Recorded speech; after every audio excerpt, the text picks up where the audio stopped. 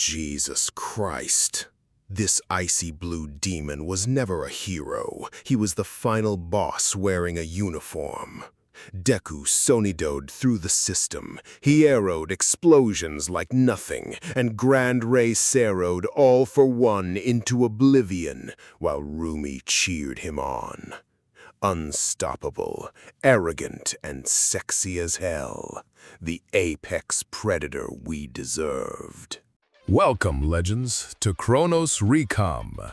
I wrote this story myself, so if you have any suggestions or what-ifs you want to see, drop it in the comments below. Also, just wanted to let you know I've got a Patreon set up now for anyone who wants to support the channel directly. You can get early access to stories, submit direct fan requests, and get exclusive content. It's totally optional, but if you want to help keep these stories coming, check it out. Links in the description. And don't forget to subscribe, like, and hit that bell so you never miss an upload. Let's dive into this story. Let me tell you about the boy who was born wrong. Wrong for his mother, wrong for his school, wrong for the entire structure of a society that begged its citizens to fit inside tidy boxes and smile while they did it. Let me tell you about Izuku Midoriya, and let me tell you right now, nothing about this story goes the way you think it does. The world of quirks has rules. You manifest somewhere between ages 4 and 6. Your ability defines your trajectory. Society channels you into a role: hero, civilian, support, or if you draw badly from the genetic lottery, the margins. The system is tidy. The system is predictable. The system has worked for generations now, producing symbol after symbol, maintaining the hierarchy, keeping the herd moving in one direction. The system accounts for fire quirks, ice quirks, mutation quirks, telekinesis quirks, speed quirks, strength quirks, and every conceivable permutation of human ability stacked on top of a human frame. The system did not account for what crawled out of Izuku Midoriya on a Tuesday in July. Izuku Midoriya came into this world screaming, not the soft, confused wail of a newborn, but something else.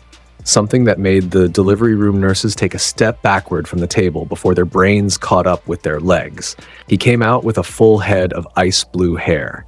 He came out with eyes the color of glacial meltwater. He came out with a hole in his abdomen. Not a wound, not a defect, but a perfect circle of absence where flesh should have been, as though his body had been designed with a window built into it, a mark of something older than quirks, older than the society that categorized them. And fused to his right cheek, smooth as if it had grown there, was a fragment of bone, white as cremation ash, jagged like the jawbone of something that had been dead for 1,000 years and refused to acknowledge it. The doctors called it a mutation-type quirk. They wrote it into a file. They underlined the word cosmetic 3 times in their notes and handed Inko a pamphlet about raising a child with visible quirk markers. Inko held her son, looked at those blue eyes, felt something in the room tilt the way a shelf tilts before it falls, and took him home anyway. Because she was his mother, and that is what mothers do. She was wrong about the cosmetic part. Everyone was wrong about everything when it came to Izuku Midoriya. They would be wrong about him for a very long time, and by the time they understood what he was, the landscape would already be different. Because Izuku's quirk was not cosmetic. It was not a mutation that gave him interesting coloring and unusual bone growth. What Izuku Midoriya had, what he was something the quirk registry had no category for. They called it Arrancar. They filed it under emitter type because the system required a box and the system was too small for the truth. The truth was this. Izuku Midoriya was born an apex predator in a world of house cats. His quirk granted him the full spiritual pressure, combat ability, regenerative armor, and raw destructive capacity of something that had evolved past human limitations and arrived on the other side with fangs and a crown. He was not a boy with a strong quirk. He was a different species wearing a school uniform, and the uniform was the least convincing disguise in the history of pretending. By age 6, when other children were accidentally floating pencils off desks or sparking tiny fires from their fingertips, Izuku could crack concrete with the ambient weight of his spiritual pressure. By age 8, his Hierro had developed to the point where his mother broke a wooden spoon trying to tap his hand away from the cookie jar. The spoon splintered against his knuckles, and Izuku didn't look up from the jar. By age 10, the air around him had a weight to it that made adults uncomfortable in ways they couldn't name. A thickness, a wrongness, as though gravity worked slightly different in his immediate vicinity. His mother adapted. His neighborhood adapted. People adapt to anything if it lives next door long enough. And Izuku was not a cruel child. He was simply unconcerned. He did not bully. He did not terrorize. He existed with the relaxed confidence of something that had never encountered a threat, and therefore never developed the instinct to check for them. He walked through the world the way a shark swims through open water, at the absolute top of every food chain he entered, and aware of it the way sharks are aware of water. It was not arrogance in the way people usually mean the word. It was just the observable truth worn comfortably. By the time he entered middle school, Izuku Midoriya was 6 feet tall, with shoulders built like a cage fighter's. Icy blue hair swept back from a face that the bone jaw fragment made look perpetually like it was grinning at you, and blue eyes that caught light the way a knife's edge catches light. Too sharp, too focused, making you conscious of the fact that you were being looked at, and something was making a decision about whether you mattered. The middle school he walked into was Aldera Junior High, and Aldera Junior High already had a king. His name was Bakugo Katsuki. Let us talk about Katsuki for a moment, because understanding what he was before the fall makes the fall so much more satisfying. Katsuki Bakugo was the golden child of the Japanese education system. First in academics, first in physical fitness, owner of a quirk called Explosion that did exactly what you think it does but better than you're imagining.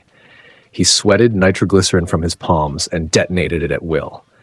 He was powerful, he was smart, he was furious at the entire world for being slower than him. And he had never, not once in his entire 14 years of life, encountered something his palms couldn't handle. The school operated under his unspoken authority, the way a feudal village operates under a warlord's. Teachers stepped lighter around him. Students gave him space. His lackeys followed at a respectful distance and laughed at every joke. The system bent to accommodate him, because Katsuki Bakugo was going to be a hero. Everyone could see it. Everyone had decided it, and the path between here and there was paved with the deference of people who had decided to be stepping stones. And then Izuku Midoriya transferred in. It wasn't even a dramatic arrival. Izuku walked through the door of Class 2B on his first day, took a seat in the back row, put his feet on the desk, and existed. That was it. He did not introduce himself with flair. He did not challenge anyone. He did not even look around the room with interest. He sat there the way a large cat sits in a zoo enclosure, still, unworried, and so obviously above everything in the immediate environment that the stillness itself communicated volumes. But here is the thing about predators occupying the same territory. The old king notices the new king before anyone else does. Animals sense hierarchy shifts in the air, and Katsuki Bakugo, to his eternal credit and eternal misfortune, had instincts sharp enough to feel the tilt. It took 3 weeks. 3 weeks of Izuku sitting in the back, unbothered, untested, radiating that ambient pressure that made the students nearest to him shift in their seats without knowing why. 3 weeks of Katsuki watching from across the room, feeling something in his chest tighten every time those blue eyes happened to drift across him, with the complete indifference of something looking through him rather than at him. 3 weeks of the school's social ecosystem adjusting around the new mass in the room without anyone acknowledging it out loud. Then Katsuki stood up from his desk in the middle of a free period, walked across the classroom with every student tracking the movement, slammed both palms flat on Izuku's desk, and detonated. The explosion was real. A full-force, contact-distance detonation of nitroglycerin directly into the face of another student. The heat was immediate, the flash was blinding, and the shockwave rocked the desks nearby and sent loose papers flying. The intent was unmistakable. This was not a warning. This was a reminder of who owned the room, delivered in the only language Katsuki spoke fluently. Violence. The smoke was thick. The classroom went dead silent. 30 students and one frozen teacher stared at the cloud of gray hanging in the air where Izuku's face had been, and for exactly 2 seconds, the only sound was the slight crackle of the scorched desk surface and the fading echo of the blast. Then the smoke cleared. Izuku had not moved. He had not flinched. He had not raised a hand to block, had not turned his head, had not done anything at all. He sat in the exact same position, feet up, leaning back, blue eyes open, and fixed directly on Katsuki's face from 6 inches away. The only evidence the explosion had happened at all was a faint scorch mark on the bone-white jaw fragment on his cheek. As the entire room watched, the scorch mark faded. It took about 3 seconds. The mark disappeared like a sunburn, healing in fast forward, and then the bone was clean again, white as before, and Izuku's skin beneath it was unmarked, unburned, untouched.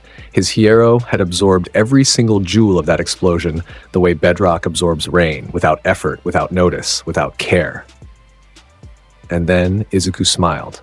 Not a kind smile, not a nervous smile, not even an angry smile. This was the smile of something that had just been given permission. The room felt it. Every student, the teacher, even Katsuki himself felt the temperature drop, even though nothing about the physical air had changed. What changed was the pressure. What changed was that the leash Izuku had apparently been keeping on himself just slipped loose, and the full weight of what he was pressed down on the room like a physical hand. Izuku stood. He was taller than Katsuki, by 3 inches. He looked down at the boy who had just detonated a point-blank explosion into his face and found him wanting.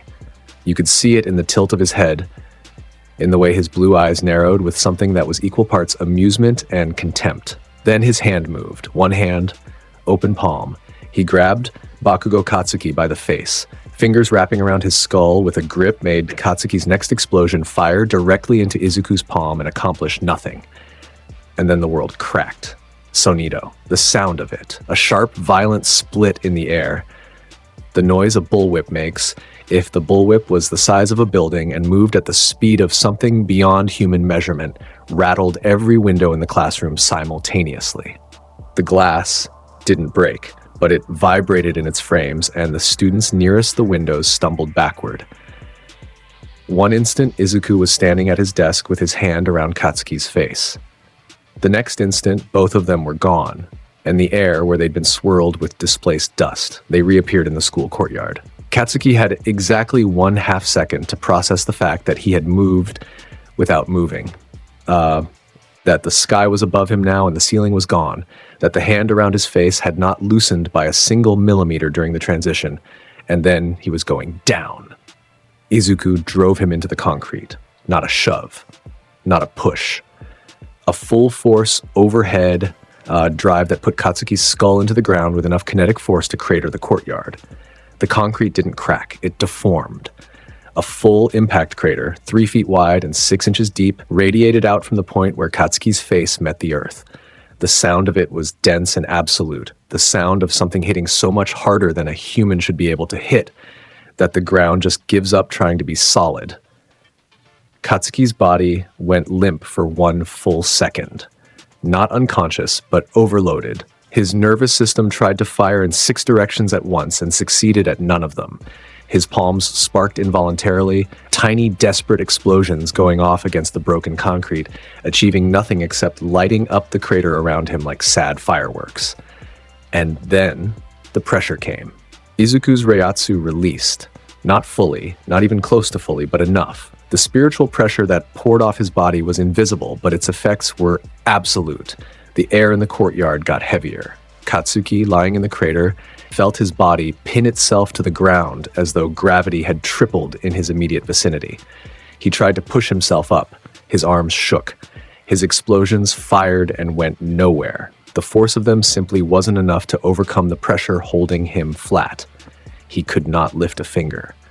The boy whose quirk had never failed him, whose explosions had answered every challenge his life had offered, could not move a single muscle against the weight of what Izuku Midoriya was choosing to be in this moment. Izuku crouched down. He rested his elbow on his knee. He tilted his head to one side, and that grin, that wide, feral, bone jaw fragment grin that showed too many teeth and reached his eyes with genuine pleasure, spread across his face as he looked at Katsuki Bakugo pinned beneath him like a beetle under glass. There's no one in this world who can look down on me. I'm the king, his voice carried. The students at the classroom windows, and there were dozens of them now, crammed 3 deep against the glass, watching, heard every word.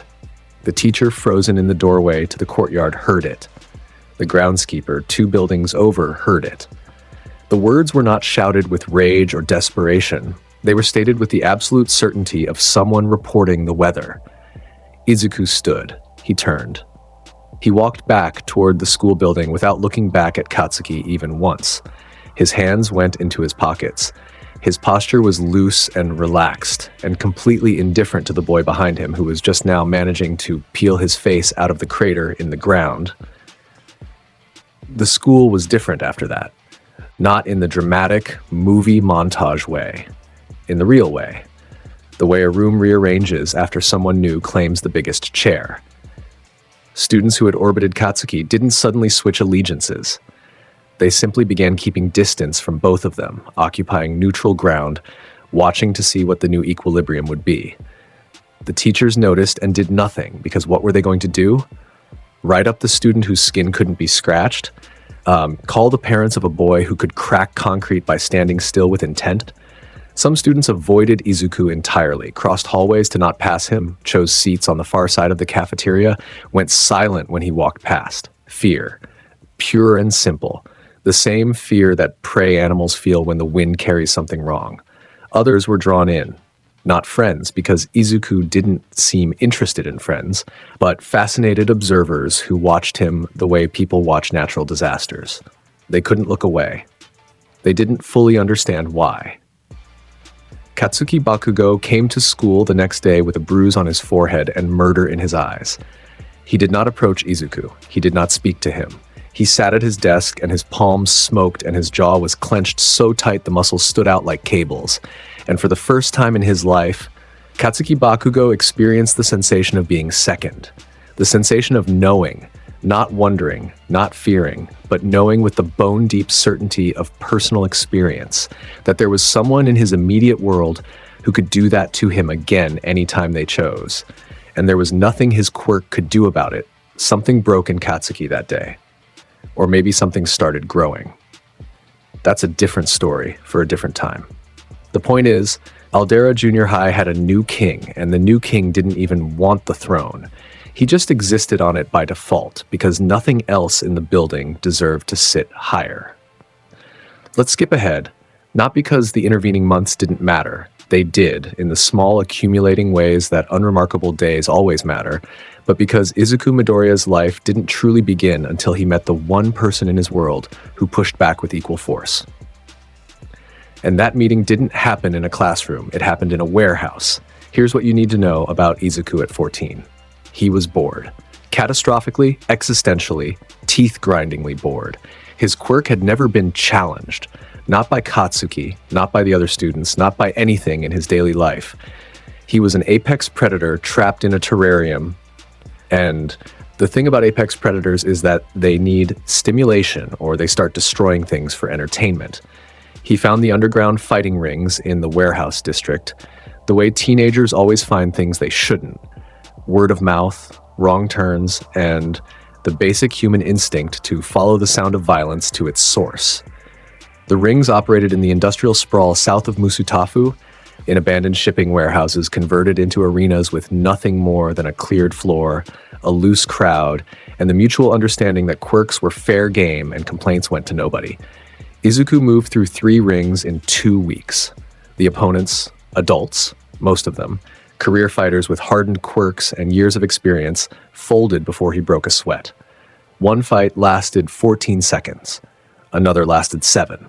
The third one lasted long enough for the guy to land a quirk-enhanced punch directly on Izuku's jaw and then stand there holding his broken hand, staring at the boy in front of him who hadn't moved, processing the fact that he just shattered every bone in his fist against what felt like hitting a steel wall.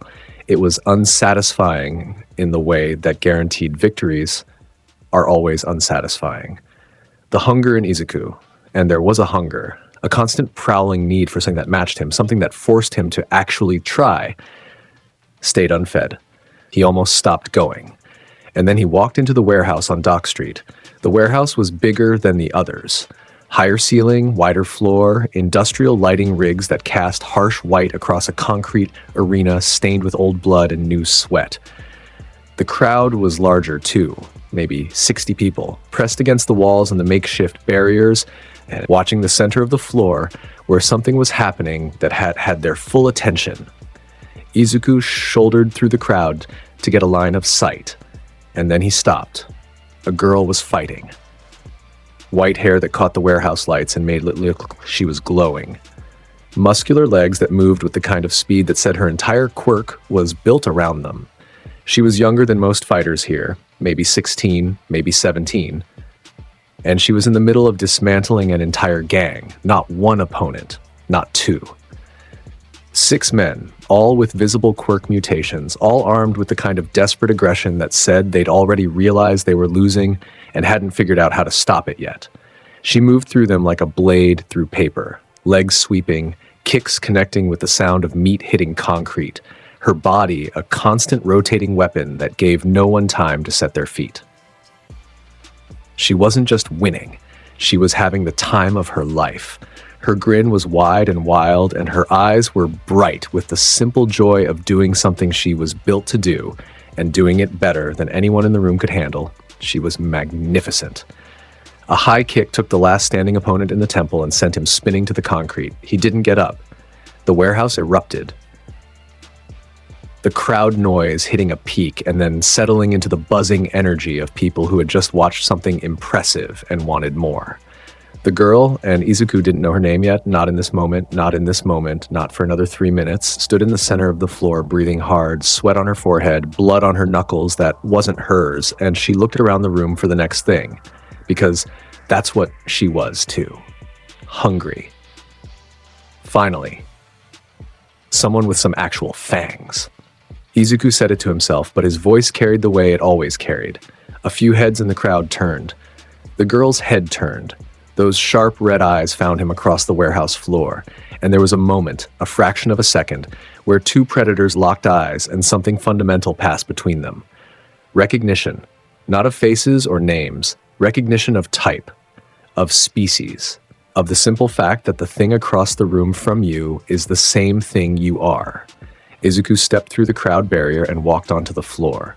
The warehouse went through a shift, the buzz of energy changing in texture as the crowd registered that the white-haired girl who had just soloed 6 fighters now had a new challenger stepping in, and this one looked different. The blue hair, the jaw fragment, the height, the way he moved, loose, rolling the walk of something that knew its own body so well it had stopped thinking about movement. A few people in the crowd who'd seen Izuku fight in other rings started talking fast to the people next to them. Warnings, maybe, or advertisements. Rumi Usagiyama read him the way she read every opponent, fast and wrong. She read the height, the build, the confident walk, and she put him in a box that said strong and assumed her legs could handle it the way her legs handled everything.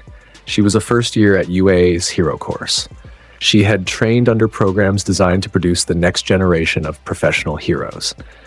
She had never lost a fight she cared about, and she had never met something her legs couldn't answer. She was about to. Rumi launched without warning. Full lunar rush, the signature technique that would one day make her the most feared close combat hero in the country.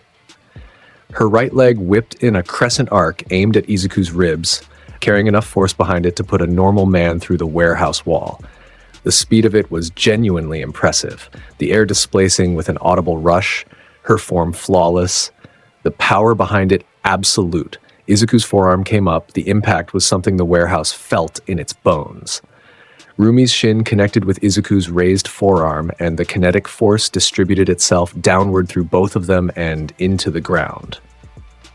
The concrete beneath their feet fractured outward in a starburst pattern, hairline cracks racing across the warehouse floor in every direction. The sound was a boom that wasn't quite an explosion, but wasn't anything else either. The entire building shuddered on its foundation. Dust fell from the ceiling rafters in a fine curtain, and Izuku hadn't moved. His feet were in the same position they'd been in when she launched. His raised arm hadn't shifted an inch. He had absorbed the full force of a lunar rush kick, The same kick that had just sent a 200-pound man spinning across the floor, with one arm and a grin. Rumi's eyes went wide for half a second. The surprise eyes on her face was genuine. Real surprise, the rare kind that only happens when you encounter something that breaks your working model of how the world operates. She'd kicked him at full power, and it felt like kicking a mountain. The reverb through her own leg was uncomfortable. The sheer density of whatever his body was made of had taken her full power and returned nothing. Half a second. That's how long the surprise lasted. Then she grinned, wide, bloodthirsty, absolutely delighted. She pulled her leg back and fired again, low this time, sweeping at his knees. Izuku hopped it, and she was already spinning into a rising heel drop. He caught it on his shoulder. She pushed off him, used the momentum to flip backward, and came in again from a different angle before her feet touched the ground. It was relentless, beautiful, a constant assault from a body that was designed to fight exactly this way. Legs as weapons, speed as strategy, momentum as an ally that never left her side. Izuku took hits. Not because he had to, because he wanted the information. Hierro absorbed everything she threw, but he felt the force behind each strike and cataloged it. And what he found was impressive. She was stronger than she looked, stronger than most things he'd encountered. The hunger in his chest, that prowling, restless thing that had driven him to these warehouses in the first place, stirred in a way it hadn't stirred in months. He started hitting back. Not at full power. Not at half power. But enough. Open palm strikes that caught her between kicks, redirections that sent her into the walls and the pillars, grip work that tested how quickly she could escape. The warehouse began to lose structural integrity. A support pillar cracked when Rumi impacted it. A section of wall buckled outward when a missed strike from Izuku connected with brick instead of body. The crowd scrambled backward, pressing against the far walls, their shouts turning from excitement to the edge of genuine alarm. The fight lasted 8 minutes. In underground fighting ring terms, that was a lifetime. They tore the warehouse apart. The floor was a crater field by the end.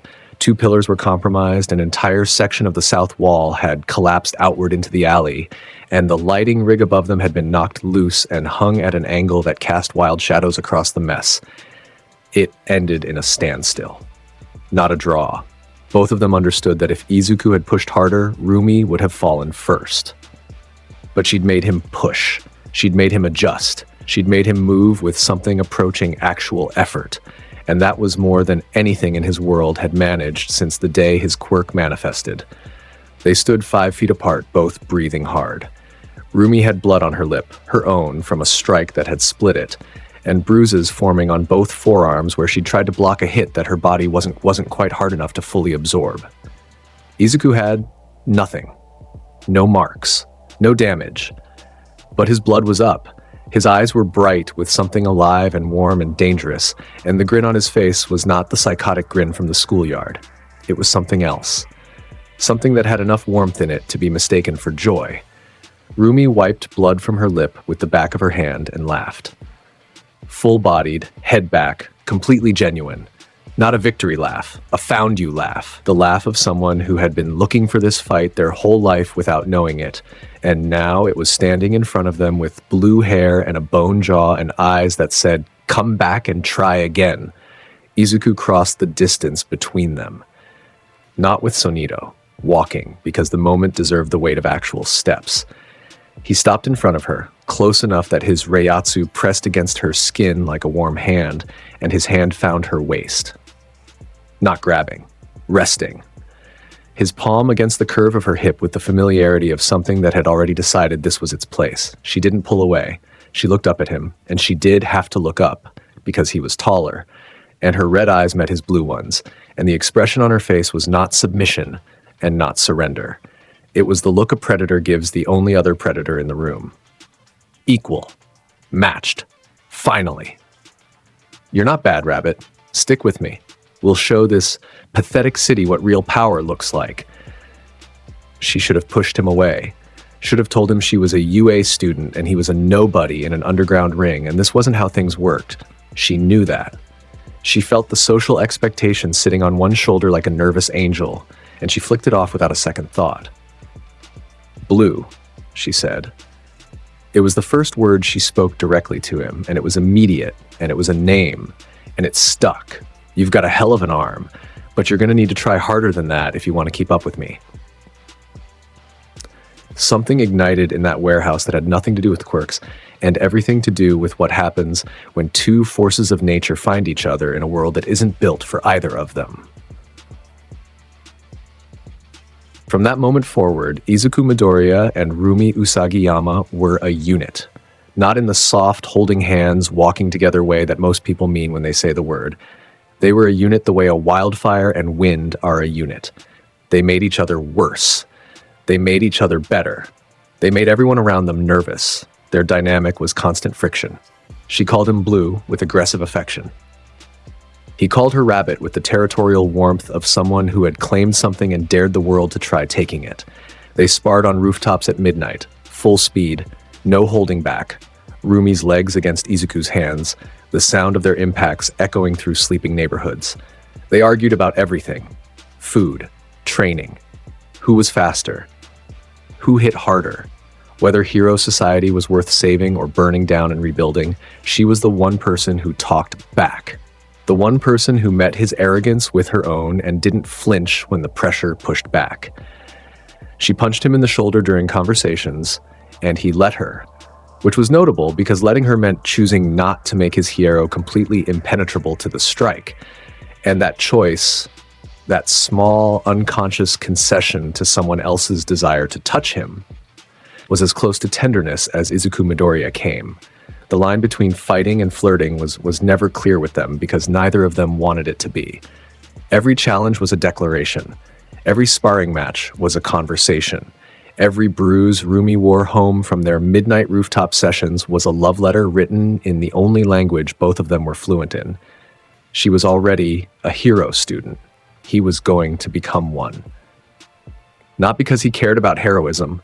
The ideology meant nothing to him. The symbol of peace was a concept he found mildly amusing and largely irrelevant. But because UAA was where the strongest gathered, and Izuku wanted the strongest around him. He wanted to stand at the top of the tallest structure in the country and dare it to throw something at him that made him feel alive. The UA entrance exam was 10 months away. Izuku did not prepare. He didn't need to. The day of the practical examination arrived with the kind of weather that exists only in dramatic stories. Clear blue sky, hard sunlight, the campus of UA High School gleaming on the hill like a monument to ambition. Hundreds of applicants converged on the testing grounds. They came from every corner of the country, and they came prepared. Support gear in briefcases, notebooks full of strategy. Months of training compressed into the final confidence of young people who had done everything they could and now needed to perform. Izuku walked through the front gate in a black jacket with his hands in his pockets and his eyes half-lidded with the supreme unconcern of someone who had already seen the end of this movie. He carried nothing. He wore no support gear. He hadn't slept particularly well the night before. Not from nerves, but because Rumi had challenged him to a midnight race across the Musutafu skyline, and the race had turned into a fight, and the fight had turned into 3 hours of them pushing each other across rooftops until the sun started coming up. Present Mike's voice boomed across the assembly hall, explaining the point system, the robot designations, the time limit, the battle center assignments. Around Izuku, applicants took notes. A tall boy with glasses was asking questions with his hand raised like a bayonet. A round-faced girl was bouncing on her heels with nervous energy. Hundreds of teenagers vibrating with the accumulated potential of their entire lives, Izuku yawned. The battle center gates opened.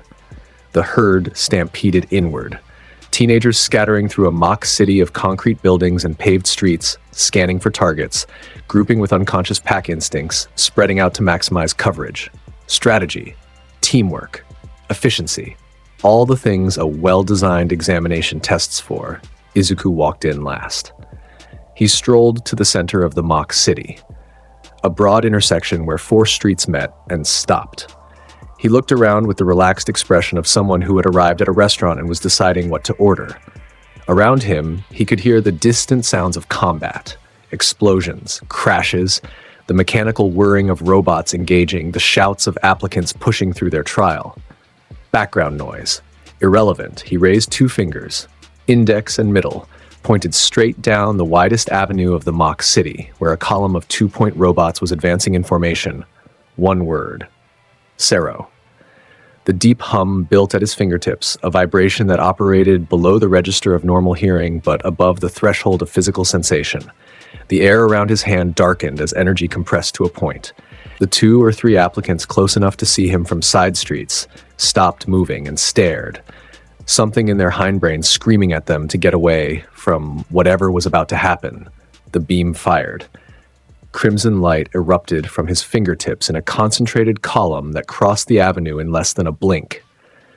The concussive roar of it, the sound a Cero makes when it leaves the hand and enters the world, rolled through the entire battle center like thunder from a storm that was directly overhead. Every applicant in the center heard it. Every applicant in the center felt it. The beam cut a line through the mock city that was visible from above. Robots became molten slag. Asphalt became a glowing trench. A building that was partially in the path lost its entire left side, the concrete turning to liquid and running down what remained of the structure like wax. The beam traveled for what the observers in the monitoring room would later measure as 800 meters before it dissipated, and everything in its path ceased to be solid. The monitoring room, a high-tech observation deck where pro heroes and UA staff watched every camera feed simultaneously, went through a moment of total silence. Present Mick, whose job was literally to narrate, stopped talking mid-sentence. His mouth hung open for a full 2 seconds before his brain found words again, and the words were not coherent. Recovery Girl leaned forward in her chair. Midnight put down her coffee. Ectoplasm's clones all turned their heads simultaneously toward the same screen. And Principal Nezu, the animal-human hybrid whose intelligence exceeded every human in the room by a comfortable margin, tilted his head to one side with the expression of someone who had just found the answer to a question they hadn't realized they were asking. On the screen, Izuku Midoriya lowered his hand, shook it once like he was flicking water off his fingers, and resumed walking down the avenue, stepping over the still glowing edges of the trench his Cero had carved, heading deeper into the city the way someone heads deeper into a mall. Browsing. More robots came. They came in 2s and 3s and then in groups. The 3-pointers were larger, faster, more aggressive in their targeting. Izuku handled them with bala, rapid-fire compressed energy shots from his fingertips, each one connecting with a robot's central chassis and punching through it like a fist through wet cardboard. He didn't aim with particular care. He just fired, and things died, and he kept walking. The points accumulated. The monitoring room watched the counter next to his name climb in jumps that made the other applicants' scores look like rounding errors. 50 points. 80. 120. 200. Climbing. Climbing. The staff exchanged looks, but no one spoke, because what was there to say? The system was designed to test hero potential. This boy was not being tested. He was using the system as a light workout, and it showed on his face that half-lidded, mildly interested expression of someone doing something too easy and waiting for it to get harder. Then the ground shook. The 0-pointer rose from the far end of the battle center, a mechanical colossus that dwarfed the buildings around it, its shadow sweeping across the streets and covering entire city blocks in shade. It was the single largest machine in the UA arsenal, designed not as a target, but as a deterrent. A threat so enormous that even strong applicants were expected to run. Its purpose was not to be defeated. Its purpose was to test judgment. The judgment to recognize something beyond your capacity and retreat. Every applicant in the 0-pointer's vicinity turned and ran. Some screamed, some helped others up and pulled them along. The ground shook with each step the Colossus took, and buildings crumbled in its path like sandcastles meeting a wave. Izuku looked up at it. He laughed. The sound was short, genuine, and thrilled. Not the laugh of someone facing danger. The laugh of someone who had been waiting for the meal to arrive, and it had finally shown up. His blue eyes were bright. His grin was wide. The bone jaw fragment on his cheek caught the light. The crack of Sonído split the air, and he was gone from the street. He reappeared at the 0-pointer's face. 7 stories up, hanging in the air at the level of its optical sensors for one impossible moment before gravity acknowledged his existence. In that moment, his fist coated itself in blue spiritual energy, visible, bright enough to cast shadows on the robot's metal face, crackling with contained force. He punched. The impact did not echo. It detonated. The kinetic force of Izuku's fist entering the Zero-Pointer's armor carried straight through the machine's body, the energy wave traveling through metal and circuitry and internal structure like a bullet through water. The robot's armor caved inward at the point of impact, and then the cave spread. Metal buckled, seams split, the entire front face of the machine collapsing inward in a chain reaction of structural failure that raced through its body at the speed of sound. The Zero-Pointer split. Not fell. Split. It came apart in two halves that separated along the line of force Izuku's punch had traveled through it, the two halves peeling away from each other like a fruit cut down the middle. Internal mechanisms spilled out between the halves as they toppled, wiring and hydraulic fluid and chunks of metal cascading downward in a waterfall of destroyed machinery. Izuku dropped from the air, landed on the rubble of one fallen half, and stood there with his fist still extended and blue energy dissipating from his knuckles. Behind him, both halves of the Zero-Pointer crashed to the ground in opposite directions, the dual impacts shaking the battle center hard enough to register on seismographs. In the monitoring room, the score counter next to Izuku Midoriya's name required a moment to update. The system needed to verify the numbers were accurate.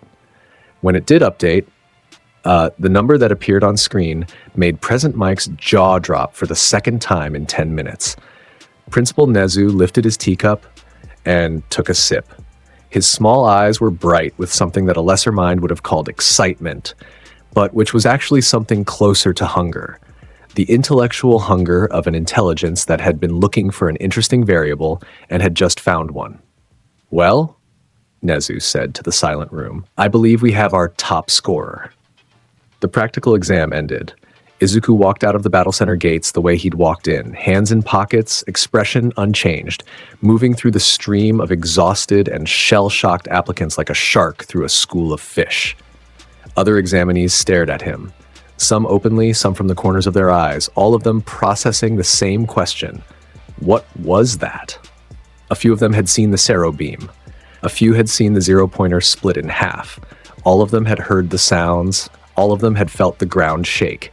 And all of them understood, on some level that preceded conscious thought, that whatever that boy was existed on a different tier than the rest of them, in the stands overlooking the battle center, because UA allowed students from existing years to observe the entrance exams. Rumiu Sagayama leaned back in her seat with her arms crossed behind her head and a grin on her face that was equal parts pride and competitive fire. "Show off," she muttered. But her eyes were warm. UA Academy accepted Izuku Midoriya into Class 1A.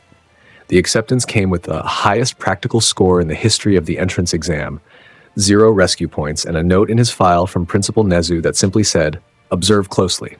There was no elaboration. Nezu's notes rarely needed it.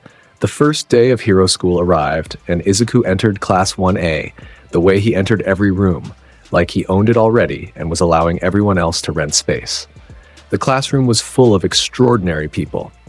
Todoroki Shoto, the son of the number 2 hero, sat by the window with heterochromatic eyes and the weight of a lineage he hadn't asked for. Yaoyoro Zumomo occupied a seat near the front with the posture of someone who had been trained since birth to sit exactly that way. Ida Tenya held his hand up like a chopping blade as he discussed proper classroom decorum with someone who hadn't asked. And in the back corner, Katsuki Bakugo, their eyes met across the classroom. Katsuki's jaw tightened. His palms crackled. But he didn't move. He didn't speak.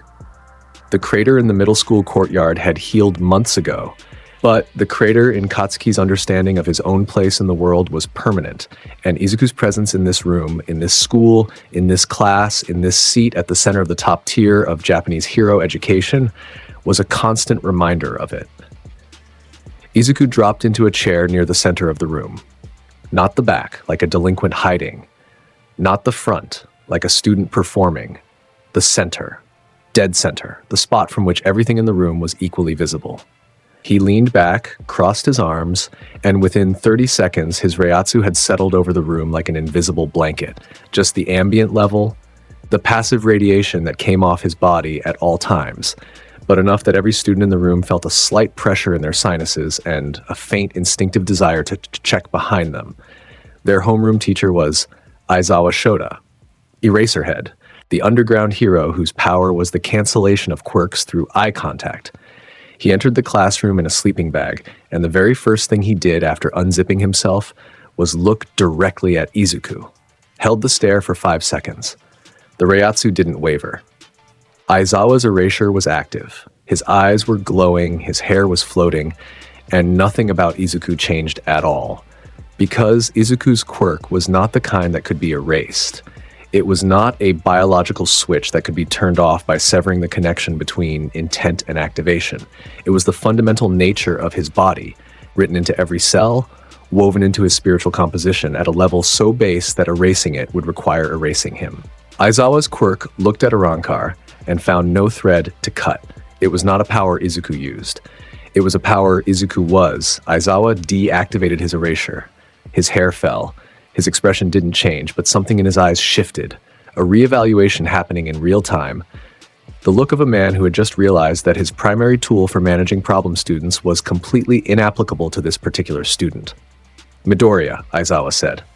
Principal's office. After class. Nah, Izuku said. The room froze. Excuse me? I said no. Izuku didn't even open his eyes from the half-lidded state he'd settled into. If the principal wants to talk, he can come here. I'm not running errands on my first day. 20 pairs of eyes bounced between Izuku and Aizawa. Katsuki's palms crackled in the corner. Ida looked like he was loading a speech about respecting authority. Todoroki watched with the faintest hint of actual interest. The first expression beyond cold neutrality anyone in the room had seen from him. Aizawa stared at Izuku for a very long moment. Then he zipped himself back into his sleeping bag with the resigned energy of a man who had seen his future workload and found it exhausting. Fine, I'll send him a message. The class exhaled. That was Izuku Midoriya's first day at UA. It set the tone for everything that followed. The weeks that followed were a study in disruption. Izuku attended classes when he felt like it. He participated in training exercises when they interested him. He ignored every rule that didn't have immediate physical consequences. And since no one at UA had the ability to physically enforce rules on someone whose body was harder than structural steel and whose speed exceeded the staff's ability to track, the rules simply didn't apply to him. He was top of the class without trying. Not because he was the smartest. Yaoyorozu held that distinction. But because hero course grades weighted physical performance and combat ability, and in those categories, Izuku existed in a tier so far above his classmates that the gap was almost comical. Aizawa ran combat exercises and Izuku finished them before the timer started. All Might guest lectured and threw punches during demonstrations, and Izuku caught them. The symbol of peace threw a right cross at a student during a training exercise, and the student's Hierro stopped it clean. And the shockwave from the block took out the windows in the training building. All Might looked at his fist afterward the way a man looks at a tool that just failed him for the first time.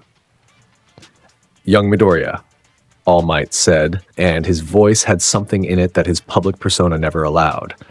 Wariness. Not fear, because All Might feared nothing that walked the earth, but the wariness of someone who recognized that the thing in front of him was a different class of existence. That is quite the defensive quirk you have. Izuku grinned. All Might saw too many teeth in that grin and absolutely understood what he was looking at. Yeah, it's not just defensive. He proved it in every subsequent exercise. He proved it in ways that made the U. Staff hold emergency meetings and rewrite their liability protocols. He proved it every time his Reiatsu flared during a sparring match, and his opponent dropped to their knees, gasping. He proved it the time Kaminari accidentally hit him with a full electrical discharge during a team exercise, and Izuku just stood there in the lightning with his hands in his pockets, let it wash over his skin for 3 full seconds, and then asked if that was the best he had. Kaminari short-circuited from the effort and spent the rest of the day going way with his thumbs up, and Izuku was completely untouched. The class adapted. They adapted the way schools adapt to that one kid who is obviously operating at a different level. They worked around him, they measured themselves against each other rather than against him, and they watched him with a mix of awe and something that wasn't quite fear, but lived in the same neighborhood. Rumi visited on weekends. She was a second year, 1 year above Izuku's class, and her visits to the 1A training grounds were technically unauthorized and absolutely unstoppable. She'd vault the fence, find Izuku wherever he was, and immediately start a fight that would inevitably demolish section of the training ground they were in. The cleanup crews learned to avoid ground beta on Saturdays. Their dynamic in front of the class was pure entertainment. She'd kick at his head during conversations. He'd catch her ankle and refuse to let go until she called him king. She'd call him an idiot instead, and he'd grin that knife-edge grin, and they'd end up tearing another training room apart. The class watched this the way civilians watch two kaiju circle each other, fascinated, alarmed, and extremely grateful not to be between them. Kirishima thought it was the most manly thing he'd ever seen. Uraraka was terrified and intrigued in equal measure. Todoroki watched with the blank expression of someone taking notes he would never share, but we are moving towards something. Everything in this story moves towards something.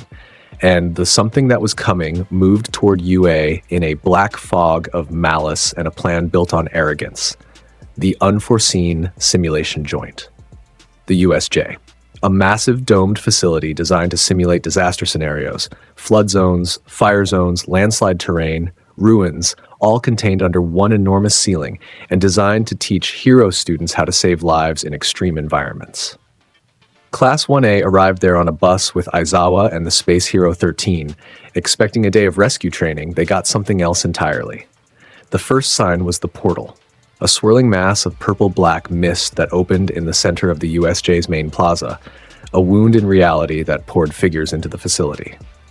Villains, dozens of them, then scores of them, spreading across the plaza and into the surrounding zones with the practiced dispersal of an organized assault. At the front of them stood two figures. Shigaraki Tomura, hands grasping at his own face through the severed hands he wore like a macabre costume, and Kurogiri, the mist villain whose body was the portal itself.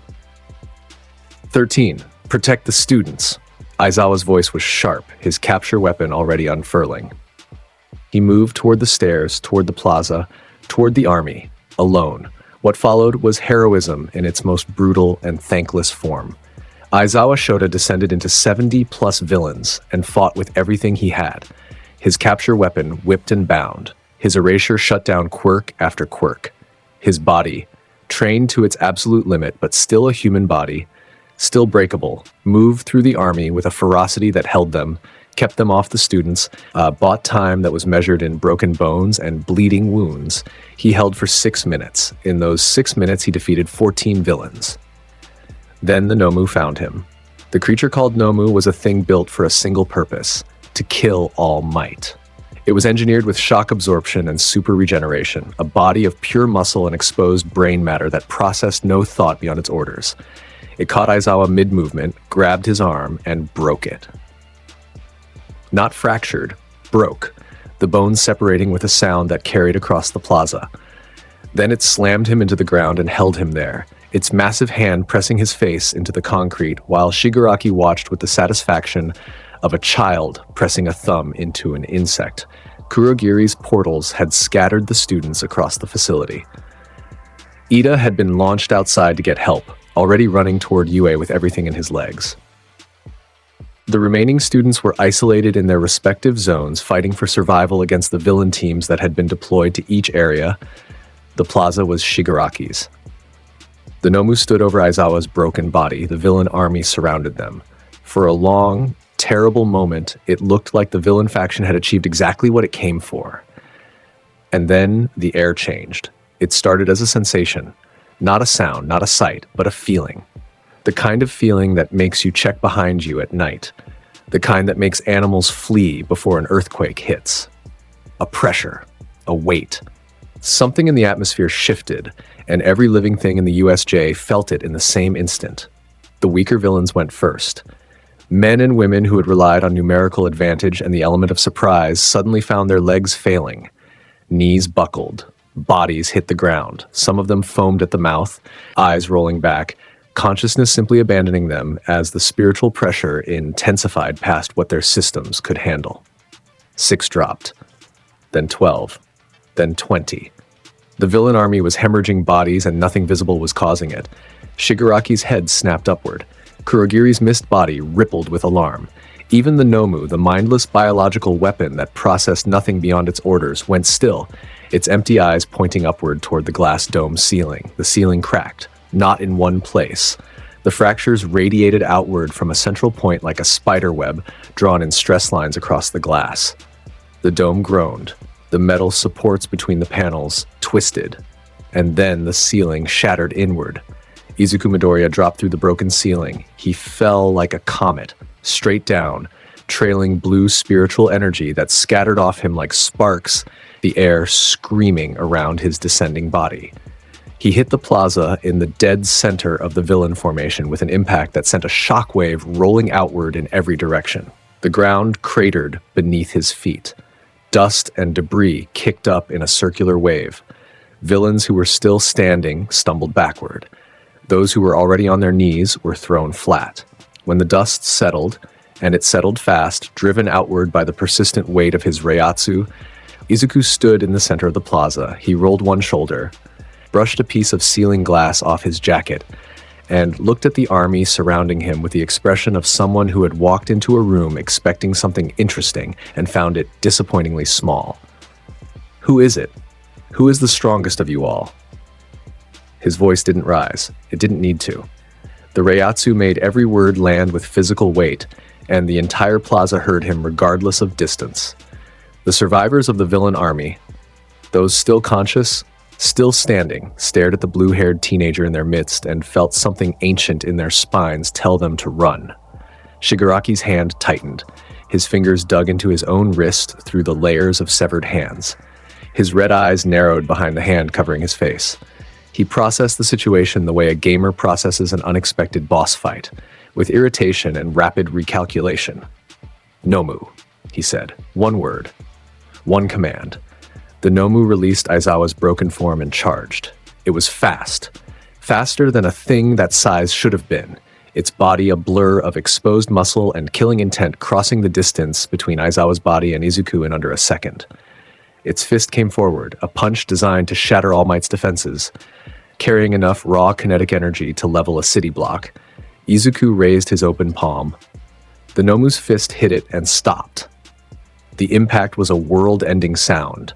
The collision of shock absorption meeting Hierro, two immovable forces that had never encountered each other, and resolved their meeting with a shockwave that cracked the ground in a 50-foot radius. The air displaced so violently that Shigaraki had to brace himself. Kurogiri's mist body scattered and reformed. But the fist stopped. The Nomu's full-power punch, the strike designed to kill the symbol of peace, met Izuku Midoriya's open palm and went no further. The shock absorption quirk tried to eat the kinetic energy of the impact and found that there was no kinetic energy to absorb because Izuku hadn't moved. His arm hadn't shifted, his feet hadn't slid. He stood there with his palm flat against the Nomu's fist, and his blue eyes fixed on it with the expression of someone examining a particularly unimpressive insect. Shock absorption? Let's see you absorb this. Izuku pushed the Nomu's fist back with one hand. Just pushed it, the way you'd push a child's hand away from your food. The Nomu stumbled. It stumbled, this creature designed to fight All Might, and the stumble created distance. And in that distance, Izuku reached into his jacket. He drew the Zanpakuto. The sword came free from its resting place beneath his jacket. A standard katana shape, but wrong in the way beautiful things are wrong, the blade pulsing with faint blue energy that made the air around it shimmer. He held it at his side. Point down. The blue energy bled from the metal and pooled at his feet like luminescent water. His free hand slid along the blade. Slowly. The blue energy responded to his touch, intensifying, climbing in brightness, beginning to emit a sound. A hum. Low at first, then climbing. Climbing.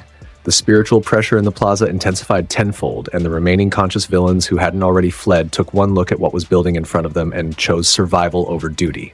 "Grind, Pantera!" The column of energy that erupted from Izuku Midoriya was a pillar of blue light that punched upward through the already broken ceiling and into the sky above. It was visible from the UA main campus. It was visible from the highway 3 miles away. The light it produced was total, blue and absolute, washing all color from the USJ interior, casting everything in a single monochrome shade that made the world look like it was being viewed through glacial ice. The sound of it was a resonant hum that climbed in pitch until it reached a frequency that stopped being audible and started being physical. A vibration shook teeth in their sockets and made the structural supports of the USJ groan in protest. The ground beneath the pillar cracked in concentric circles that raced outward toward the walls. Every window in the facility that hadn't already broken did so now, a cascade of shattering glass that sounded like applause, and then the light cut off. When it cleared, and the survivors in the plaza blinked spots from their vision and tried to make their eyes work again, what stood in the center of the crater was not the same thing that had entered it. Izuku Midoriya in Resurrection was something else entirely. The sleek white armor covered him like a second skin. Organic in its design, flowing along the lines of his body in a way that was more biological than mechanical. A feline tail extended from the base of his spine, long and white and tipped with an edge that looked sharp enough to cut air. His fingers ended in razored claws, not crude protrusions, but elegant instruments of violence, each one catching the light with the sheen of something designed to open anything it touched. His hair flowed longer, wild, the icy blue of it cascading past his shoulders. And his eyes. His eyes were the same color they had always been, but brighter now, lit from within by something that had no human equivalent. The surviving conscious villains in the plaza, those few who had not fled, who had not been knocked unconscious by the spiritual pressure, who had somehow retained enough presence of mind to stand through what had just happened, took a physical step backward. Not a choice, a reflex. The body's ancient machinery making the decision their conscious minds were too stunned to make. This thing will kill you. Move. Kurogiri's mist body expanded outward in preparation for a warp. Shigaraki's hand gripped his own wrist so tightly, the skin went white beneath the severed hands. His eyes were wide behind his mask, not with the wild excitement he usually showed during combat, but with something closer to recognition. The recognition of being outmatched by a margin that rendered strategy irrelevant. What? Shigaraki breathed. What the hell is that? Izuku didn't answer him. He looked at the Nomu, and the Nomu looked at him, and whatever programming existed in that empty brain fired the only instruction it had. Attack the target. The Nomu launched itself at Izuku with everything. Both fists, full speed, no restraint. The punch connected with Izuku's open palm again, and this time Izuku closed his fingers around the fist and squeezed. The Nomu's hand crumbled, not broke, crumbled. The bones and flesh compressed under the force of Izuku's grip until they weren't a hand anymore. They were a compressed mass of biological material that leaked between armored fingers. The Nomu's regeneration fired immediately, new flesh and bone growing from the stump with visible speed, but Izuku was already moving Sonído, the crack of displaced air. He was behind the Nomu. His clawed hand took its arm at the shoulder. A single swipe that separated limb from body with such clean force that the Nomu didn't react for a full second, its brain too slow to process the damage. The arm hit the ground. Regeneration fired again. New flesh bubbled at the stump. Izuku took the other arm, then a leg, then another leg. Each removal was a single motion, one swipe of those clawed hands, the sound of flesh parting, and another piece of the Nomu hitting the plaza floor. And each time regeneration fired. Each time new growth began. Each time it was slower, less complete. The Nomu's body was trying to rebuild itself, but the resources weren't infinite. Each regeneration drew from the creature's reserves, and Izuku was burning through those reserves faster than they could replenish. Shigaraki was screaming orders. Kurogiri was trying to warp the Nomu out. But the Reiatsu, the sheer weight of spiritual pressure pouring off Izuku in his released state, was interfering with the Mist Villain's ability to form stable portals. The edges of Kurogiri's gates flickered and failed. He couldn't get a lock. The pressure was too immense, too dense, the spiritual weight of Pantera's presence bending the space around it in ways that refused cooperation. Izuku looked at the Nomu. The creature was regenerating again, slower, smaller, the new growth weaker than what had been there before. It was still trying to fight, still trying to fulfill its programming. A machine running on fumes and failing to understand the concept of failure. Izuku raised his hand. 5 fingers, claws extended. Blue energy gathered at the tips, building in 5 individual concentrations that hummed with barely contained force. Desgarar. 5 massive energy claws launched from his fingertips with a high, resonant shriek, the sound like metal being torn at a frequency that made teeth ache. They covered the distance between Izuku and the Nomu in less than a blink, and they hit the creature with absolute finality. The energy claws didn't just cut, they erased. The flesh they passed through didn't separate, it ceased to exist. The regeneration fired one final time, trying to rebuild what was no longer there, and failed. There was nothing left to rebuild from.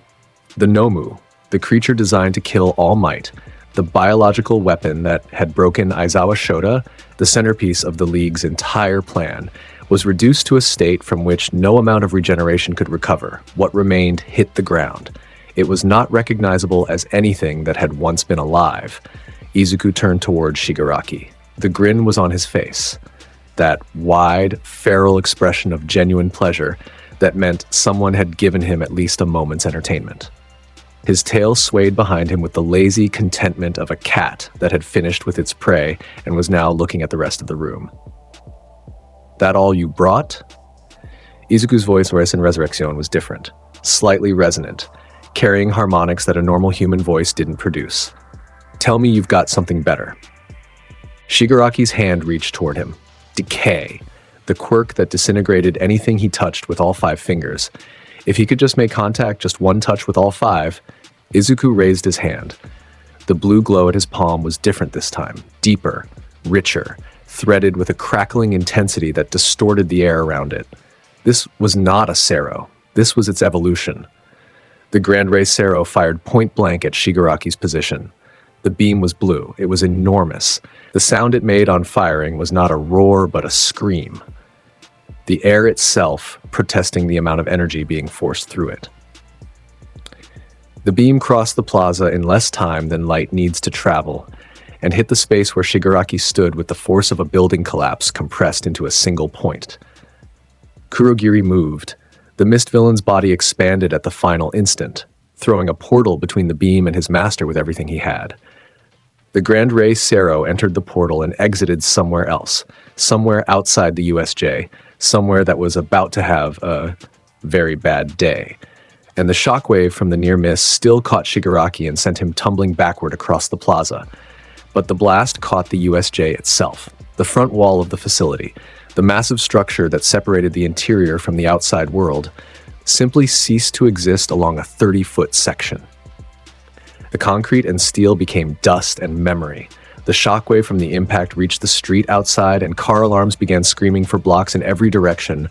Kurogiri's portal reformed around Shigaraki. The mist villain was scared. His body rippled with an urgency that his usual composure never showed. Tamura Shigaraki, we must leave. Now. Shigaraki looked at Izuku through the closing portal. The hand on his face was cracked, broken from the impact of his tumble. Behind the broken mask of severed fingers, his red eyes burned with something that was not quite hatred and not quite fear, but lived in the space between both. The look of someone who had just met a wall they genuinely could not get over, and who was already beginning to obsess over the problem. I'll remember you, Shigaraki said as the portal closed around him. You better, Izuku replied. The portal sealed. The League of Villains was gone. The USJ was a ruin. Broken ceiling, destroyed wall, cracked plaza, unconscious villains scattered across the ground like leaves after a storm. In the distance, sirens were approaching. The pro-heroes were coming. They were already too late. Izuku released his Resurrection. The armor faded. The tail receded. The claws retracted. He stood in the center of the destroyed plaza in his school uniform jacket, surrounded by destruction, and cracked his neck to both sides with the satisfied expression of someone who had just completed a moderately enjoyable workout. Around the edges of the plaza, In doorways, behind fallen pillars, at the entrance to the stairwell, his classmates watched. Kirishima stood at the top of the stairs with his hardening active and his jaw hanging open. He had run toward the plaza when the fighting started, trying to get to the front line, and had arrived just in time to see the resurrection. His eyes were dinner plates. His mouth was forming words that weren't sounds. Todoroki stood at the western entrance, frost coating one side of his body from fights in the zones. His heterochromatic eyes were fixed on Izuku with an intensity that had nothing to do with ice. The intensity of a young man recalculating every assumption he'd made about the world's hierarchy. Yaoyorozu had a hand over her mouth. Tokoyami's shadow bird was pulled tight against his body, its instincts telling it to hide from the thing in the plaza. Kaminari was pale. Ashido was shaking. Not from fear exactly, but from the full-body adrenaline of watching something her nervous system categorized as a natural disaster happen at close range. And Katsuki, Bakugo. Katsuki stood in the doorway to the ruined zone with his palms smoking and his eyes locked on Izuku and his face doing something complicated. A war between fury and something that might have been respect, played out in the tension of his jaw and the white of his knuckles. On the ground, barely conscious, Aizawa Shota looked up through one swollen eye. His arm was destroyed. His face was broken. His body was a map of every hit he'd taken, buying time for students who hadn't needed the time he bought. He watched his student, this blue-haired force of nature that his quirk couldn't touch and his authority couldn't contain, standing in the wreckage of what had been a coordinated villain assault, completely unharmed, completely unbothered. And he processed what that meant. It meant Class 1A did not need protection. Not while Izuku Midoriya was in it. The pro heroes arrived 12 minutes after the League's departure. They came in force. 23 heroes, including All Might himself, barreling through the destroyed front wall of the USJ expecting a battlefield and finding instead the aftermath of one. They found unconscious villains. They found the scattered remains of the Nomu. They found a class of first-year students shaken but alive, and they found a 30-foot section of wall missing, and a plaza that looked like it had been hit by artillery. All Might walked through the wreckage and stopped when he reached the center crater, the spot where Izuku had landed, where the resurrection had erupted, where the Nomu had been disassembled. He looked at it for a long time. The other heroes gave him space. They could see something working behind those ever-present blue eyes. The symbol of peace doing math that he didn't enjoy and arriving at answers that changed things. Which student did this? All Might asked. He already knew the answer. He asked it anyway. Midoriya, Aizawa said from the stretcher Akira. Recovery Girl was loading him onto. First year, quirk type Arrancar. All Might nodded, said nothing else, but his right fist clenched at his side, not in anger, but in something adjacent to recognition. Something adjacent to the understanding that the future of hero society was not going to look the way anyone expected it to look, because the strongest person in the incoming generation was not a hero in any traditional sense of the word. He was a king. And kings don't serve symbols. Kings make their own. The weeks between the USJ and the sports festival passed in a blur of training, bureaucratic fallout, and media coverage that turned UAA's first-year class into national news. The USJ incident, as the press called it, dominated headlines for 2 weeks. Most of the coverage focused on the security failure, on the League of Villains, on the injuries to Aizawa and 13. But buried in every report, mentioned in every analysis, was the unnamed first-year student who had single-handedly repelled the villain attack. The sports festival was UA's answer to the public's questions. A nationwide broadcast event, the biggest stage in hero education, where every student in the hero course performed millions of viewers, where agencies scouted talent, where reputations were built in the span of an afternoon. It was designed as a showcase. This year, it would be something else. This year, it would be a coronation. The opening ceremony filled the stadium. 80,000 seats packed with spectators, cameras broadcasting to every screen in the country, the collective attention of a hero-obsessed society focused on the young people walking onto the field. The first-year classes filed out together. Class 1A and 1B, a combined force of 40 students representing the future of heroism, Izuku walked at the center of his class's formation. not at the front. He wasn't leading them. Not at the back. He wasn't following. Dead center, hands in pockets, grin on his face, moving through the entrance tunnel with the energy of someone who had already won and was now showing up to collect. In the stands, in the section reserved for current UA students, Rumi Usagiyama was on her feet before the first years even appeared. Her white hair caught the stadium lights, and her voice, her absolutely enormous voice that had no concept of volume control, rang out across her entire section the moment Izuku appeared on the field. "Kick their asses! Blue! Show them what you are!" The students in the seats immediately surrounding her flinched. The ones who knew her by reputation had already moved several seats away. The ones who didn't know her looked at her with the wide eyes of people encountering a natural phenomenon for the first time. Midnight announced the first event. In the canon timeline, this was an obstacle race. In this timeline, in a timeline where the faculty had watched the entrance exam footage and the USJ footage and had redesigned the festival's challenges around the understanding that at least one participant operated outside the normal power scale, the first event was different. The Gauntlet, a massive multi-terrain obstacle course that spanned the length of the stadium and extended into the training grounds beyond.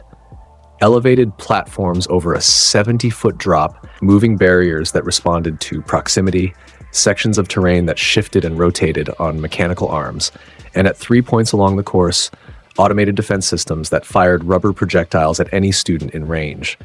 It was designed to test mobility, reflexes, decision-making under pressure, and raw physical ability simultaneously. 80 students lined up at the starting line. The horn sounded.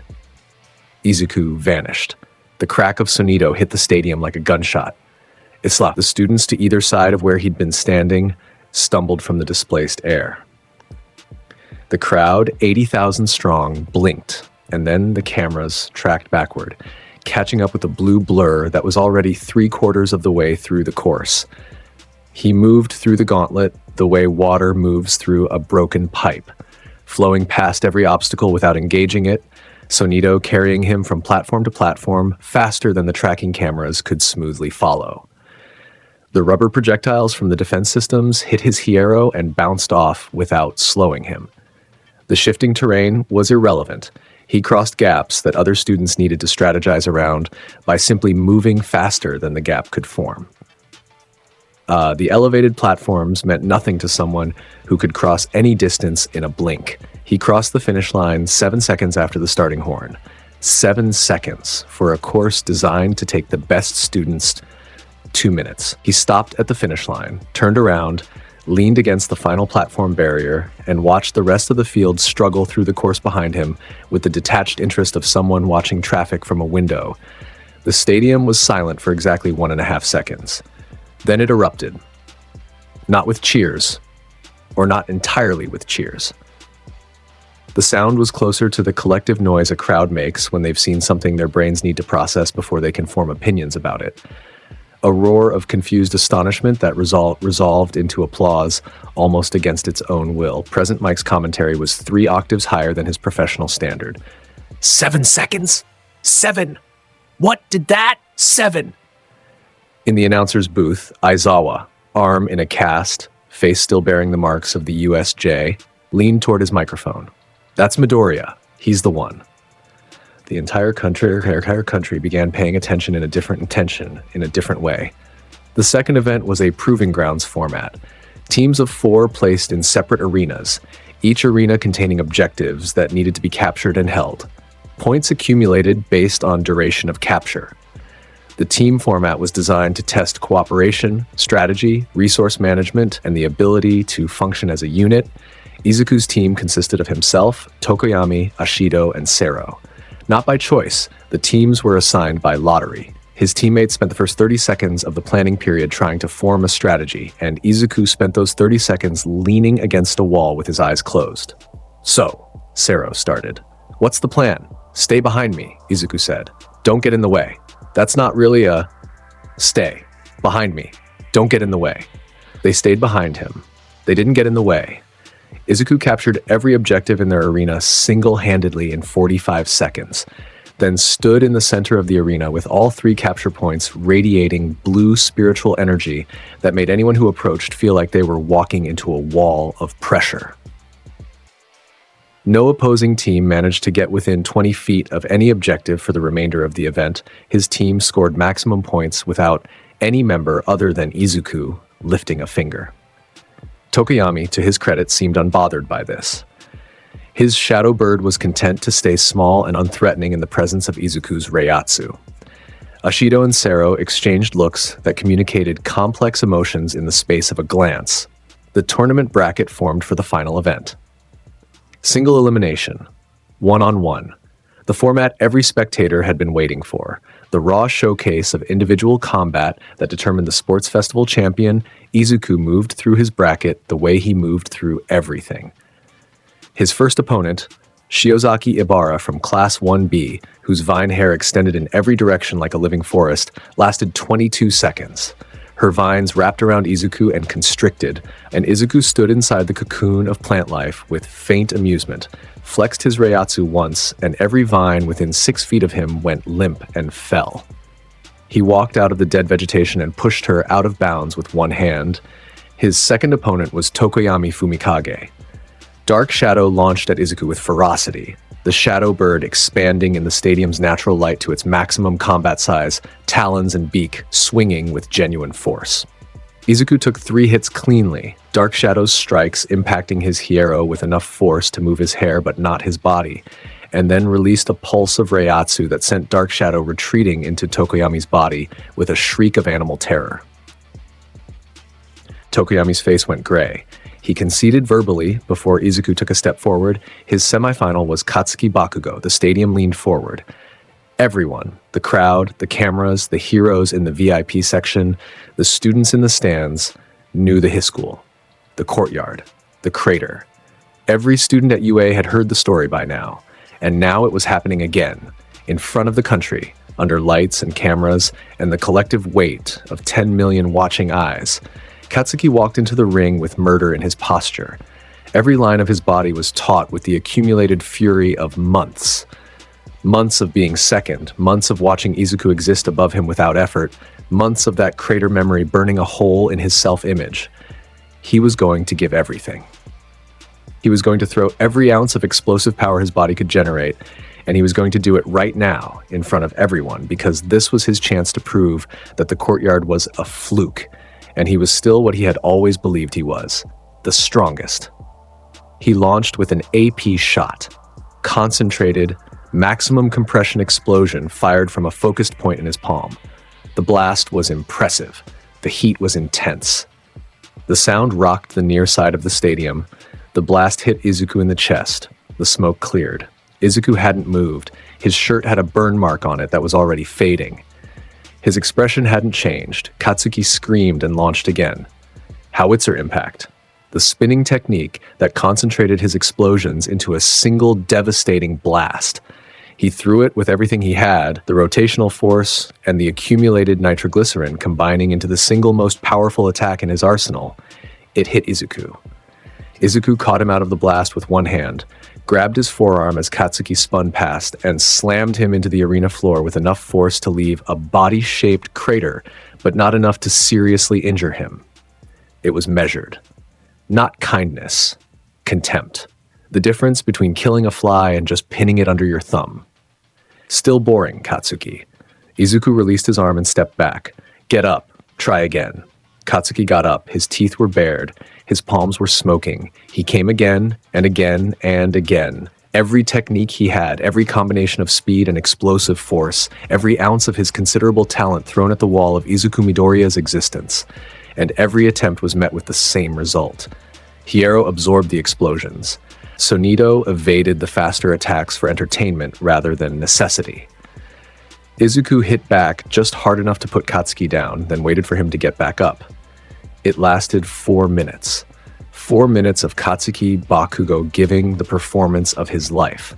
A performance that against literally any other opponent in the tournament would have won him the championship without question. And 4 minutes of Izuku demonstrating with gentle and absolute certainty that it didn't matter. None of it mattered. The gap was not a gap that effort could close. Izuku ended it by grabbing Katsuki's face, the same grip, the same hand position as the schoolyard, a deliberate echo that was as much psychological as physical, and carrying him to the edge of the ring. He held him over the out-of-bounds line, met his red eyes through the cage of his fingers, and dropped him. Out of bounds. Match over. Katsuki hit the ground outside the ring and lay there for a moment, staring at the sky, his palms crackling with residual explosions that had nowhere to go. Something was happening behind his eyes that the cameras couldn't catch. Processing, maybe, or perhaps just the long, slow acceptance of a truth he'd been fighting since the day he was pressed face first into a schoolyard crater. The crowd roared, the commentators shouted, the bracket updated, semifinals done. Finals bracket set. Izuku versus Todoroki Shoto. This was the match the country was truly waiting for. Todoroki, the son of Endeavor, the prodigy with half cold and half hot, the boy who had dominated his own bracket without using his left side at all. He'd frozen entire arenas. He'd ended fights in single moves. He was, by every measurable metric, the most powerful student in Class 1A after Izuku himself. And unlike Katsuki, whose power matched poorly against Hierro, Todoroki's ice represented something different.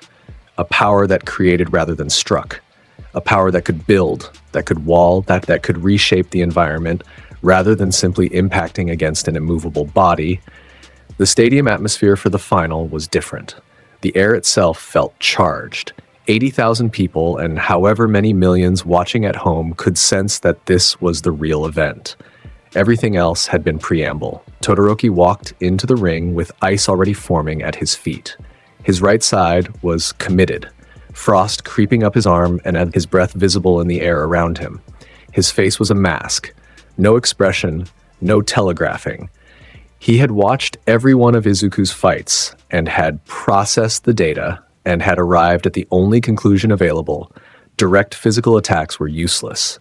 The only possible strategy was environmental control. Izuku walked into the ring with his hands in his pockets. He looked at Todoroki the way you look at something that might be interesting. The grin was absent, for now. In its place was something closer to evaluation. An apex predator sizing up something that might actually make the hunt worth undertaking. Midnight raised her hand. Final match, begin. Todoroki moved instantly. Ice erupted from his right foot and covered the arena floor in a frozen wave. Not attacking Izuku directly, but reshaping the battlefield, turning the flat concrete into a landscape of frozen pillars, walls and platforms that limited movement and created a maze of sightlines. It was tactical. It was smart. It was the work of a prodigy who had correctly identified that his only chance was to never let the fight become direct. Izuku watched the ice approach him. The frozen wave reached his feet and stopped. The Reiatsu radiating from his body met the ice, and the ice simply ceased advancing. Not melting. The temperature wasn't relevant. The spiritual pressure was dense enough that the ice recognized it as a wall. It could not penetrate and divert it around him, leaving a circle of dry concrete at his feet in the middle of a frozen arena. Todoroki's eyes narrowed. He pushed harder. More ice, thicker, faster, pillars launching directly at Izuku from multiple angles. The ice came from the left, from the right, from below. Every vector Todoroki could manage was firing simultaneously, the full power of his right side, committed to a single, overwhelming assault. Izuku exhaled. The Reiatsu pulse that came with that breath hit the ice field like a bomb. Every frozen structure within 15 feet of him exploded outward, not melting, shattering. The spiritual pressure converting solid ice into a spray of crystals that caught the stadium lights and turned the air into a glittering mist. For one beautiful, terrifying second, the mist cleared. Izuku was still standing in the same spot. His hands were still in his pockets. "That's your ice," he said. "Where's the rest?" Todoroki went still. His left side, the fire side, the Endeavor side, the half of his power he had sworn never to use because using it meant acknowledging his father's legacy, stayed cold and inactive. His jaw set. His right side pushed harder. More ice. Bigger. A glacier wave that was less attack and more natural disaster. A wall of frozen water, 20 feet tall and accelerating, designed to push Izuku out of bounds through sheer mass rather than impact damage. It was everything Todoroki's right side could produce. It was, objectively, magnificent. Izuku's hand came out of his pocket. He pointed 2 fingers at the oncoming glacier, and a bala, a single compressed energy shot, punched through the center of it. The ice wall split down the middle and collapsed in 2 halves that crashed to the arena floor on either side of him. Steam rose from the hole the bala had made. The impact point glowed orange with residual heat. Still just the ice. Izuku's voice was level, but there was something building in it now. An edge. An impatience that wasn't about the fight being difficult. It was about the fight being incomplete. He was looking at Todoroki and seeing half a person and finding that deeply, personally offensive. Your old man is Endeavor, right? Izuku walked forward through the steaming wreckage of the glacier. His steps crunched on broken ice. The fire hero, number 2. And you've got fire in you. I can feel the heat from here, even though you won't let it out. He stopped 10 feet from Todoroki. The grin was back, but it was different now. Not the psychotic grin, not the satisfied grin. Something harder, something almost angry. You're standing in front of me with one arm tied behind your back and you think that's acceptable? You think I'll let you fight me at half? Todoroki's left hand clenched. Steam was rising from it involuntarily. The fire wanting out, the repression failing under the pressure of Izuku's words and Izuku's presence, and the sheer audacity of being told by this force of nature that holding back was not an option. You don't know anything about. Things that just sit there and do nothing are a pain in the ass. Use your fire or I'll kill you right here. The words hit the stadium like a physical blow. Midnight started to move, to intervene, because threatening to kill another student was certainly grounds for disqualification. But Izuku's Reiatsu flared in her direction, and her legs went heavy. And she stopped, one hand raised, her whistle halfway to her lips, frozen by the weight of his spiritual pressure without him even looking at her. Todoroki stared at Izuku. His heterochromatic eyes, the gray one and the blue one, were wide. Something was happening in his chest. Something was breaking. The wall he had built between himself and his left side, built from years of hatred, years of his mother's tears, years of Endeavor's burning hands, was cracking under the pressure of a boy who looked at him and saw waste. The fire ignited. Todoroki's left side erupted, flames consuming his arm, his shoulder, half his face, roaring to life with such intensity that the ice around him evaporated instantaneously, and the temperature in the arena spiked hard enough for the spectators in the front rows to lean back from the heat. Izuku's grin went nuclear. His blue eyes reflected the firelight, and for just a moment in the warmth and the glow, he looked almost beautiful in the way that destruction is sometimes beautiful. There you go, he said. Now come at me. Todoroki came, fire and ice simultaneously, the full power of a binary quirk inherited from a union specifically designed to produce the strongest possible offspring. Flames spiraled from his left and ice launched from his right, and Todoroki threw everything. Every wall, every reservation, every year of repression into the next 60 seconds of combat. It was the most powerful attack any student at UA had produced that year. The stadium heat rose by 12 degrees in the space of a minute. The arena floor alternated between frozen and molten in patches. Pro heroes in the stands rose to their feet.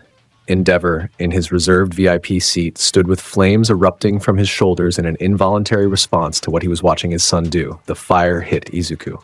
It washed over his Hierro the way ocean waves wash over rocks. Complete coverage, enormous force, absolutely no effect. The flames licked his skin and found nothing to burn.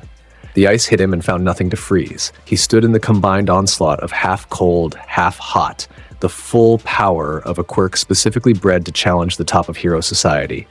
And he was unmoved. Then he moved. Sonído. The crack, the afterimage left standing in the fire and ice. Todoroki's attacks continued hitting the space where Izuku had been and found nothing. Todoroki's head snapped left-right, trying to track. Izuku was behind him. One hand. One grip. The back of Todoroki's neck. The same hand that had held Katsuki's face in the schoolyard, that had gripped Katsuki's skull in the semifinal, now closed around Todoroki Shoto's neck with the gentle certainty of something that could squeeze and was choosing not to. Izuku walked Todoroki to the edge of the ring. The fire was still burning on Todoroki's left side, enormous, roaring, hot enough to hurt anyone else at this distance, and it played across Izuku's forearm without leaving a mark. He walked them both to the edge, his hand on Todoroki's neck, flames licking his skin, and at the boundary line, he planted his foot and pushed. Todoroki hit the ground outside the ring, and the fire extinguished as his concentration broke with the impact. He lay there looking up at Izuku. At the boy silhouetted against the stadium lights, blue hair catching the glow, that impossible grin on his face, and felt something he had never felt in a fight before. Respect. For the absolute. For the inarguable truth that what had just happened was not a loss. It was a lesson. The lesson being, if you fight someone at your full power and still lose, at least you fought as yourself. And that was more than Todoroki had allowed himself in years. Not bad, Todoroki. Izuku turned back toward the center of the arena. You're worth fighting when you stop being a coward about it. The stadium exploded into noise. 80,000 people finding their voice at once. The sound was tidal, rolling, enormous enough to feel in the chest. Present Mike was screaming into his microphone. Cameras flashed from every angle. On screens across the country, the face of Izuku Midoriya, grinning, blue-haired, bone jaw catching the light, was being seen by tens of millions of people for the first time. And in the VIP section, Endeavor sat down slowly. His flames had extinguished without his notice. His face was doing something that his public persona never allowed, something that lived in the space between fury and fascination. His son had used his fire. His son had used it because a boy told him to, and that boy had taken the full force of it and won anyway. Endeavor's fists tightened on the armrests of his chair. He did not speak. He did not need to. The other heroes around him gave him space because whatever was happening in Endeavor's head in that moment, it was not safe to be near. The medal ceremony happened. Izuku stood at the top of the podium with a gold medal he did not care about hanging around his neck. Todoroki stood at second with the faintest trace of something new in his expression. Not happiness exactly, but the absence of something old and heavy. Third place was Katsuki, whose face throughout the ceremony was a masterwork of contained rage. All Might presented the medals. When he placed the gold around Izuku's neck, their eyes met, and for one moment, the symbol of peace and the boy who would reshape hero society stood face to face in front of millions. "You've got incredible power, young Midoriya," All Might said, his smile present, but something behind it working at full speed. "I hope you'll use it too." "Save it," Izuku said. "I'm not here for speeches." All Might's smile held. But his eyes, for those watching closely, for those who knew what to look for, flickered with something that was not quite concern and not quite admiration. Something adjacent to both. Something that said, I cannot control what this boy becomes, and that is either the best or the worst thing that has happened to this society in decades. The sports festival ended. Izuku's name was in every headline on every screen, in every conversation about the future of heroism. The nation had seen what he was, and the nation had opinions, loud, competing, unresolvable opinions about whether what they'd witnessed was the birth of the next symbol of peace, or the arrival of something that the concept of symbol could not contain.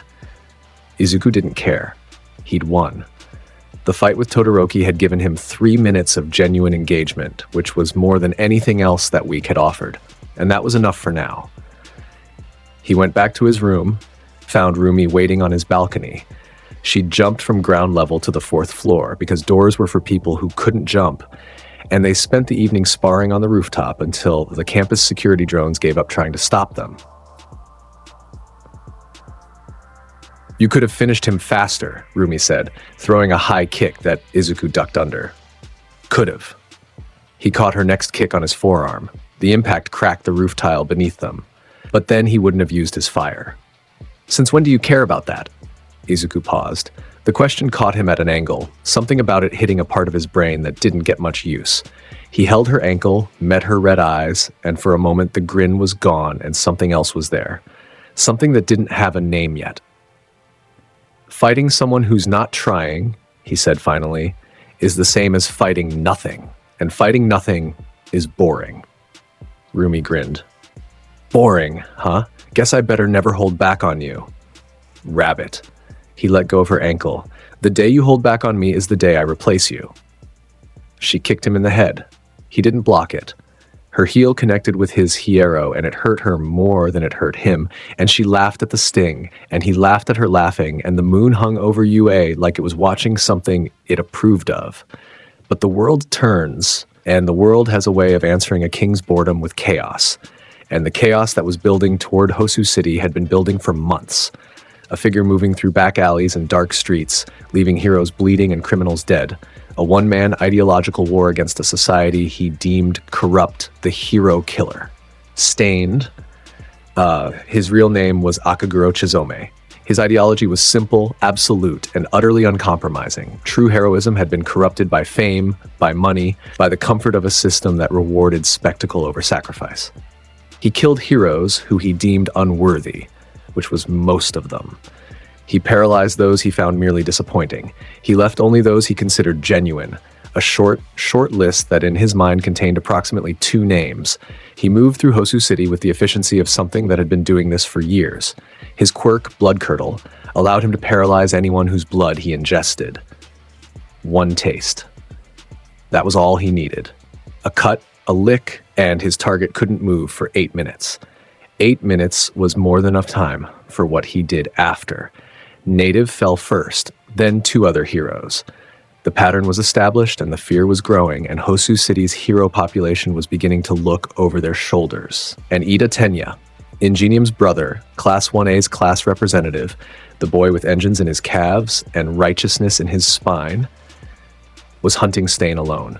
Because Stain had put his brother in a hospital bed, had paralyzed Tensei Ida from the waist down, had ended a career and a life and a family's faith in a single encounter, and Ida, gentle, rigid, rule-following Ida, had watched his brother's broken body and felt something crack inside himself that rules couldn't fix.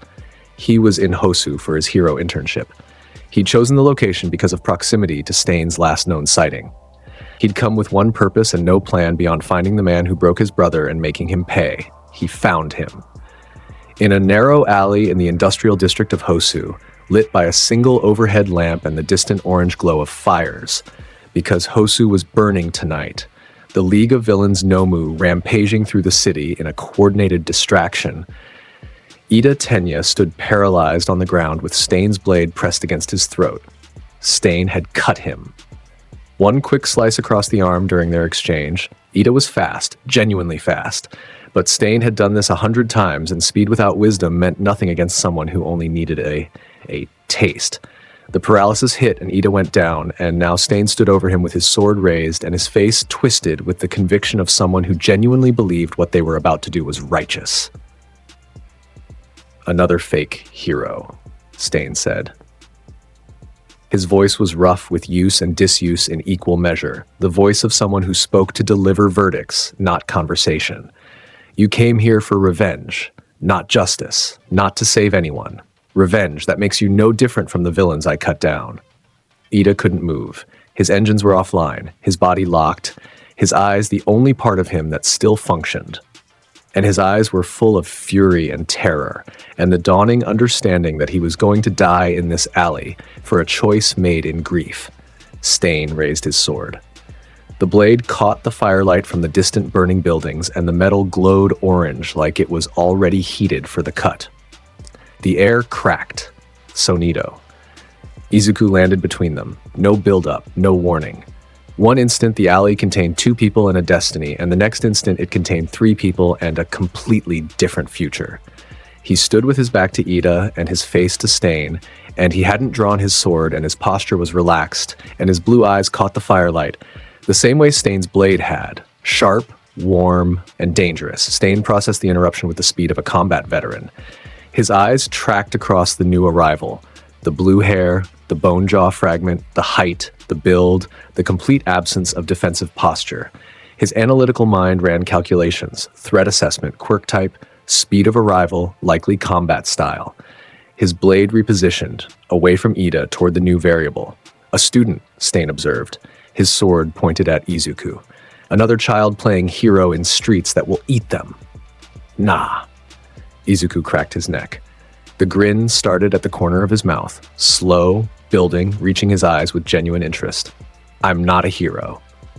Stain's blade moved. The fastest attack in his arsenal, a horizontal slash aimed at the throat, the same strike that had opened the arteries of 8 pro heroes in 12 months. The blade moved with the speed and precision of 10,000 hours of killing practice. It crossed the distance between them in the span of a blink. It hit Izuku's neck and exploded. Metal fragments sprayed outward, the blade disintegrating against Hierro the way glass disintegrates against a wall. The impact point on Izuku's neck didn't show a mark. The blade, Stain's weapon, his instrument of ideology, the sword that had ended careers and lives, was gone, reduced to shrapnel. The hilt rattled to the ground at Stain's feet, the grip still warm from his hand, connected to nothing. Stain went completely still. His eyes, already narrow, already sharp, went wide for one fractional second before control reasserted itself. He looked at the hilt on the ground. He looked at Izuku's unblemished neck. He processed the fact that his strongest weapon, moving at its maximum speed, had achieved less than nothing against this boy's bare skin. "What are you?" Stain asked. The question was genuine, stripped of ideology, stripped of his usual monologuing, boiled down to the pure confusion of a predator encountering something higher on the food chain. A predator. 2 words, 2 syllables each, delivered with the flat certainty of someone stating their species. And then Izuku moved. He didn't use Sonído this time. He closed the distance at normal speed, or what would have been normal speed for him, which was still faster than most people could track. His right hand caught Stain by the face. The same grip, always the same grip, the dominant hand around the skull that said, "I own you now," and drove him backward into the alley wall. The wall cracked. Stain's body impacted brick and mortar hard enough to leave a body-shaped impression. His remaining knife, the short blade he kept as backup, flashed toward Izuku's wrist. It hit Hierro and the tip bent. Stain's hand went numb from the reverb. Izuku pulled him off the wall and threw him down the alley. Stain hit the ground, rolled, got his feet under him. Because he was a combat veteran, because his body knew how to survive even when his brain was still processing, and came up in a defensive stance with both hands empty and his eyes burning. "You should be a hero," Stain said. His voice had changed, not from conviction but from recognition, the same recognition he gave to All Might. The tone that meant, "You are real. You are what the rest of them pretend to be. Your strength, that kind of power exists to save." Izuku was already there. Sonído. The crack. He materialized inside Stain's guard, and his knee drove into the hero killer's ribcage with the force of a car crash, condensed into a single point of impact. Ribs broke. Multiple ribs. The sound of them going was distinct, individual snaps that happened so quickly they sounded like a drum roll. Stain bent over the knee. His mouth opened in a silent scream. Blood, his own, spattered the concrete. Before he could draw breath, Izuku's elbow came down on the back of his head and drove him to the ground. Face first. Another crater, another body-shaped impression in concrete, another king standing over another pretender who thought their ideology made them special. But Stain was durable. Stain had taken beatings from pro heroes and gotten back up. His body was hardened by years of training and fighting and killing, and his will was iron forged in the furnace of absolute conviction. He pushed himself up, slowly, blood running from his mouth, ribs grating against each other with every breath, but rising. "You," he started. Izuku kicked him. Open-toed, the ball of his foot connecting with Stain's jaw and sending him airborne. 3 feet off the ground, horizontal, sailing backward through the alley air before gravity reclaimed him, and he crashed into a stack of garbage bins hard enough to scatter them across the concrete. Stain didn't get up this time. Not immediately. He lay in the wreckage of scattered bins, breathing in wet rasps, his body cataloging the damage and his mind running out of excuses for why this fight was still happening. "Every time you try to talk," Izuku said, walking toward him with his hands at his sides and his grin still present, "I'm going to hit you again. So decide what matters more, your speech or your teeth." Stain chose the speech. He rose, shaking, broken, with the kind of determination that would have been admirable if it was directed at anything other than dying faster. His mouth opened. Izuku hit him, an open palm strike to the sternum that cracked whatever ribs hadn't broken the first time. Stain folded, stayed folded this time, on his knees, arms wrapped around his own chest, breathing in sounds that weren't entirely human. Stain tried again. Izuku grabbed his face, lifted him off the ground, held him at arm's length, feet dangling, one hand around his jaw, and looked at what the hero killer was when you stripped away the ideology and the reputation and the fear. What he found was a man, broken, bleeding, righteous in ways that meant nothing against absolute power. A man who had terrorized a city, ended careers, killed heroes, and who was now dangling from the grip of a first-year hero student like a puppet with its strings cut. Izuku dropped him. Stain hit the ground in a heap and didn't rise. Stay down. Stain, for the first time in his career, listened to someone else. Izuku raised 2 fingers, pointed them at the hero killer's prone form. The deep hum of a Cero began building at his fingertips. Crimson light gathering, the air vibrating with contained force, the beam fired at point-blank range. It wasn't full power, not even close. A fraction of what he'd used at the entrance exam, a fraction of what the USJ had seen. But a fraction of his power was still enough to blow a man-sized hole in the universe, and the Cero hit Stain's chest and carried him. Airborne again, his body a rag doll caught in the concussive force through the alley wall behind him. Brick exploded outward. The wall, 2 feet of industrial masonry, disintegrated along the path of the blast. Stain hit the wall on the far side of the building next door and left a crater that smoked. He didn't move. He wasn't going to move for a very long time. Silence settled over the alley. The kind of silence that follows violence, the world taking a breath after something intense, the air adjusting to the absence of combat, the way ears adjust to the absence of a loud noise. Izuku lowered his hand. He turned around. Ida was still paralyzed on the ground. His eyes were enormous, not just from the near-death experience, from what he'd watched happen in the space of 90 seconds. From watching the hero killer, the most feared villain in the country, the man who had broken his brother, be dismantled by a classmate who hadn't even drawn his weapon, who hadn't even entered his released state, who had handled the hero killer with his bare hands and a single Cero as a finishing touch, the way someone swats a fly and moves on. Midoriya. Relax, Izuku said. He crouched beside Ida and looked at the paralysis. Blood quirk, right? It'll wear off. Why are you? I was bored. Izuku said it like it was a complete explanation, and in his world, it was. He'd been on a rooftop 2 blocks away, watching the city burn with the detached interest of someone watching a fireworks show from a distance. He'd felt Stain's killing intent, the spiritual signature of someone about to end a life. The way a shark feels blood in water. And he'd followed it here because the alternative was sitting on a roof doing nothing. And doing nothing was the one thing Izuku Midoriya could not tolerate. The paralysis wore off 3 minutes later. Ida sat up, checked himself, and then looked at the hole in the alley wall where Stain's body had gone through. Smoke still curled from the edges of the brick. The damage was absolute. Other heroes arrived. Todoroki appeared at the alley entrance. He'd been tracking Ida, worried, his own internship in Hosu putting him close enough to respond. His eyes went from the destruction to Izuku to the hole in the wall and back, and his expression was something that transcended surprise and arrived at resigned acceptance. Of course Midoriya was here. Of course the alley looked like a war zone. Of course the most dangerous villain in the country was currently an unconscious heap in the next building. Of course. Native. The hero Stain had downed earlier was recovered from the alley, alive, paralyzed but healing.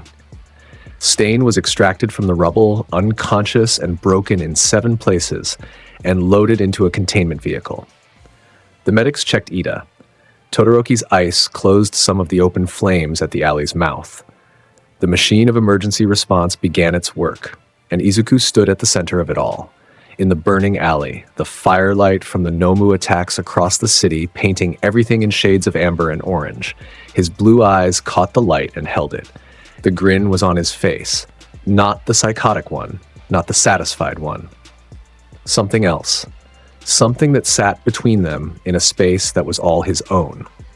The expression of a king who had just walked through the last obstacle on the road to something and found the obstacle laughably small. He looked at what remained of the hero killer's passage through the wall.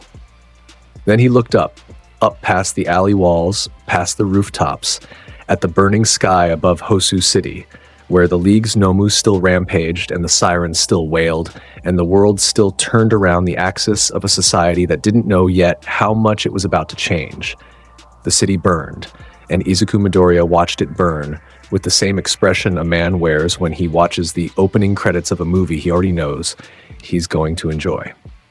3 columns of smoke rose from 3 separate districts of Hosu. The sirens were constant.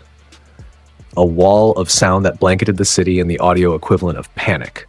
The noise that means every system designed to keep people safe has hit its ceiling at the same time. Somewhere out there in that mess of fire and screaming metal, 3 more Nomu were tearing through Hierro response teams the way a child tears through wrapping paper. Fast, indifferent, interested only in what comes next. Izuku rolled his shoulders. The alley behind him still held the shape of what he had done to Stain. The crater, the hole in the wall, the unconscious body of the hero killer being extracted by pro-heroes who had arrived too late to matter and were now doing the only thing left to them, which was cleanup. Todoroki was helping Ida to his feet. Native was being loaded onto a stretcher. The machine of emergency response was grinding through its gears and doing what machines do, and Izuku was already bored with it. He looked up at the burning skyline and the grin came back. Not the lazy one. The hungry one.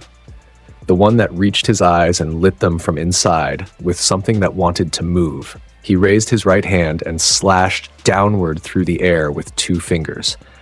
The space in front of him resisted for a fraction of a second. The fabric of distance trying to hold. And then it split. The garganta opened like a wound in reality, its edges crackling with energy that was neither light nor darkness, but something between both. Through the rift, the rooftop above the nearest column of smoke was visible, a flat expanse of concrete directly above whatever was causing the largest fire in the eastern district. He stepped through. The garganta sealed behind him and Izuku was standing on the rooftop, wind hitting him from the west, carrying heat and the smell of burning infrastructure. Below him, directly below, 6 stories down, one of the Nomu was in the middle of the street with 3 pro-heroes scattered around it in various states of broken. The creature was enormous, not the size of the one at the USJ, but close. 8 feet of exposed muscle and dead eyes, and a body built from stolen quirks fused into a single operational frame. It had a hero by the leg. The hero was screaming. The Nomu was not listening, because listening was not something it had been built to do. Izuku stepped off the roof. He dropped like something that had chosen gravity as a mode of transportation, rather than been subjected to it. The air split around him on the way down, and the blue spiritual energy that coated both fists on the way was visible from the street. Twin points of blue light descending toward the Nomu's skull, like a comet aimed with personal intent. Both fists connected with the top of the Nomu's head simultaneously. The impact did not echo. It detonated downward, all of the kinetic force and all of the spiritual weight compressed into a single point of contact that drove the Nomu's skull into the street below with enough concentrated power to crater the asphalt in a 15-foot radius. The hero it had been holding was thrown free from the grip as every muscle in the Nomu's body spasmed simultaneously from the neural overload of having its brain relocated 6 inches lower than its skull was designed to hold. The street buckled. Water mains burst. The sound of it reached the next block, and the civilians already running ran faster. The Nomu's shock absorption fired. The same quirk that had made the USJ's version a problem for most people. It ate the kinetic force of the impact, converted it to nothing, left the physical structure of the Nomu's skull technically intact beneath the dented concrete. The creature stirred under Izuku's fists. Still operational, still following whatever directive its empty brain had been handed. But here is what shock absorption cannot absorb: spiritual pressure that does not operate on the kinetic spectrum. Izuku's Reiatsu, the component of his strike that existed outside the physical and occupied a dimension of force that no quirk in this world had been designed to address, passed through the shock absorption like it wasn't there. It reached the base level of the Nomu's existence and hit it the way a sledgehammer hits a window. The creature's regeneration fired. Once, twice. Each time slower. Each time less complete. The systems that kept it alive were running against something they could not parse, and finding that the something was winning, Izuku didn't give it time to figure out a strategy it wasn't capable of having. He grabbed its arm, the one still twitching with residual neural commands, and moved. Sonído. The crack split the air above the street. One instant, Izuku was standing on the Nomu's back. The next instant, both of them were gone, and the displaced air filled the vacuum they left with a boom that knocked the nearest Hierro flat. Izuku dragged the Nomu through the Sonído laterally. 600 meters in a single step, the creature's body unable to resist the acceleration. Its mass irrelevant against the force moving it. The sheer forces of the movement alone began stripping material from its frame. Chunks of regenerating muscle tore free and fell across the rooftops below like biological rain. He released it into the side of an evacuated parking structure. The impact was the sound of something large hitting something sturdy and one of those things losing. The Nomu entered the parking structure through its eastern wall and exited through its western wall, and the structural supports between those 2 points gave up on their job simultaneously. The building sagged, then settled. Then the section where the Nomu had passed through collapsed inward on itself with a grinding finality. The Nomu did not emerge. Izuku was already moving. Sonído carried him west, 2 cracks in succession, each one covering ground that a car would need 30 seconds to cross. The second Nomu was 4 blocks away, engaged with a team of sidekicks whose quirks were poorly matched against something that regenerated and absorbed and did not tire. One of the sidekicks had already gone down. Another was bleeding badly and still fighting. The third was trying to create distance and finding that the Nomu was faster than it looked. Izuku appeared between the retreating sidekick and the advancing Nomu without announcement or preamble. The Nomu's fist was already in motion. A swing aimed at the sidekick who had been its target, and the fist connected with Izuku's chest instead. The impact sound was dense. The sidekick flinched. Izuku did not move. The Nomu's fist pressed against his sternum and accomplished nothing. The kinetic force distributed into Hierro and went somewhere that wasn't through him. The Nomu's arm vibrated from the reverb of its own strike, failing to penetrate, and the creature showed the first sign of something that might have been confusion if it had been equipped for the emotion. Izuku raised 2 fingers, pointed them at the Nomu's chest from 3 feet away. The Cero fired point blank. Crimson light, thick, condensed, hot enough to make the air shimmer around the beam for 10 feet in every direction, punched through the Nomu's torso and out its back and kept going.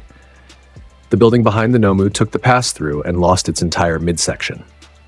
The beam carved through concrete and steel and came out the other side of the building, still carrying enough residual force to scorch the surface of the building beyond it. The Nomu's body, now with a hole through its center mass the size of a basketball, attempted to regenerate. Flesh bubbled at the wound edges. New growth began. For about 1 second, it looked like the creature might actually rebuild itself around the gap. Izuku fired a second Cero into the regenerating wound. The creature ceased existing as a coherent form. What hit the ground was biological wreckage, components that had been part of something and no longer qualified for the description. The regeneration quirk had nothing to rebuild from. There was no framework left. 2 down. 1 remaining. The third Nomu was bigger than the others. He found it at the intersection of 4th and Higashi, a 4-way crossing that the creature had turned into its personal arena, surrounded by the remains of vehicles it had thrown and buildings it had punched holes in. This one had visible additional mutation, armored plating across its shoulders and chest, thick enough to suggest that whoever had engineered it had layered hardening quirks on top of the standard package. It stood in the center of the destroyed intersection, and its dead eyes turned toward Izuku. As he landed from Sonído 30 feet away, the plating was new. Interesting. In the way new textures are interesting to something that breaks textures for entertainment, Izuku didn't bother with a measured approach. He built the Cero at half power, the deep hum filling the intersection, the crimson glow at his fingertips, painting the destroyed vehicles in red light, and fired it directly at the creature's armored chest. Kept. The beam hit the plating, and the plating held. For 1 full second, it held. The Cero's energy dispersing across the surface of the hardened armor, spreading rather than penetrating. the layered defensive quirks doing exactly what they were designed to do. The Nomu slid backward on the asphalt, its feet gouging trenches in the road surface, but it stayed standing. It stayed intact. The beam dissipated. The Nomu's chest was scorched, smoking, but unbroken. Izuku's grin widened. He moved. Sonído, the crack, the absence, the reappearance. He was on the Nomu in an instant, both hands driving forward into the armored plating with concentrated spiritual energy coating his fists. The impacts came in a sequence. Boom, boom, boom. Each one landing in the same spot on the Nomu's chest, each one driving the creature backward another foot, each one putting visible stress fractures into the hardened plating. The Nomu swung back. Its fist caught Izuku in the side, and the impact registered the way a strong breeze registers. Acknowledged, irrelevant, insufficient. Izuku did not break rhythm. 4 more hits. 5. 6. Each one in the same location, each one deepening the fractures, each one pushing the plating closer to its structural limit. On the 7th hit, the plating gave. The armored surface collapsed inward, and Izuku's fist passed through it and into the creature beneath. The Nomu went rigid. Every system in its body firing at once as the spiritual energy that coated Izuku's fist entered its internal structure and began doing what spiritual energy does to things that are not built to contain it. The creature shuddered. Its regeneration activated across its entire body simultaneously, not because the damage was widespread, but because its systems could not localize the problem. Everything was wrong at once. Izuku withdrew his fist.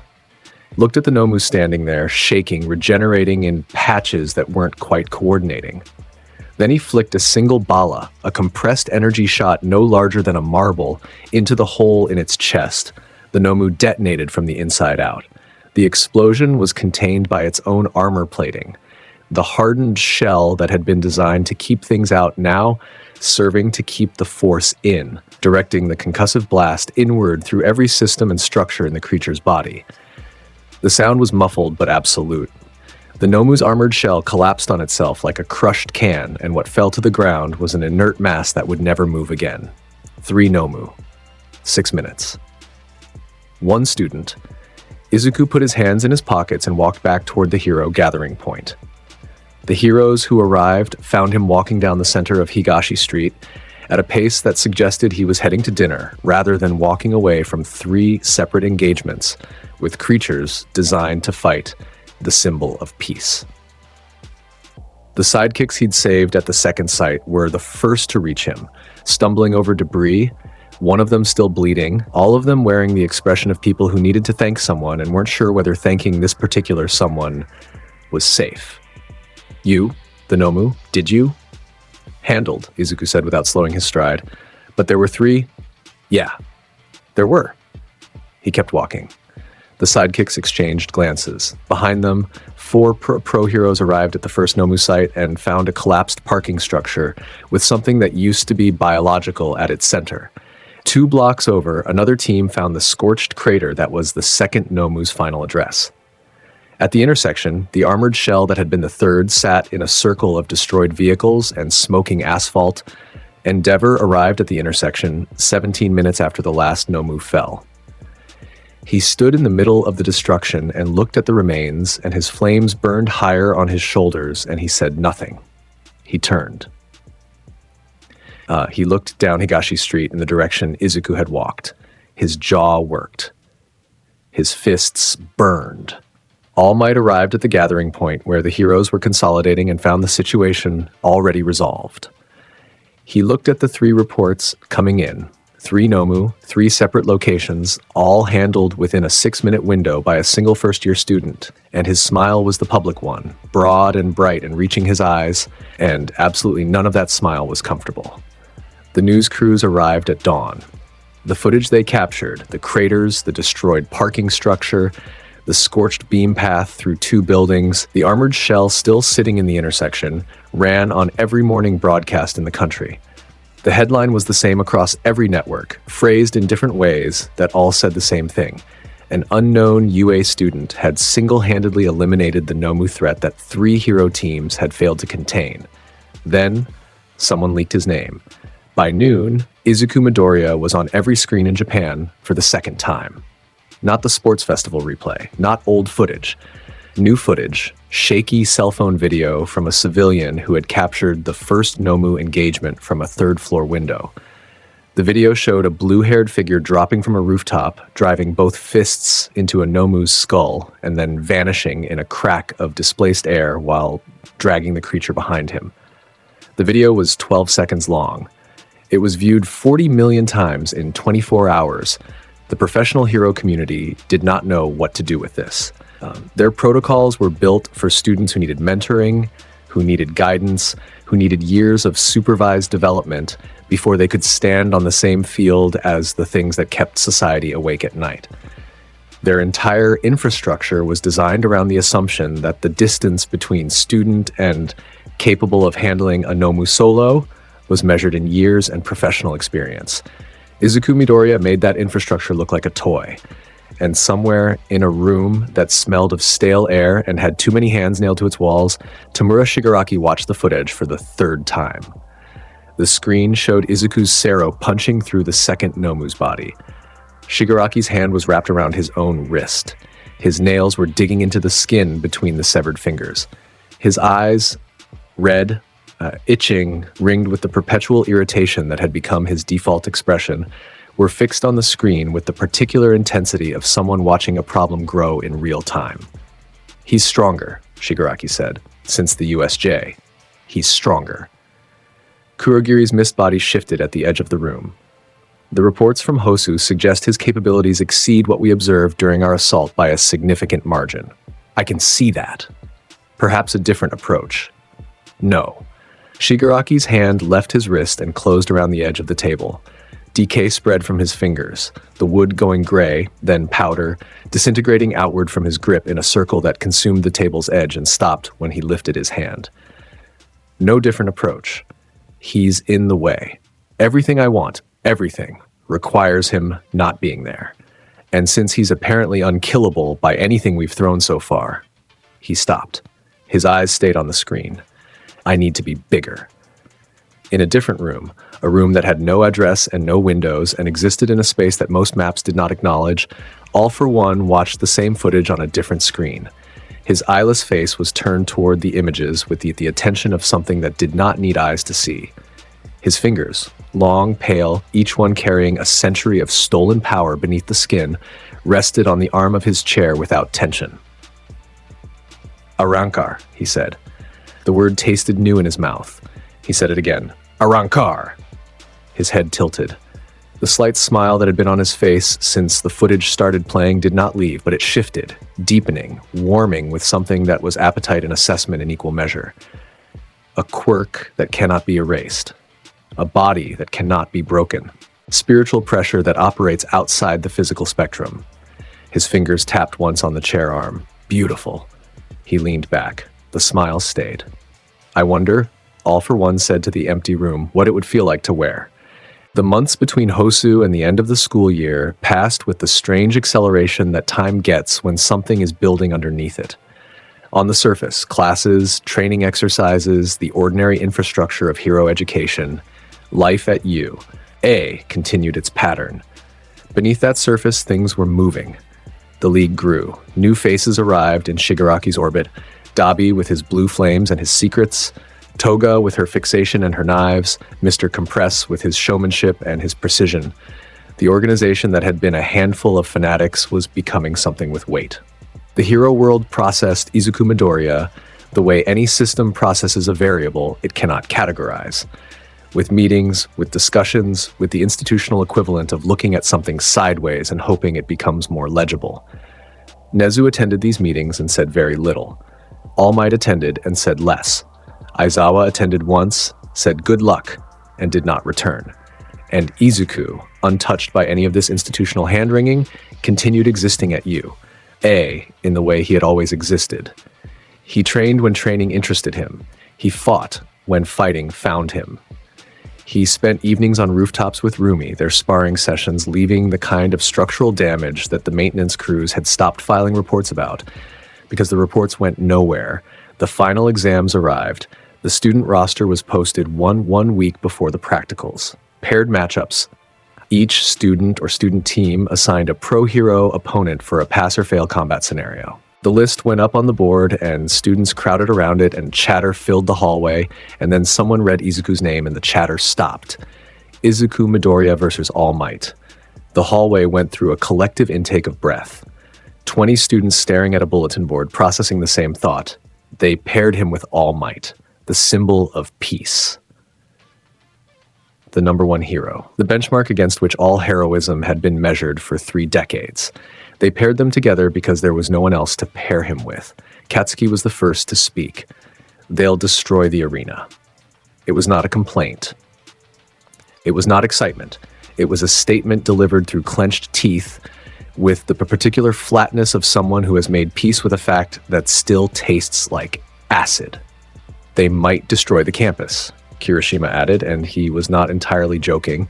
The arena they built for the match was not a standard testing ground.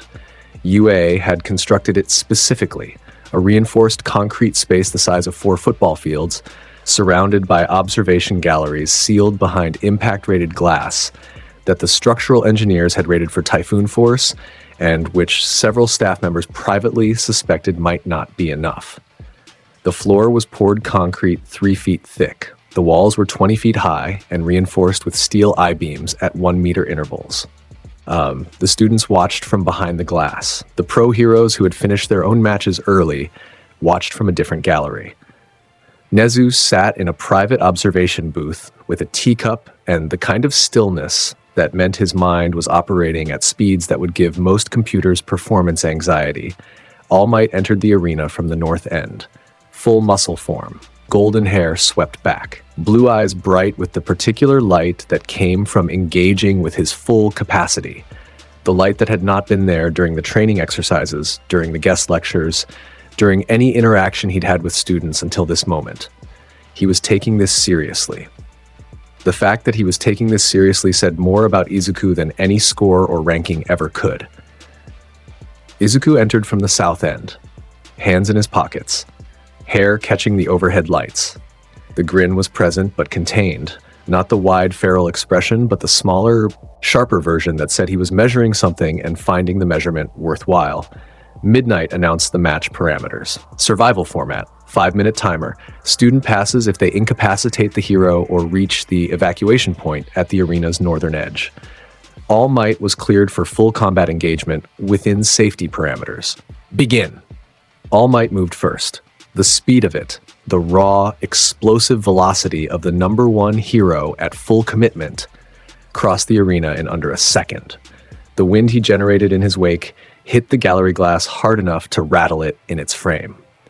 His right fist came forward with everything, a punch that contained the full force of One for All, the accumulated power of generations condensed into a single impact point aimed at Izuku's center mass. Izuku's palm came up, open. Facing forward, the collision was a physical event that existed in the space between combat and natural disaster. All Might's fist met Izuku's open palm, and the kinetic energy that should have traveled through his arm and into his body instead distributed downward, through Izuku's legs, through the concrete beneath his feet, into the bedrock below the arena floor. The concrete cratered in a 10-foot radius around Izuku's planted feet. Cracks raced outward across the arena floor in every direction. The gallery glass rattled again, harder this time, hard enough that 2 students stepped backward instinctively. Izuku had not moved. His feet were in the same position. His arm had not shifted. He held All Might's fist in his open palm the way you hold a ball that has been thrown to you. The first punch of the fight had been the symbol of Peace's full force opening attack. It had achieved nothing against Izuku Midoriya's palm. All Might pulled back. His eyes, up close, 6 inches from Izuku's face, registered something. Assessment.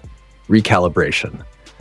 The understanding that his previous estimates of this student's defensive capacity had been, as Aizawa had once warned him, underestimates. He came again. Faster.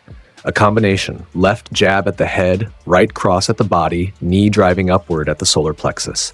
The technique was flawless. The speed was superhuman. The force behind each strike was enough to demolish concrete, which they proved every time they missed Izuku's body and found the floor or the walls instead. The arena was degrading around their exchange, impact craters appearing in every surface where All Might's strikes went wide. Izuku moved with it, Sonído carried him when he wanted distance. His hands redirected what he chose to block rather than absorb. He was reading All Might, the pattern, the rhythm, the speed, the force. Testing, cataloging, finding where the ceiling was. The ceiling was high. All Might was genuinely impressively fast. His strikes carried force that Hierro registered as impact rather than nothing. Not damage, but presence. Weight. The first time in the fight, something hit Izuku's forearm hard enough for the reverb to travel through his skeleton and reach his shoulder. Izuku's eyes went bright with recognition. Not alarm. Interest. The symbol of peace was the most powerful human he had ever stood across from, and the gap between him and everything else Izuku had fought was significant. He hit back. Izuku's first return strike was a measured thing. Open palm to All Might's chest, enough force to test the symbol's durability without aiming to end the fight. All Might took it. Slid back 3 feet, his shoes leaving gouges in the cracked concrete, his guard up and his eyes tracking. He took it and he was still standing, and that was impressive. Izuku came forward. Sonído put him inside All Might's guard. His knee drove upward into the symbol's midsection. All Might blocked with both forearms, and the impact still pushed him upward. His feet left the ground for a half second, an aerial moment where the #1 hero in the world was lifted by the force of a student's knee against his guard. He landed. He came back swinging. Detroit's Smash, the iconic technique named after a city and delivered with the force to match. It came aimed at Izuku's jaw. Izuku caught it. Both hands, one on All Might's fist, one on his wrist, and the impact traveled through his grip and into the floor, and the floor surrendered another 6 inches of its structural integrity. He held the Detroit Smash in both hands, and for one frozen moment, the symbol of peace and the king of nothing and everything stood connected by a single blocked punch, eyes locked, neither moving. Then Izuku redirected. He pulled the punch downward, and All Might's momentum followed. The symbol's body pulled forward, off balance for just a half second. Izuku stepped into the gap. His shoulder hit All Might's chest, and he pushed. Not a strike. A constant force, an applied pressure, his legs driving against the ground and his body moving forward with the relentless intention of something that had decided this space belonged to him, and everything else needed to relocate. All Might pushed back, both of them driving against each other, the arena floor cracking in a line beneath them as the combined force of their exchange exceeded what the concrete could handle. Izuku pushed, All Might pushed, and step by step, inch by inch, the symbol of peace lost ground. It took 45 seconds. 45 seconds of sustained force, of legs straining against crumbling concrete, of 2 bodies locked in a contest of applied power that neither was willing to lose. The viewing gallery watched in absolute silence. Kirishima's mouth was open. Uraraka's hands were over her mouth. Todoroki's heterochromatic eyes were fixed on the exchange with an intensity that bordered on religious. Katsuki's palms were smoking so hard the students on either side of him had moved away. Izuku walked All Might backward to the evacuation gate. Step, step, step. Each one driving the symbol another foot toward the northern edge of the arena, each one proving with physical certainty that the force Izuku could sustain exceeded the force All Might could resist. It was not a display of speed or technique or explosive power. It was something simpler and more devastating than all of those things. It was the raw proof that Izuku Midoriya was stronger. His hand found All Might's chest, flat palm, the evacuation gate behind the symbol's back. All Might was pressed against it, his full muscle form still activated, his power still at its height, his ability to resist this still fully engaged, and still not enough. Match over, Izuku said. All Might looked at him. The smile was still there. It was always there. It was the public face, the performance, the mask that kept the world believing in something bright. But behind the smile, in the architecture of expression that only someone this close could read, something else was present. Not defeat. All Might did not do defeat. Not in his posture, not in his presentation. Something adjacent to acknowledgement. The recognition of a man who has held the peak alone for decades, looking at the thing that was going to occupy that peak next and finding it different from everything he had imagined. Young Midoriya, All Might said. His voice was low enough that only Izuku could hear it. The world you're going to build, I hope it has room for the things I tried to protect. "Your world is over," Izuku said. Not with malice, not with contempt, with the flat certainty of someone reporting a fact they found neither happy nor sad, but simply true. "Mine's starting." He turned. He walked toward the south exit. Behind him, All Might remained against the evacuation gate for 3 full seconds before his hands unclenched at his sides and his smile shifted from the public version to something smaller, something more complicated, something that contained both grief and relief in equal measure. In the viewing gallery, Nezu set down his teacup. "Well," he said to no one in particular, "there it is." The exam ended. Izuku passed with the highest combat assessment score in U, A history. A score that the rubric technically wasn't designed to produce, because the rubric maxed at a number he had exceeded. The institutional machinery of Hierro education processed this result and filed it and moved forward because that was what institutions did when confronted with things they could not change. Summer training camp. The mountains. Forest air and terrain challenges, and the kind of extended physical program that was designed to push students past their plateaus and into growth they couldn't access in standard facilities. The Wild Wild Pussycats ran the facility with professional cheer, and the camp filled with the sounds of teenagers working harder than they had worked before. Izuku trained at his own pace, in his own way, which mostly involved moving through the forest at speeds that scared the local wildlife into different prefectures. His Sonído practice left lines of displaced air through the trees, straight channels where the wind of his passage had bent trunks and stripped leaves. The Pussycats learned within the first day not to set training boundaries for him. There was no point. He went where the training took him, and the training took him wherever the ground could survive his footsteps. The third night was warm and still, and full of insects, and the particular silence that mountain forests develop after midnight, when even the nocturnal things have settled into their patterns. The students were in their cabins. The Pussycats were in the main building. Security was standard. Perimeter sensors, communication relays, the assumption of safety that comes from being in a remote location with limited access routes. The first sign was Dabi's fire. Blue flames, the color of oxygen deprivation, the temperature of something that was eating itself to burn hotter, erupted along the northern ridge. The tree line caught in a line that crossed the camp's perimeter like a drawn border, the flames moving too fast and too hot for natural fire, consuming greenery with the particular hunger that marked them as quirk generated, the alarm systems activated. The camp flooded with emergency lighting. Students spilled from cabins in various states of readiness, some already in training gear, some barefoot, all of them registering the same fact at the same speed. The forest was burning, and the burning was intentional. The Vanguard Action Squad hit from 4 directions simultaneously.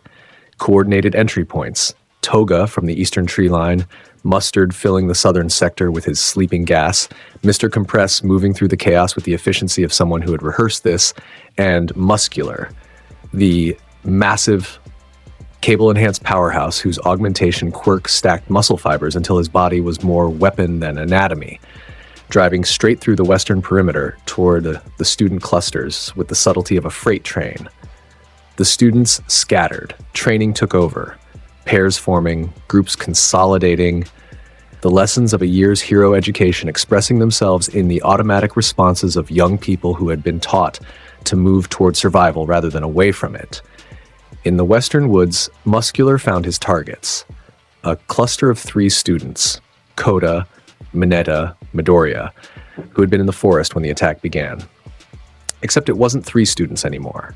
It was 2 students and a back, because Izuku was already between them and the approaching threat, having appeared from Sonído without sound or warning, his blue eyes tracking the massive shape moving through the burning trees toward them. Muscular broke through the last line of trees and saw the boy standing between him and his targets. He saw the blue hair, the jaw fragment, the height. He assessed threat level, body type, likelihood of physical resistance, and arrived at a conclusion that was wrong in every way a conclusion could be wrong. "Get out of my way, kid." Muscular's voice was gravel and pleasure, the voice of someone who enjoyed what they were about to do and saw no reason to pretend otherwise. His muscle cables activated, layers of fiber erupting from beneath his skin, wrapping around his frame, multiplying his mass and his force until he was less a man and more a geological event shaped like one. Or don't. More fun if you don't. Izuku didn't respond with words. He was already grinning. The sharp one. The one that said something was about to happen that only he would enjoy. Muscular launched. The speed of something that large should have been impossible, but the muscle cables enhanced everything. Not just strength, but velocity. The fibers contracting with explosive force that launched his body forward like a ballistic projectile. His fist came first. The combined output of every cable he had, the single most devastating physical strike his body could produce, aimed at Izuku's center mass with the intent to put him through whatever was behind him. The fist connected. Muscular's knuckles hit Izuku's sternum and stopped.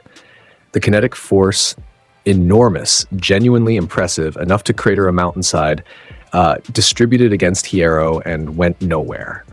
The muscle cables absorbed some of the reverb, but not all of it. The rebound traveled back through Muscular's arm, and his expression changed. Not to fear. Not yet. To confusion. The particular confusion of a physical fighter whose physical attack has, for the first time, been rendered physically irrelevant. He doubled his cables, tripled them. His body expanded with additional layers of muscle fiber until he was nearly twice his starting mass, a tower of augmented flesh that threw its second punch with enough force to make the air scream. Izuku caught it on one hand.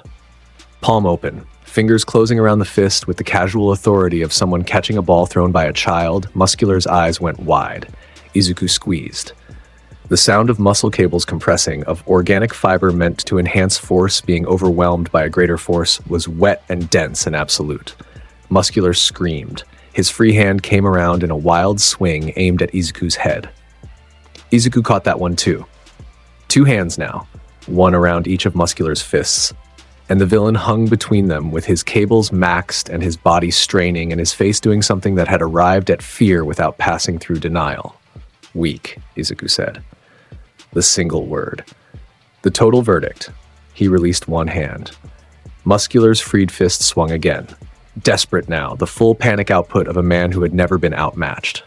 Izuku's open palm slammed into Muscular's face. The grip closed around his skull and the world cracked. Sonído carrying both of them 30 meters in an instant, Muscular's back finding the nearest mountainside with a force that drove his body into the rock like a nail into wood. The mountain cratered around Muscular's frame. Rock split. The impact point went 3 feet into the stone. Muscular's cables went slack, not by choice but by systemic overload, his body shutting down non-essential functions to deal with the fact that his spine had just been introduced to bedrock at highway speed. He was done. Izuku pulled his hand free from the impression Muscular's body had left in the mountain and turned back toward the camp. The grin was settling into something more practical now. The combat one. The working one. The expression that said there were more things to break and the night was still young. He tore through the Vanguard action squad the way a blade tears through paper. Sonído carried him from engagement to engagement across the camp. Each arrival announced by the crack of displaced air, each departure marked by an unconscious villain left in a crater, or a collapsed tree, or a piece of terrain that had given up being solid. Mustard's gas meant nothing to someone who could move faster than gas could disperse. Toga encountered him at the eastern perimeter, and her knife hit his forearm and snapped, and she looked at the broken blade and then at his eyes and chose survival over commitment with the particular wisdom of a predator who recognizes a bigger predator. She fled. Mr. Compress managed to get a marble around Izuku's arm, his quirk activating, the compression attempting to seal Izuku into a marble-sized containment. The marble formed around Izuku's forearm and then cracked, then shattered. The compression could not contain something with spiritual density that exceeded the quirk's operational parameters. Mr. Compress looked at the shattered marble remnants around Izuku's unmarked arm with the expression of a man whose entire career had just been invalidated in half a second. Izuku hit him once, open palm to the chest. Mr. Compress sailed backward through the trees and did not return. Students caught pieces of it. Kirishima, moving through the western forest, saw a flash of blue light between the trees and heard a crack that was not thunder, and arrived at a clearing to find Moonfish, the villain with the blade teeth extending bone weapons from his mouth, embedded 6 inches into the earth with every tooth blade snapped and Izuku already gone. Todoroki, holding the southern flank with ice and fire, saw a bala streak overhead, a compressed blue shot that crossed his field of vision and connected with something in the tree line. The something went down. He didn't see it get up. The knight went from coordinated assault to rout in under 4 minutes. The Vanguard Action Squad had arrived with a plan, and the plan had assumed the camp contained students and teachers, and the normal resistance that such a group provided. The plan had not accounted for the variable that moved faster than the plan could adapt, and hit harder than the plan's soldiers could survive. Shigaraki arrived at the camp's edge at the 5-minute mark. He came through Kurogiri's portal, stepping out of the purple-black mist at the tree line with his hands extended and his body language carrying the particular tension of someone who had come expecting a certain kind of night and was already getting a different one. His communication with his squad had gone silent 3 minutes ago. The last report had been Mr. Compress saying, "It's him," and then nothing. The forest edge where Shigaraki stood overlooked a stretch of campground that was now decorated with the evidence of Izuku's passage. Craters, broken trees, the occasional unconscious body of a squad member left where they fell. The air smelled like ozone and displaced earth, and the particular scent that spiritual energy left behind. Sharp and clean and wrong. Izuku stepped out of the tree line 30 feet away. Their eyes met across the scorched earth between them. Shigaraki's hands twitched. Decay was ready, 5 fingers primed to disintegrate anything they touched, the power that had given him claim to the League's leadership and the ambition that drove it.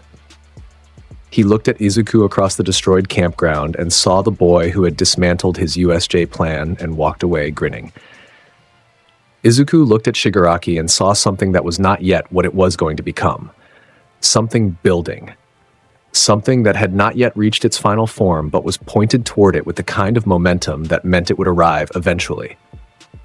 "Your people are done," Izuku said. His hands were at his sides. The grin was there but muted. Not the combat grin, something more evaluative, the look of something measuring something and deciding it was not yet ripe. For now. Shigaraki's voice was level in a way it usually wasn't, the usual itching irritation suppressed by something else. Focus, maybe, or purpose. You can't be everywhere, Midoriya. You can't protect everything all the time. Eventually there will be a moment when you're not there, and in that moment, I'll be there. Izuku stepped forward. 1 step. The Reiatsu that came with it pressed against the air between them, and Shigaraki felt it against his skin. That wrong heaviness, that weight that had no source but was undeniable. Every time you move, I'll be standing in front of you. Every time you reach for something, my hand will close first. Every plan you build, I'll be the thing that makes it fail. His blue eyes were bright and absolutely steady. So keep building, keep trying, get stronger, because right now you're nothing. You're below me, and I won't kill something that's below me. Shigaraki's hand clenched. Decay spread from his fingertips across the surface of the ground, gray dissolution racing through the grass and the soil. It reached Izuku's feet and stopped. The Reiatsu in the earth around him was dense enough that the decay could not propagate through it. The power that erased matter found matter it could not erase and stopped dead. Shigaraki looked at that stopped decay line, at the proof of his power being insufficient, and something in his face settled, not into calm, into resolution. The particular set of a jaw that says, "This is not over. This will never be over. And the next time we meet, I will be something different." Kurogiri's portal opened behind him. The mist expanded. "The next time," Shigaraki said, stepping backward into the portal, I won't need to touch you. The next time, everything around you dies, whether you're standing there or not, and you'll have to choose what to protect." The portal closed. He was gone. Izuku stood in the burning clearing and watched the space where Shigaraki had been. The grin had left his face entirely for a moment, replaced by something closer to consideration. The look of a predator that had assessed its prey and found it trending in an interesting direction. Then the grin came back. Smaller. Private. Good, he said to the empty air. Get stronger. He turned back toward the camp. The fires were being contained, the students were consolidating, the pussycats were initiating their emergency protocols. Nobody else was coming. The night belonged to the aftermath now, and Izuku walked back through it with the unhurried pace of something that had finished its business and found the evening acceptable. The provisional hero license exam ran 3 months later. A testing facility the size of a small city, filled with 1,000 applicants from hero schools across the country. The format was elimination. A citywide pursuit where applicants wore sensor-equipped targets and attempted to neutralize each other's while protecting their own. 3 targets per applicant. Neutralize a sufficient number of opponents. Protect your own sensors from neutralization. Pass. Izuku entered the testing arena with the same energy he brought to everything. Total confidence and minimal interest. The other applicants from other schools looked at him, and some of them recognized the blue hair from the sports festival broadcast and gave him space.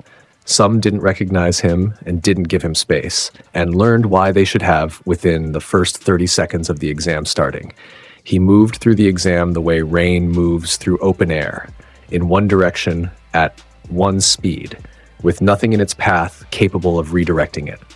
The first applicant who targeted him threw a capture net. It bounced off his Hierro and fell in a heap at his feet. He didn't break stride. The second aimed a compression shot at his chest sensor. It hit the Reiatsu barrier 3 inches from his body and stopped. He flicked a bala at the attacker's sensors. All 3 popped simultaneously, and the applicant stood there with his target eliminated and his face processing what had just happened. 12 applicants targeted him in the first 4 minutes. All 12 were eliminated before their attacks landed. Izuku moved through the exam arena the way he'd moved through the entrance exam, not engaging with the challenge as something difficult, but as something that existed and was occurring around him while he walked. His bala fire was pinpoint, each compressed shot finding its target's sensors with the lazy accuracy of someone throwing stones at a pond. He didn't run, he didn't strategize. He walked, and things around him were eliminated, and the scoreboard tracked his progress, and the examiner watching his sector called the section complete 7 minutes before the timer was supposed to end. He passed. Of course he passed. What mattered was what came after. The score verification zone was a holding area where passing applicants waited while their results were confirmed. A large open space with benches and vending machines and the buzzing energy of young people who had just passed something important.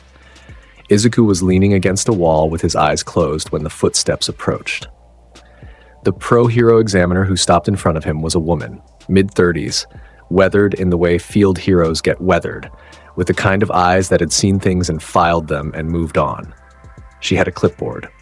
She did not look at it. "Midoriya?" she said. He opened one eye.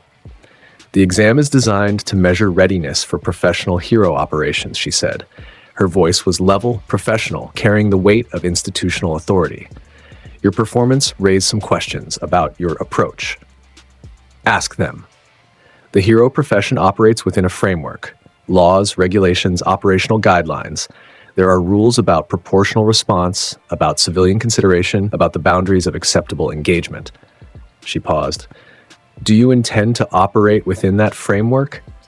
Izuku opened both eyes. He looked at her, at the uniform, the clipboard, the institutional purpose she carried like a second skin, and his expression was not contempt. It was not dismissal. It was something simpler and more fundamental than either of those things. "The framework exists because people need it," he said. "I don't." She stared at him for a moment. Then she marked something on her clipboard, turned, and walked away. Whatever she wrote down, it did not prevent his license from being issued. But the note existed in a file somewhere, and the file was read by people who made decisions about what kinds of heroes their society could survive having. Months moved. The world turned. Izuku's second year at UA began with the comfortable routine of someone who had found their stride in a system that could not contain them, but had stopped trying.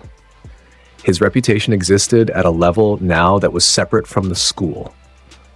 A nationwide awareness that meant His face was recognized on streets. That meant pro-heroes adjusted their posture when he entered rooms. That meant the power hierarchy everyone had agreed on for decades now had an asterisk that pointed toward a teenager with blue hair and a bone-white jaw fragment. Rumi graduated from UA at the end of Izuku's first year. She entered the pro-hero ranks like a kick door, immediate, loud, and impossible to close again afterward.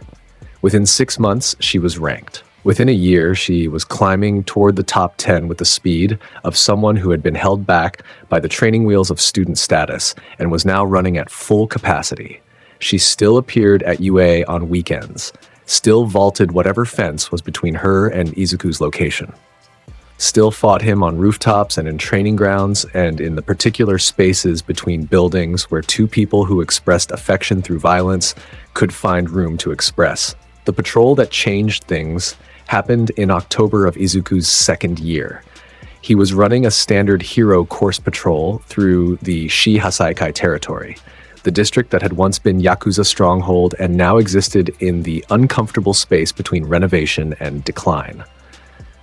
Old buildings with new facades, streets that were clean on the surface and complicated underneath, the kind of neighborhood where what happened at street level and what happened beneath it were two different stories.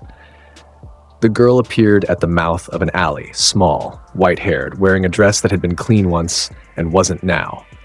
She was being guided, not gently, not with the body language of care, by two men whose suits said legitimate and whose grip said otherwise. Her face was pointed at the ground. Her body language was compressed in a way that spoke of practice, the posture of someone who had learned that making themselves small attracted less attention. Izuku stopped walking. His eyes tracked across the scene, the men, the grip, the girl, the body language, and something in his expression tightened. Not compassion exactly. Not in the way people usually mean the word. Something more territorial.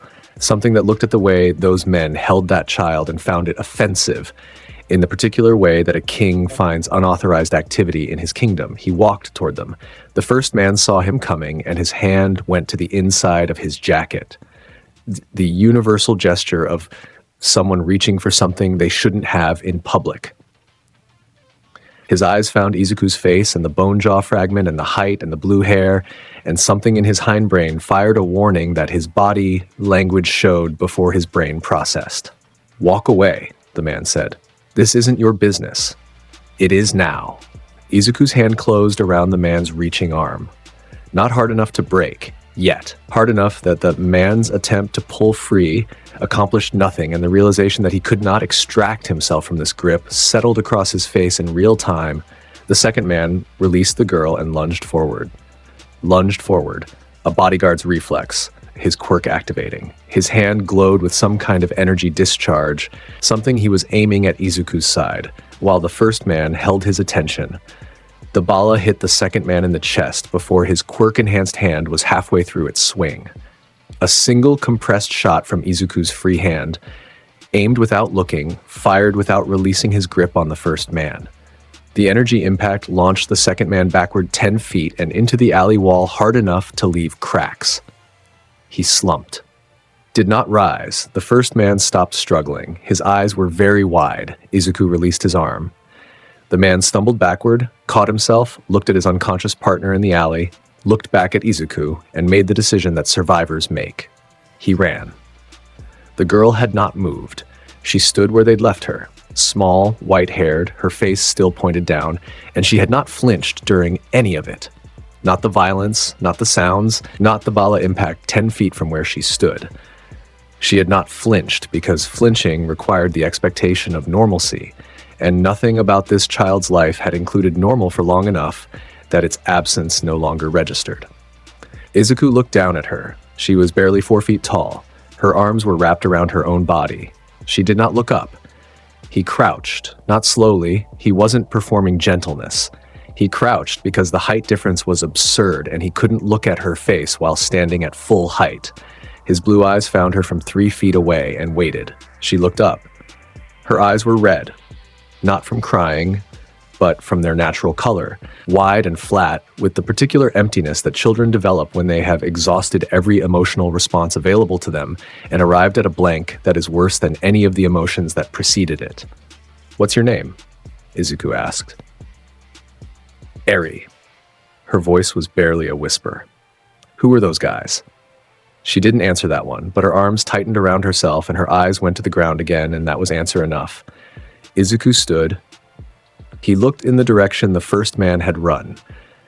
His Reiatsu expanded outward, a sensing pulse, reading the spiritual signatures in the neighborhood, tracking the fleeing man's path through the streets.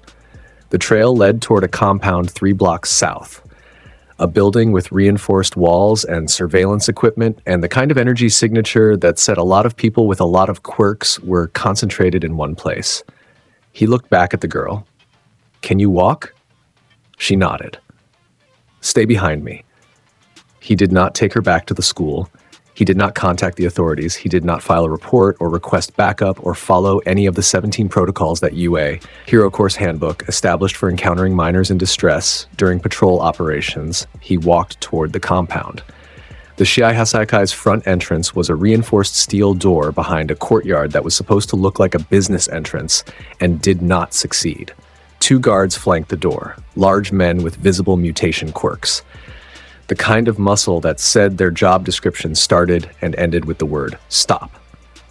They saw Izuku approaching, a teenager with blue hair and a small white-haired girl behind him, and their body language shifted from bored to alert. "Private property," the left guard said. "Turn around." Izuku did not turn around. He walked through the courtyard gate, which was locked, and which his shoulder opened by walking through it the way his shoulder would walk through a locked gate, which was to say the lock ceased to exist and the gate ceased to be an obstacle, and approached the front entrance with the same unhurried pace. Both guards moved to intercept. Both guards' quirks activated. One of them hardened his skin to stone. The other extended bone spurs from his forearms like blades. They were large and trained and had been in this line of work long enough to be good at it. Izuku walked between them without slowing and put one hand on each of their faces as he passed. The stone-skinned one hit the courtyard wall hard enough to crater it. The bone spur one hit the ground hard enough to leave a body-shaped impression. Neither got up. Izuku's stride had not changed. The steel front door was reinforced. Industrial-grade locking mechanisms, cross-bolt structure, designed to resist forced entry by quirk-enhanced intruders. It was, by the standards of the construction industry, very impressive. Izuku punched it once. The door, both halves of it, still in their frame, flew inward off their hinges and crashed into the hallway beyond with a sound that announced his arrival to every person in the building. The steel was bent at the impact point in a concave impression that matched the general shape of a fist. Inside, the Shihasaikai responded the way an organization responds to a breach. Fast, coordinated, with the accumulated violence of people whose business required them to be good at violence. They came from hallways and side rooms, bodies and quirks, activating the defensive mechanisms of an organization that had survived decades of hero society by being better at violence than the things that tried to displace them. Izuku moved through them. Not slowly, not at full speed. At the pace of someone walking through a room full of obstacles that were barely worth the effort of stepping around. A bala here, someone's chest, someone's knee. A Sonído there, appearing behind a group that thought they'd set an ambush, his fist finding the back of the largest one's head before any of them could turn. The hallways of the Shihasaikai compound filled with the sounds of bodies hitting walls, of quirks activating and accomplishing nothing against Hierro, of men who had lived lives built on being dangerous, discovering that dangerous is relative. Eri followed behind him. 10 steps back, exactly where he'd told her to stay, walking through the wreckage of her former captors with her eyes on Izuku's back and her face showing the first faint signs of something that might have been wonder if she'd had the vocabulary for it. Overhaul was waiting in the basement. Kai Chisaki stood in the center of his operational space, a large underground room that contained the equipment and the infrastructure of his quirk suppression project. And he was not panicking. His mask covered his lower face. His golden eyes were fixed on the stairwell where the sounds of his organization being dismantled had been growing closer for the last 2 minutes. He was dressed impeccably, as always. His gloved hands were at his sides. 2 of his closest operatives flanked him, Chronostasis and Nemoto. Others were positioned around the room. All of them had their quirks ready. All of them were watching the doorway. Izuku came through it the way he came through every door, as though he'd bought the building and was checking on a renovation. Behind him, the hallway was decorated with the evidence of his passage. He stepped into the underground room, and his blue eyes found Overhaul and stayed there. "You have something that belongs to me," Izuku said. The word "me" was doing interesting work in that sentence, claiming ownership of the girl the way a king claims jurisdiction rather than possession. The distinction mattered. Overhaul's golden eyes tracked from Izuku to the empty space behind him where Eri was not visible yet, still on the stairs, still 10 steps back. His jaw worked beneath his mask. "That girl is property of the Shiha Saikai," Overhaul said. His voice was precise, controlled in the particular way of someone who has built their entire self-image around the concept of control. "Her quirk is the foundation of a project that will reshape this society. You are interfering with something that is above your understanding." "Nothing is above my understanding," Izuku said, "and nothing you own is outside my reach. So let me ask you this one time. Do you want to keep your hands?" Overhaul pulled his glove off his right hand with his teeth. The bare hand came up, fingers extended, all 5, the quirk that disassembled and reassembled matter at the molecular level primed and ready to fire. He moved forward with the speed of a trained fighter, and his hand found Izuku's left forearm. All 5 fingers, full contact. Overhaul's quirk fired, nothing happened. The disassembly attempt hit Hierro and found nothing to work with. Overhaul's power operated by identifying the molecular structure of what it touched and pulling that structure apart. But what it was touching now had no molecular structure it could parse. The spiritual density of Izuku's skin existed in a state that Overhaul's quirk could not read, could not interpret, could not affect. It was like trying to disassemble a concept. You could touch it, but you couldn't break it down because it wasn't built from the kind of parts your power recognized. Overhaul's hand pressed against Izuku's forearm. Nothing happened. He pressed harder. Nothing.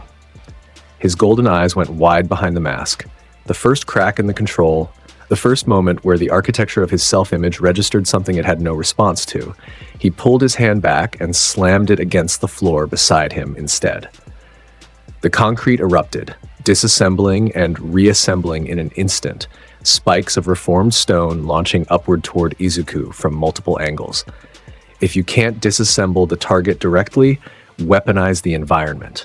It was smart. It was the response of someone with years of combat experience adapting to a new variable.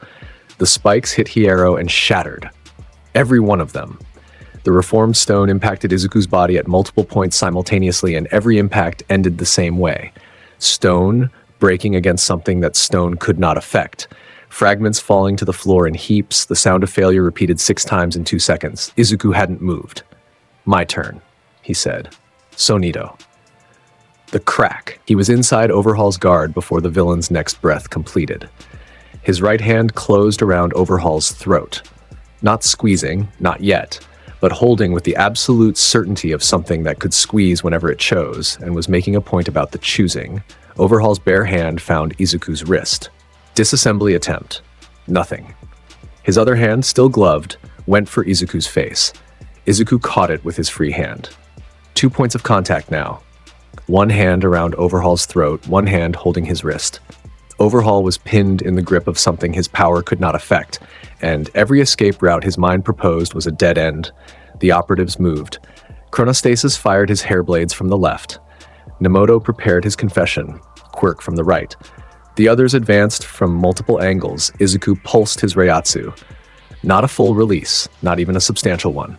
Just a reminder. A burst of spiritual pressure that radiated outward from his body and hit everyone in the room like a wall of force they hadn't been prepared for. Chronostas's hair blades stopped in midair as his body locked up. Nemoto hit his knees. The remaining operatives went flat, some unconscious, some conscious but unable to move. all of them dealing with the reality that the boy holding their leader by the throat had just announced his weight class, and it exceeded anything in their operational history. Izuku looked back at Overhaul. The villain's golden eyes were burning above the mask.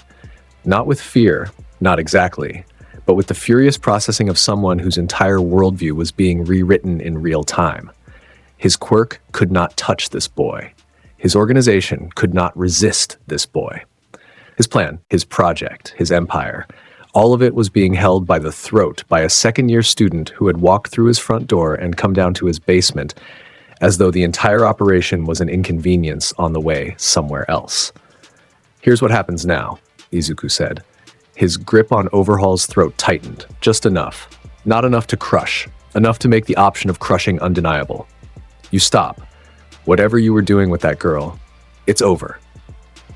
Your operation is over. You're over.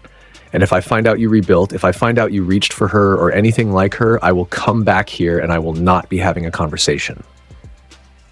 He released. Overhaul dropped, not to the floor but backwards, stumbling, his hand going to his throat, his mask askew. His golden eyes stayed on Izuku's face, and the expression in them was something that would take days to fully resolve. Rage. Shock. The beginning of what might eventually become understanding. Izuku turned and walked back toward the stairs. Eri was there, standing at the bottom step, watching. Her red eyes had something new in them. Not trust. Not yet. But the absence of something that had been there before. The absence of the certainty that every powerful person in her world meant harm. Because this one, this strange, blue-haired, bone-jawed, terrifying boy, had walked into the place that had kept her caged and walked out with the cage empty. He stopped in front of her, looked down. She looked up. "Come on," he said. "We're leaving." She followed him out, through the hallway of fallen Yakuza, through the broken steel door, through the courtyard where 2 guards were still unconscious, into the street where the sun was hitting the buildings at an afternoon angle, and the city was ongoing around them as though nothing had changed. Eri watched Izuku from beside him as they walked. This enormous boy with the strange colors and the jaw fragment and the blue eyes that caught sunlight the way blades caught light. She was standing in his wake, the way small things stand in the lee of large things, protected by proximity, safe by the simple math of nothing being able to get through what was in front of her. Something in her face loosened, just slightly. The first loosening of something that had been compressed for years, the world compressed. Time passed in the way time passes when a story is moving toward its center, faster, with less room for the small moments that pad comfortable lives. What came next came fast and came big, and when it was over, nothing was the same. The Paranormal Liberation Front formed in the spaces between public awareness. 200,000 members, the Meta Liberation Army's infrastructure, merged with the League of Villains ideology, a fusion of resources and rage that produced something with more weight than either component alone. They had territory, they had soldiers, they had logistics and communication, and the kind of organizational depth that turns a movement into a force. And at their center, at the singular point around which all of it revolved, Tamura Shigaraki sat in a medical chair while machines wrote something into his body that would make him something new. The surgery was all for one's design. The great villain, still present, still orchestrating from behind curtains that most people did not know existed, had prepared a transfer. His power, his accumulated quirks, his collected might, all of it moving through medical infrastructure into the body of his successor. The process was long, and the process was painful, and the process was incomplete when the heroes came. The Hero Coalition struck with everything. A coordinated raid across multiple PLF locations simultaneously. The largest hero operation in the history of the profession, involving hundreds of professionals, dozens of agencies, the full institutional weight of a society that had finally recognized the scale of the threat beneath its surface. Strike teams hit communication centers. Strike teams hit supply lines, and the primary force, the strongest heroes the country had, hit the hospital where Shigaraki was being made. Izuku was assigned to the secondary containment team. The assignment was a compromise. The institutions that still clung to procedure wanted him under authority, and the heroes who had seen what he could do wanted him as far from civilian populations as possible. He was given a position and a team and a role in the choreography of the raid. He ignored all of it and went to the center, the hospital, the building where Shigaraki's body was being rewritten, the point from which the single greatest threat to the operation's success was going to emerge. Izuku arrived via Garganta, the spatial rift opening on the hospital's roof, his body stepping through onto concrete that was already cracking from the sounds of combat below. The raid was underway. Heroes were engaging PLF forces throughout the facility. The sounds of quirk-enhanced combat rattled through the building's bones.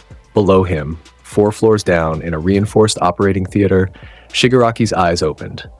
The decay wave began. It started at Shigaraki's fingertips and moved outward with the inevitable speed of something that had been designed to be unstoppable. The propagation was different from before. Not requiring physical touch anymore, spreading through any connected material, the ground itself becoming a conductor for disintegration.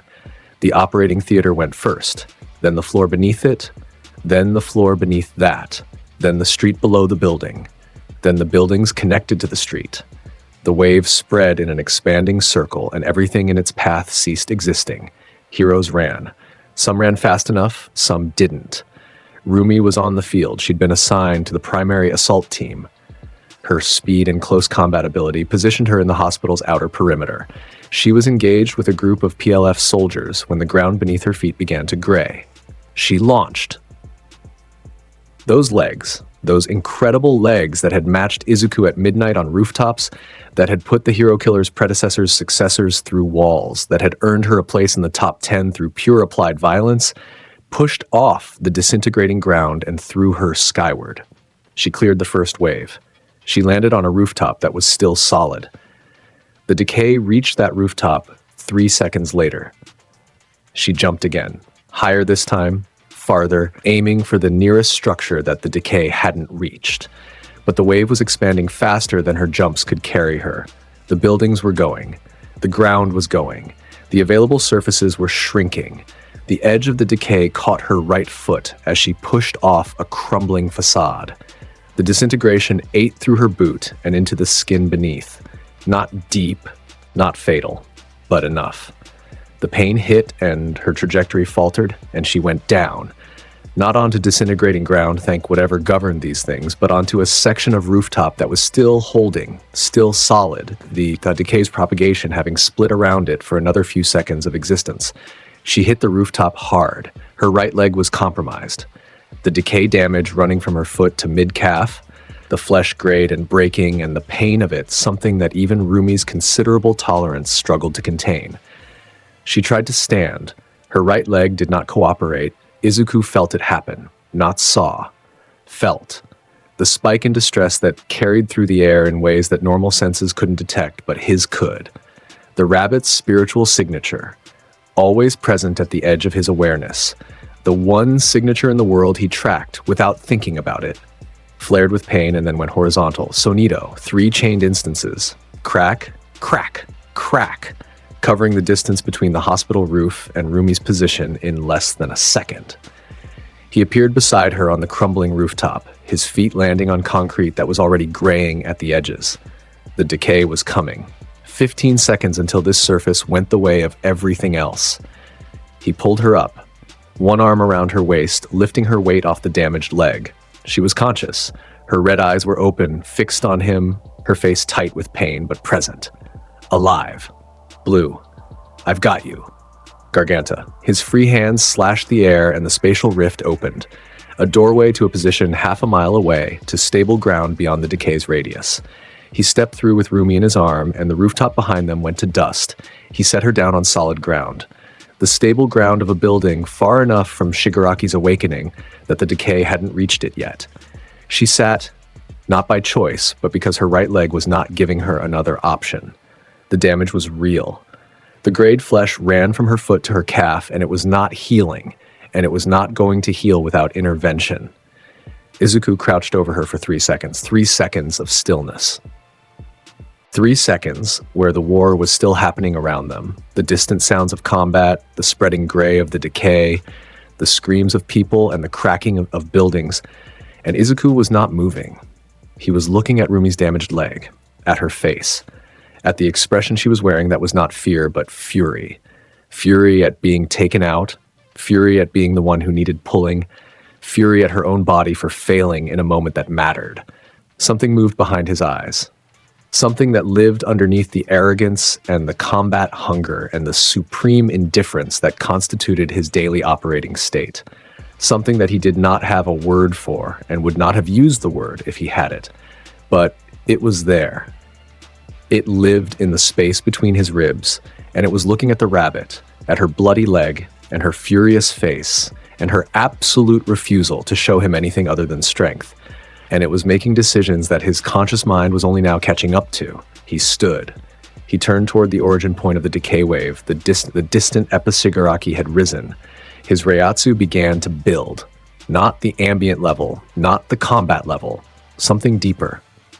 Something that he had kept contained since he was old enough to understand that releasing it fully in populated areas would cause problems that weren't worth causing. He released it now. The spiritual pressure that poured off Izuku Midoriya in that moment was a physical event. The concrete beneath his feet cracked. Not from weight, but from density. The sheer concentration of spiritual force in his immediate vicinity exceeding what solid matter could comfortably exist beside. The air around him became visible, blue light bleeding off his body in waves, each wave carrying enough pressure to push the atmosphere outward in expanding rings. Heroes within 50 meters of his position went to their knees. Not from weakness, but from the pure biological response to something that exceeded what their bodies were built to be near. PLF soldiers within 100 meters dropped unconscious. Those beyond 100 meters felt the pressure as weight, as a physical thing pressing against their skin and their bones and the inside of their skulls. The decay wave, still propagating, still spreading through the city's structure, reached the edge of Izuku's Reiatsu field and slowed, then stopped, then retreated. The disintegration hit the spiritual pressure in the air and found that the air was no longer cooperating. The Reiatsu saturated the ground, the buildings, the concrete, every surface within Izuku's range became dense enough with spiritual energy that the decay could not propagate through it. The gray advance halted at the border of his pressure field and went no further. Rumi watched from the ground behind him, watched the decay, the power that had taken her leg that was eating the city that had killed heroes minutes ago, stop at the edge of what Izuku was choosing to be. She watched him standing in the blue glow of his own output with his back to her and his face toward the war, and she felt something in her chest that was too complicated to name. "Go," she said. Her voice was strong. The pain was in it, but the strength was louder. "Go kill him, Blue." He looked over his shoulder. One glance. His blue eyes met her red ones. The grin was there. Not the wide one, not the psychotic one. Something smaller, something private, something that existed between them and nowhere else. Then he was gone. Sonído. The crack splitting the air where he'd been, the displaced atmosphere settling in his absence, he was moving toward the epicenter, toward Shigaraki, toward the thing that had touched the rabbit and was going to answer for it. The heroes on the field felt the shift, felt Izuku's Reiatsu moving, a mobile pressure front that they could track the way you track a storm on radar. He passed through the battlefield, and his passage left unconscious PLF soldiers in a line behind him. The ambient pressure of his movement too much for anyone without significant combat conditioning remain conscious through. It was like a wave passing through water, leaving stillness in its wake. Shigaraki was in the center of the destruction. The decay had eaten a circle around him, a radius of nothing, of dissolved matter, of gray dust where buildings had stood. He stood in the center of this circle, and he was different. Changed. The surgery had been incomplete, but what it had finished was enough to reshape him. His body was larger. His features shifted towards something that was partially him and partially someone else. The ghost of All for One's presence visible in the architecture of his face and the way his hands moved with new patterns. His eyes found Izuku approaching across the destroyed landscape. The blue glow was visible from a distance.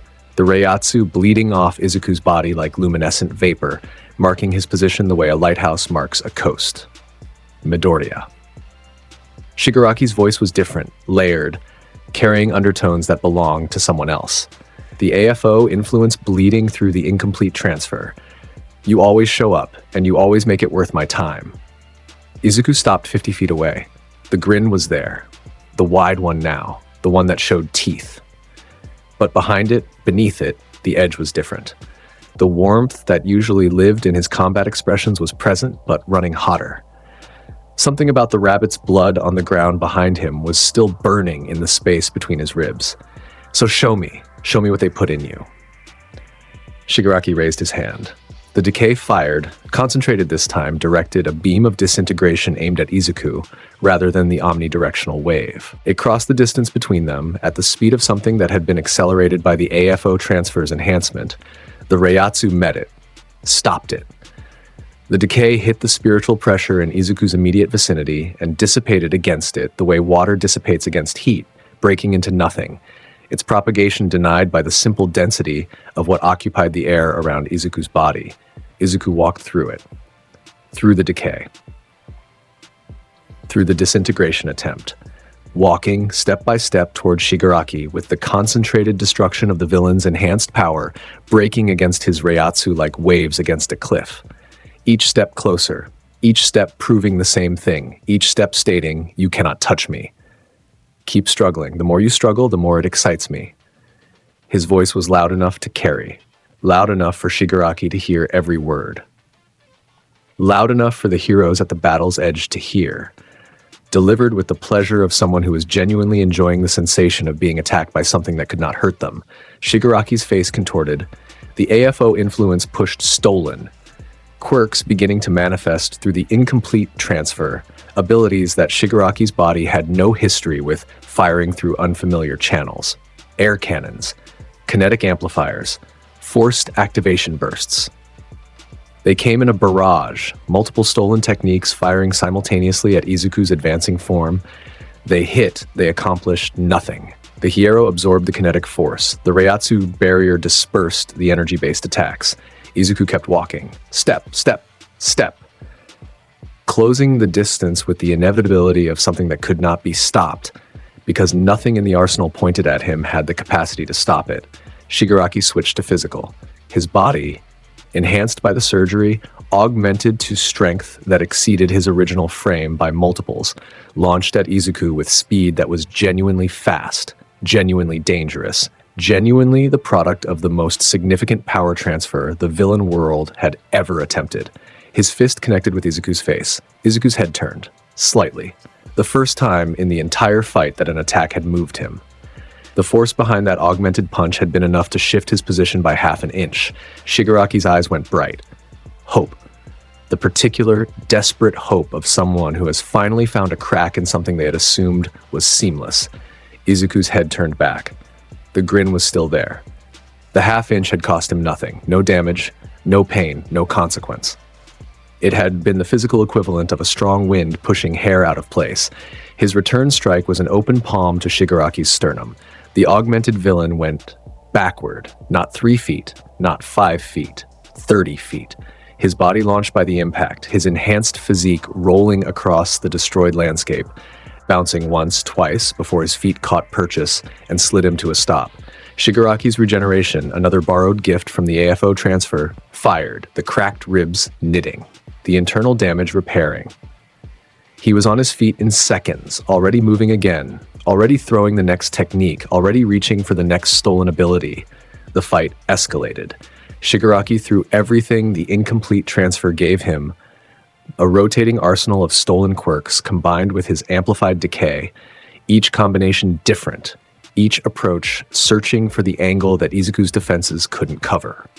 The battlefield around them expanded as their exchange destroyed more ground. Heroes who tried to approach were pushed back by the ambient force, not by either combatant's intention, but by the simple physics of being near something this intense. Izuku engaged with escalating interest. Each new technique Shigaraki revealed was a new texture, a new thing to absorb and dismiss. The fight was not a challenge. Shigaraki's augmented state was significantly beyond anything the villain had been before, But it was not enough to threaten Izuku. What it was enough to do was be entertaining, to keep his attention, to give the predator something to chase before the predator decided to end it. A hero, one of the coalition's heavy hitters, acting on the coordinated plan that had assigned everyone roles before the battle began, launched an attack at Shigaraki from a flanking position. A support quirk compressed into a concussive blast aimed at the villain's exposed back during one of his recovery cycles.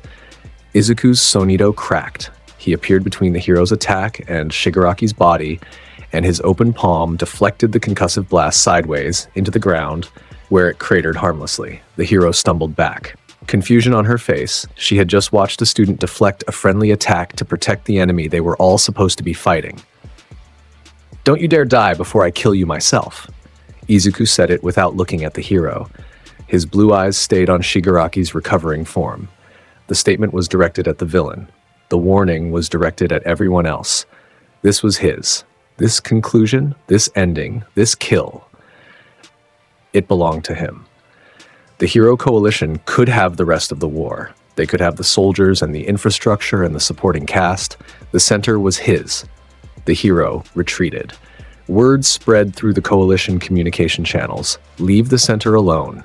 Leave Midoriya alone. Do not interfere with what is happening at the epicenter. Izuku reached for his Zanpakuto. The blade came free from beneath his jacket, the steel singing as it met air, the blue energy that bled from its surface, casting new light across the battlefield. The hum of it was audible. The presence of it was felt by everything within range. This was not a standard weapon.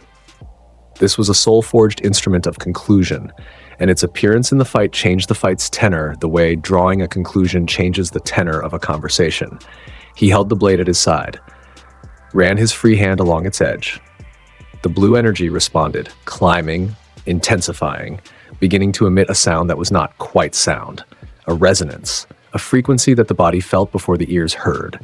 The spiritual pressure in the arena doubled, then doubled again. Shigaraki, recovering from the last strike, felt it hit him like a wall of force, and his enhanced body buckled against it for the first time. Grind Pantera! The column erupted. This was not the USJ. This was not a tactical release against a single target in a contained facility. This was the full expression of Izuku Midoriya's anger, channeled through the release mechanism of his soul-forged state, and the difference was visible and absolute. The blue column that punched upward through the sky was wider, 3 times wider than the USJ release, its edges burning with an intensity that bleached color from the surrounding environment. The sound of it was not a hum, but a roar, low, resonant, coming from somewhere below the earth and traveling upward through Izuku's body and into the air in waves that rattled teeth and shook loose rubble across the battlefield. The transformation took 6 seconds. In those 6 seconds, the entire war stopped, not by command, not by choice, by the simple physics of the event. Every combatant on the field, hero and villain alike, paused in their individual engagements and turned toward the epicenter, where the column burned. Rumi, a half-mile away on her stable rooftop, saw the light and felt the pressure, and her red eyes went wide with something that was equal parts terror and recognition. All Might, positioned at the eastern flank, felt the column's force from 2 kilometers away, and his muscle form flickered. Not from weakness, but from the instinctive response to something that exceeded his own output. The column cut off. Where it had been, Izuku stood in Resurrection. The white armor was brighter this time. Brighter and fitting differently. Tighter at the shoulders, sharper at the joints, the feline aesthetic of the form more pronounced than it had been at the USJ. The tail, long, white, tipped with a blade edge, moved with a kinetic energy that was not restless but purposeful. The claws at his fingertips caught what light the blue Reiatsu bleeding off his body provided and turned it into points of brightness. His hair, longer in this form, cascading past his shoulders in a wild flow of icy blue, moved in air that had no wind. His eyes were open, bright, burning with something that was not quite rage and not quite joy, but occupied the exact intersection of both. He looked at Shigaraki. Shigaraki looked back. The incomplete AFO in his body was screaming at him. Warnings, retreat signals, every instinct that the accumulated stolen intelligence possessed firing at maximum urgency. But Shigaraki did not retreat. because Shigaraki was still Shigaraki, and Shigaraki had never once in his life turned away from something even when turning away was the only rational choice. He raised his hands. His decay surged. His body pulled on every scrap of power the incomplete transfer had given him. Izuku was on him. Sonído, amplified by Pantera's release state, the speed multiplied to something that left no afterimage because afterimages require time to form, and there was no time in this movement. He was there, and then he was here, and his clawed hand was already through the first strike before Shigaraki's decay could fire. Descarar. 5 energy claws launched from his right hand at point-blank range. Full scale, each claw expanding outward as it traveled, the 5 of them spreading to cover a width that would have encompassed a city block if they had been aimed horizontally. They weren't. They were aimed at Shigaraki, and they hit him with the absolute finality of something that had been building since a schoolyard crater, and was only now arriving at its conclusion. The energy claws passed through Shigaraki's augmented body, and the regeneration fired, desperately, furiously, trying to rebuild what the claws were erasing. But the claws were not cutting. They were removing. The spiritual energy they carried did not separate matter. It eliminated it. The regeneration found nothing to rebuild from. The cells that the Desgarar touched ceased having a state that regeneration could access. Shigaraki's body came apart. Not in pieces, in absence. Sections of him simply stopped existing, and the regeneration that had kept him alive through everything else in this fight found itself working against a force that operated at a deeper level than it could reach. Izuku pulled back for 1 second, raised his right hand, palm open, facing Shigaraki's dissolving form. The Grand Ray Cero began building. The light that gathered at his palm was different from the standard Cero. Deeper blue, almost violet at its core. The air around it bent, visibly, physically bent, the space within 30 feet of his hand distorting as the energy concentration exceeded what ambient physics could comfortably contain. The ground beneath him cracked in radiating circles. The atmospheric distortion reached a point where the heroes at the battlefield's edge could see it, a sphere of warped air surrounding Izuku's extended hand, growing brighter, growing denser, building towards something that was going to end this. 4 seconds of charge. The world lit from his palm. He fired. The Grand Ray Cero crossed the space between Izuku's hand and Shigaraki's body in less time than measurement could track. The beam was wide enough to swallow the street they stood on. The color of it, that deep violet-edged blue, washed over the battlefield and replaced every other light source with its own dominance. The sound of its firing was not a roar. It was a scream, the air itself protesting the passage of something through it that exceeded what passage was supposed to feel like. The beam hit Shigaraki directly. There was no dodging, there was no defense. The decay that had defined his existence met the Grand Ray Cero's absolute force and found that the conversation was over. The beam passed through him and through the ground behind him and through the ruined buildings beyond that and through the hillside behind those and kept going for 2 kilometers before its energy dispersed enough to stop destroying what it touched. In its wake, a trench. Long, deep, angled downward where the beam had traveled. The edges glowed. The air above it shimmered with residual heat. And at the origin point, at the place where Shigaraki Tamura had been standing, there was nothing. Not a body, not remains, not evidence, absence. The same absence that had been Izuku's hallmark since he was born, with a hole in his abdomen.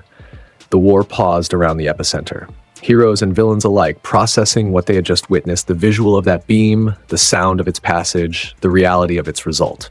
The Paranormal Liberation Front's leader was gone, not defeated, not captured. Gone in the absolute sense that left no room for return or recovery or resurrection. Silence settled over the battlefield for 20 seconds. Then All for One arrived. He did not announce himself. He did not appear through a portal or descend to the sky or emerge from a building with flare. He was simply present, standing at the far end of the trench. Izuku's Grand Ray Cero had carved, his silhouette framed by the residual glow of the scar in the earth. He wore no mask. His face, the eyeless, scarred map of a man who had survived more punishment than any human body should accommodate, was turned toward Izuku with the particular attention of someone who had been watching for a very long time and had now decided to stop watching. The atmosphere changed. Not with Reiatsu, with something else. Something older. Something that operated in a different register. All for One's presence was not spiritual pressure. It was accumulated weight. The weight of stolen lives and stolen powers and the stolen years of hundreds of people compressed into a single frame. Standing near him was like standing near a gravity well, everything bent slightly inward, pulled toward his center by a force that had no name but was undeniable. Izuku felt it. In Resurrection, still burning blue, still processing the adrenaline of Shigaraki's end. He felt All for One arrive the way you feel the temperature drop when a storm moves in. His blue eyes tracked to the far end of the trench and found the figure standing there. Something in his chest shifted. Not fear. Izuku Midoriya did not do fear. Something else. Something that was the predator's response to finding that the food chain extended one step further than previously known. Something that was recognition and appetite and the deep, bone-level thrill of encountering something that was going to require everything. I've been waiting for this. He said it under his breath, almost to himself. But the words carried the way his words always carried, and the battlefield's edges heard them, and the heroes who were close enough to hear understood what they meant. This was what Izuku had been searching for since the day his quirk manifested. Not a victory, not a throne, a fight, a real fight. Something that would ask the question he had never been asked. How much are you? All for One moved forward, each step unhurried. His ruined face turned toward Izuku with an expression that did not need eyes to communicate. The smile was there, patient and ancient, and full of the particular confidence that came from centuries of being the strongest thing in any room. I've watched you for a while, All for One said. His voice crossed the distance between them with no effort, rich, permanent, carrying the tone of someone who had spoken to generations and found them all equally temporary.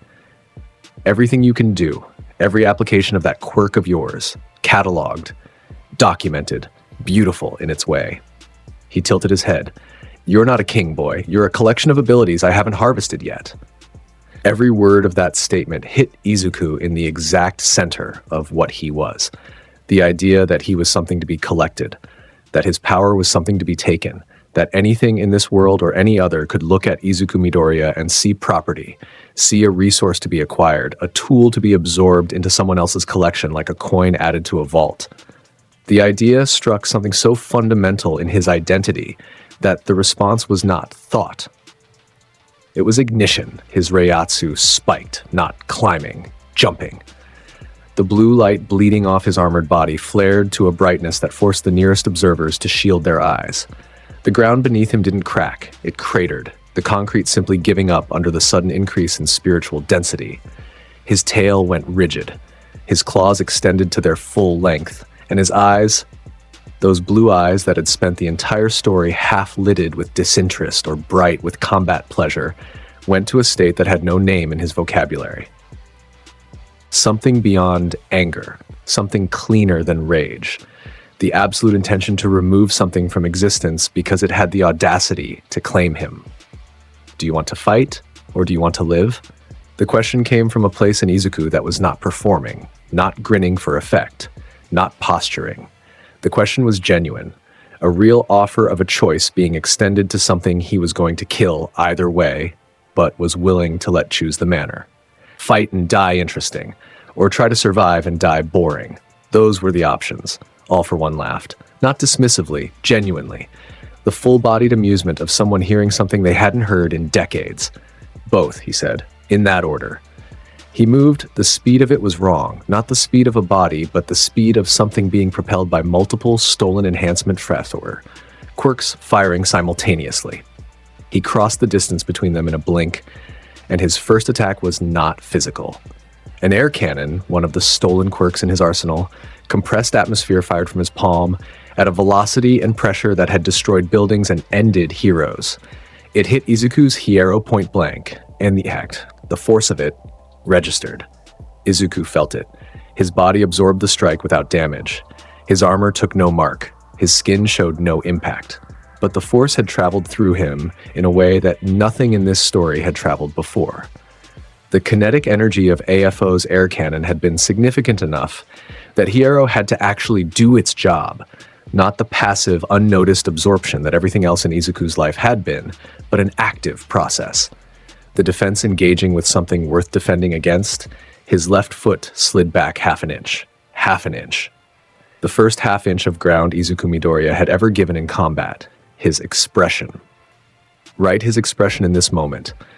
The surprise was there, but it was small and it lasted half a second, and what replaced it was something luminous. Something that radiated outward through his entire posture and changed the set of his shoulders and the angle of his head and the width of his grin. Joy. Pure, elemental, discovered joy. The joy of something that has been hungry its entire life, finding a meal that might actually satisfy. This is why I live. He said it with the full force of his being behind it. Not just words, a declaration of purpose that rang through the battlefield with the resonance of Pantera's transformation sound.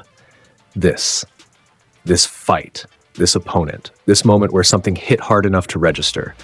This was the answer to every boring day, every insufficient opponent, every empty victory. This was the fight that made all the other fights worth enduring. He launched. Sonído chained, crack, crack, crack, crack. 4 consecutive spatial steps in under a second, each one landing him in a different position around AFO, each one accompanied by a strike. Right claw across AFO's left flank, left palm into his back, rising knee into his guard, dropping elbow from above. 4 impacts in 4 positions in under a second, each one carrying the full physical output of Pantera's release state, each one testing AFO's defenses from a different angle. AFO adapted. Stolen quirks fired in sequence, a hardening layer that caught the first claw strike and held long enough to redirect the force, a reactive shield that met the palm strike and deflected part of it sideways, a kinetic buffer that absorbed the knee. The elbow, the 4th strike, coming from above with gravity adding to Izuku's already massive output, broke through. The elbow found flesh and AFO went down. 1 knee to the ground, the crater forming around the impact point, his body absorbing damage for the first time in the exchange. He came back up swinging. Not 1 attack, a sequence. Stolen enhancement. Quirks layered over stolen attack. Quirks layered over stolen speed. Quirks, the accumulated arsenal of a century of theft brought to bear in combinations that no individual could replicate, because no individual held this many abilities. Fists that moved at triple the speed his body should allow. Energy discharges that hit from angles that physics didn't usually permit. Spatial distortion techniques that bent the distance between them in ways that made Sonído's approach unpredictable. They fought. There is no other way to describe it. They fought the way tectonic plates fight, with enormous force, with the certainty of collision, with consequences that extended beyond the point of contact into everything adjacent.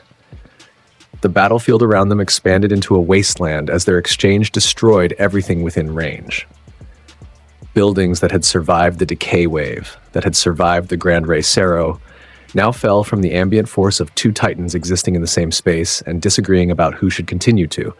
Izuku took hits, not damage, but hits. AFO's combinations found angles that required Hierro to engage fully. His air cannons pushed against Izuku's guard with force that had weight. His stolen speed kept pace with Sonído, not matching it, but tracking it, predicting its exit points with the accumulated combat intelligence of a man who had fought things like this before and survived by being smarter than them. AFO could not hurt him, but he could occupy him. He could keep pace. He could turn the fight into an exchange rather than a slaughter, and that was more than anything in this story had achieved. Izuku recognized this, honored it the way he honored all things that pushed him, with more force. His attacks escalated. The speed of his Sonído chains increased. The force behind each claw strike climbed. The blue Reiatsu burning off his armor intensified until it was casting shadows in every direction, real, visible light emanating from his body, painting the ruined landscape in blue. Cero fired between exchanges. Point-blank shots at AFO's center mass during the half-second openings between defensive sequences. Each one hit something. A shield, a buffer, a redirected layer of stolen defense. Each one pushed AFO backward. Each one tested the depth of his accumulated protection and found it deep but not infinite. AFO responded with escalation of his own. The stolen quirks came out in heavier combinations, abilities that had once belonged to the strongest heroes of generations past, wielded with a century of practice aimed at a target that refused to fall. He found moments where Izuku's momentum created openings, brief windows where the speed of Sonído left the direction predictable, and a well-timed air cannon could meet the exit point. Each of those moments pushed against Hierro with force that Izuku felt. Each one was absorbed, but each one was felt. The fight lasted 8 minutes. 8 minutes of the most intense combat this world had ever contained. 8 minutes of two beings who existed beyond the normal scale of human capability, hitting each other with everything they were capable of, and finding the other still standing. The landscape in every direction was changed, permanently, irrevocably altered by the force of their exchange. Craters overlapped, trenches crossed, buildings were rubble. The ground itself had changed elevation in places where impacts had compressed it beyond recovery. AFO's defenses were thinning. Izuku could feel it. The layers of stolen protection getting lighter with each exchange. The hardening quirks that had stopped his first claw strikes were depleted. The reactive shields that had deflected his palm strikes were cracked and failing. The kinetic buffers were operating at reduced capacity. Each layer that fell exposed the next, and each next layer was thinner than the last. Ea felt it too. His eyeless face, still smiling, still wearing that ancient patience, showed something new in the set of his jaw. Not fear, but the processing of someone running numbers and finding the trajectory unfavorable. His accumulated power was vast, but it was not infinite, and Izuku in Resurrection was infinite. The spiritual energy his released state generated was not drawn from a reservoir, it was generated continuously, produced by the fundamental nature of what he was, and it did not diminish with use.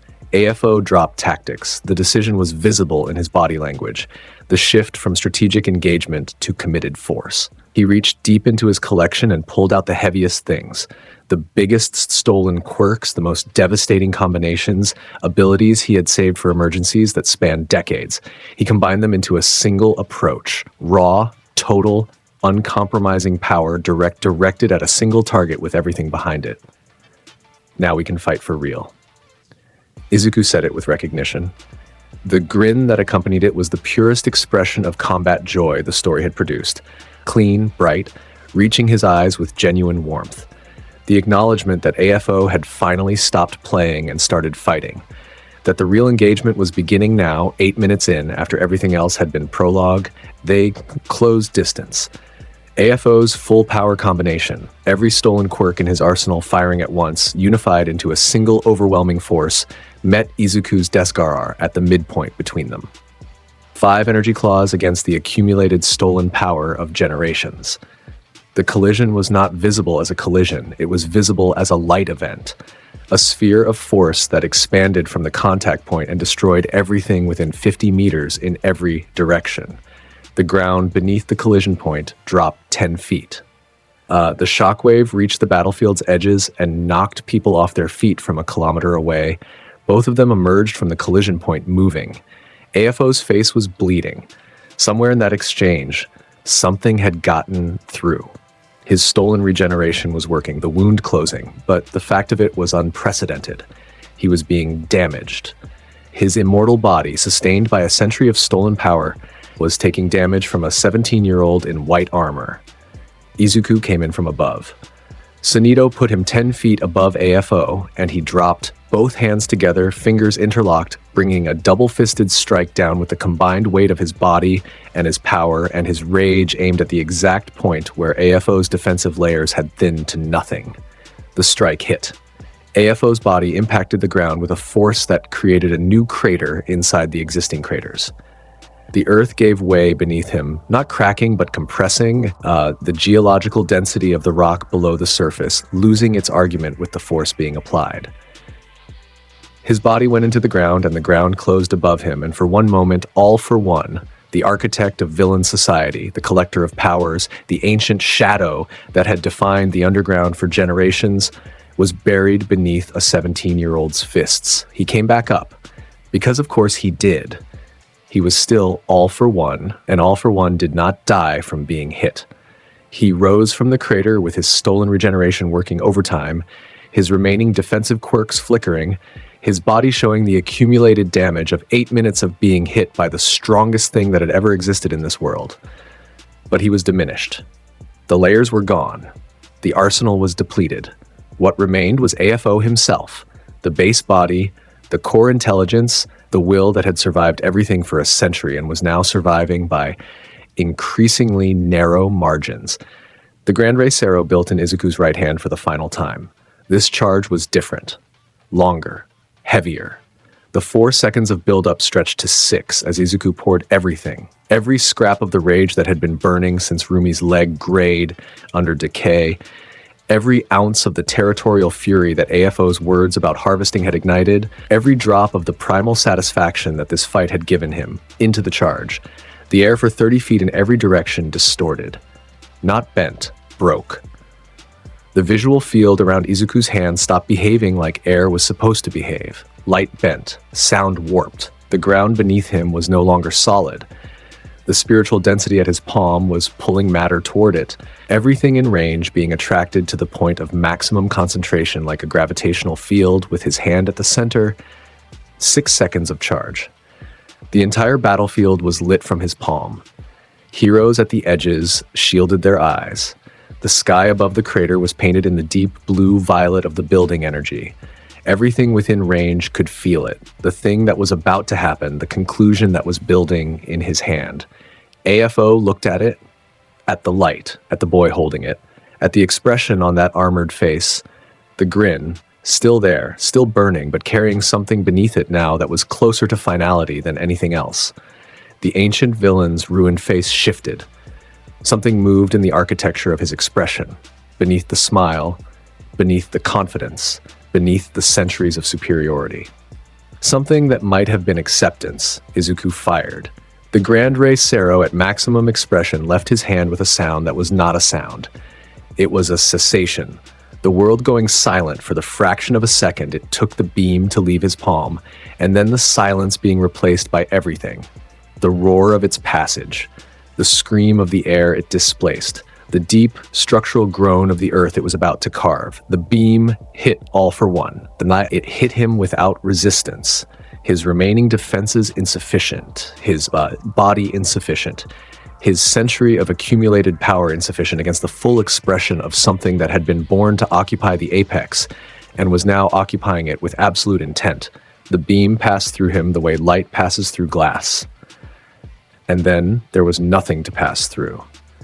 And then there was just the beam, continuing its path through the earth beyond, carving a scar in the landscape that would remain visible for decades. The trench it left was 60 feet wide and 400 meters long and deep enough that the bottom was not visible from the edge. At the origin point, at the space where All for One had stood, the air was empty. Not empty the way an unoccupied room is empty. Empty the way a finished thing is empty, complete in its absence. Conclusive in its nothing. Izuku lowered his hand. The blue-violet glow faded from his palm. The Reiatsu around him dialed down. Not fully, not to the ambient level, but enough that the air could begin returning to something that resembled normal. His armor was unmarked. His body was undamaged.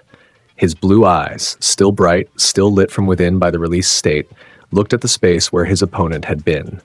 He looked for a long time. All I wanted was to kill you myself. He said it to the smoke and the silence and the empty air where the most powerful villain in history had stood 5 seconds ago. He said it with something in his voice that was not grief and not triumph and not satisfaction alone, but all three of them braided together into a single tone. Gratitude. Almost. The kind of gratitude a hunter feels toward the only prey that ever made the hunt matter. The battlefield was silent. The entire war, which had been raging across multiple fronts involving hundreds of combatants, defining itself through the coordinated chaos of the largest hero operation in history, had stopped. Not concluded. Stopped. Every remaining engagement had paused the moment the Grand Rey Cero fired. Every person on the field, hero and villain, was standing still, facing the epicenter, processing what the sky had just shown them. The Paranormal Liberation Front began surrendering, not in organized waves, in individual collapses, soldiers dropping weapons, commanders opening communication channels. The organizational will that had held 200,000 people together dissolving in real time because the center of that organization, both centers, Shigaraki and AFO, were gone. Not imprisoned, not sealed, not defeated in ways that left room for return. Gone in the permanent, absolute sense that the Grand Rey Cero had specialized in since the entrance exam. Heroes moved through the field collecting surrenders. The infrastructure of victory, the cleanup, the containment, the counting of losses, and the securing of gains began. It would take days. It would take weeks. The scale of what had happened would take months to fully process. Izuku released his resurrection. The white armor faded from his body like mist burning off in sunlight. The tail receded, the claws retracted, the blue light dimmed until he was standing in the ruins in his torn uniform, blue hair settling around his face, bone jaw fragment catching the fading light. He cracked his neck to both sides, rolled his shoulders, and walked away from the epicenter of the largest battle in the country's history, with his hands in his pockets and his posture as loose and unbothered as it had been the day he walked into Aldera Junior High and sat in the back row. The heroes let him walk. No one stopped him. No one called after him. What was there to say? What words existed in any language that would be appropriate for the situation of addressing the boy who had just single-handedly ended the most significant threat to human society in living memory? They watched him go. They would have questions later. They would have reports to file and committees to convene and institutional responses to generate.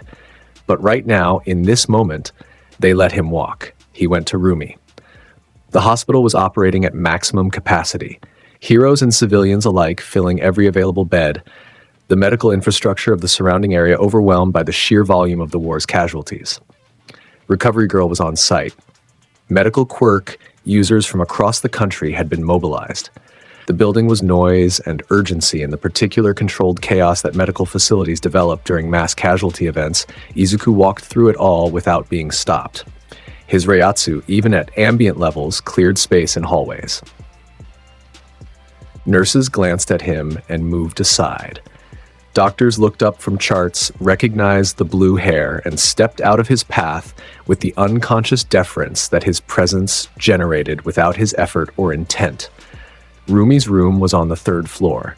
He found it without asking, following her spiritual signature through the building the way you follow a familiar voice through a crowd. The door was open. She was sitting up in bed with her right leg immobilized, and her face wearing the particular expression of someone who was furious at their own body for requiring medical attention. He walked in. Stood at the foot of the bed, looked at her. She looked at him. "You look like hell?" she said. Her voice was strong, strained underneath the strength, but never showing it in front of him. He looked down at himself. His uniform was torn. There was dust in his hair. A scorch mark on his collar from one of AFO's energy discharges. Cosmetic damage that his Hierro had prevented from being actual damage. You should see the other guys. Guys? Plural? Shigaraki, all for one. She stared at him. The information processed across her face, both of them, both of the names that had defined the villain world for generations, handled in the same night by the boy standing at the foot of her hospital bed looking like he'd been in a fight with a dust storm. Both of them. Both, she laughed. Short, sharp, and then longer. The full laugh, the head-back laugh, the one that hurt her ribs, but she let hurt because the laugh was worth the pain. She laughed at the absurdity of it and at the inevitability of it, and at the particular comedy of being worried about a boy whose defensive ability exceeded geological formations. He moved to the chair beside her bed. Sat down. The chair was too small for him. It was a standard hospital chair, and he was not a standard size. But he sat in it anyway. His elbows found his knees, his eyes found her face. "Your leg," he said. "It'll heal." Her voice was flat. Matter of fact, the rabbit did not do self-pity, and she was not going to start now. Decay damage. The docs say they can regenerate the tissue with enough sessions. Few months. You were in the wrong position. Her red eyes snapped to his. Fire in them. The instant response to being told she'd done something wrong. the competitive fury that was as much a part of her as her legs. "Excuse me? You were too close to the propagation vector. If you'd been 50 meters further south." "I was doing my job, Blue. Your job almost cost you a leg, and you killed both of them, so the leg was worth it." He didn't respond to that. Not immediately. He sat in the small chair with his elbows on his knees and his eyes on the floor, and for a moment, for one of the very few moments in this entire story, Izuku Midoriya was not grinning, was not posturing, was not performing the arrogance that constituted his daily operating state. He was sitting in a hospital room beside the one person in his world whose injury meant something to him, and he was being present in a way that his usual presence did not allow for. The room was still. The sounds of the hospital existed outside the door, but did not enter. The light from the window was afternoon light, golden, fading light, carrying the particular quality of a day that had earned its ending. "Don't do it again," he said. She looked at him, at the way he wasn't looking at her, at the set of his jaw and the way his hands were clasped between his knees. "Blue." "What?" "I'm not going to promise to stay safe. That's not who I am. You know that's not who I am." He looked up, met her eyes, his blue, hers red.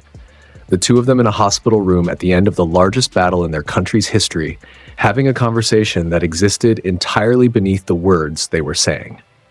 "Then be faster next time," he said. "Be there faster next time," she replied. Something passed between them. Not a word, not a gesture.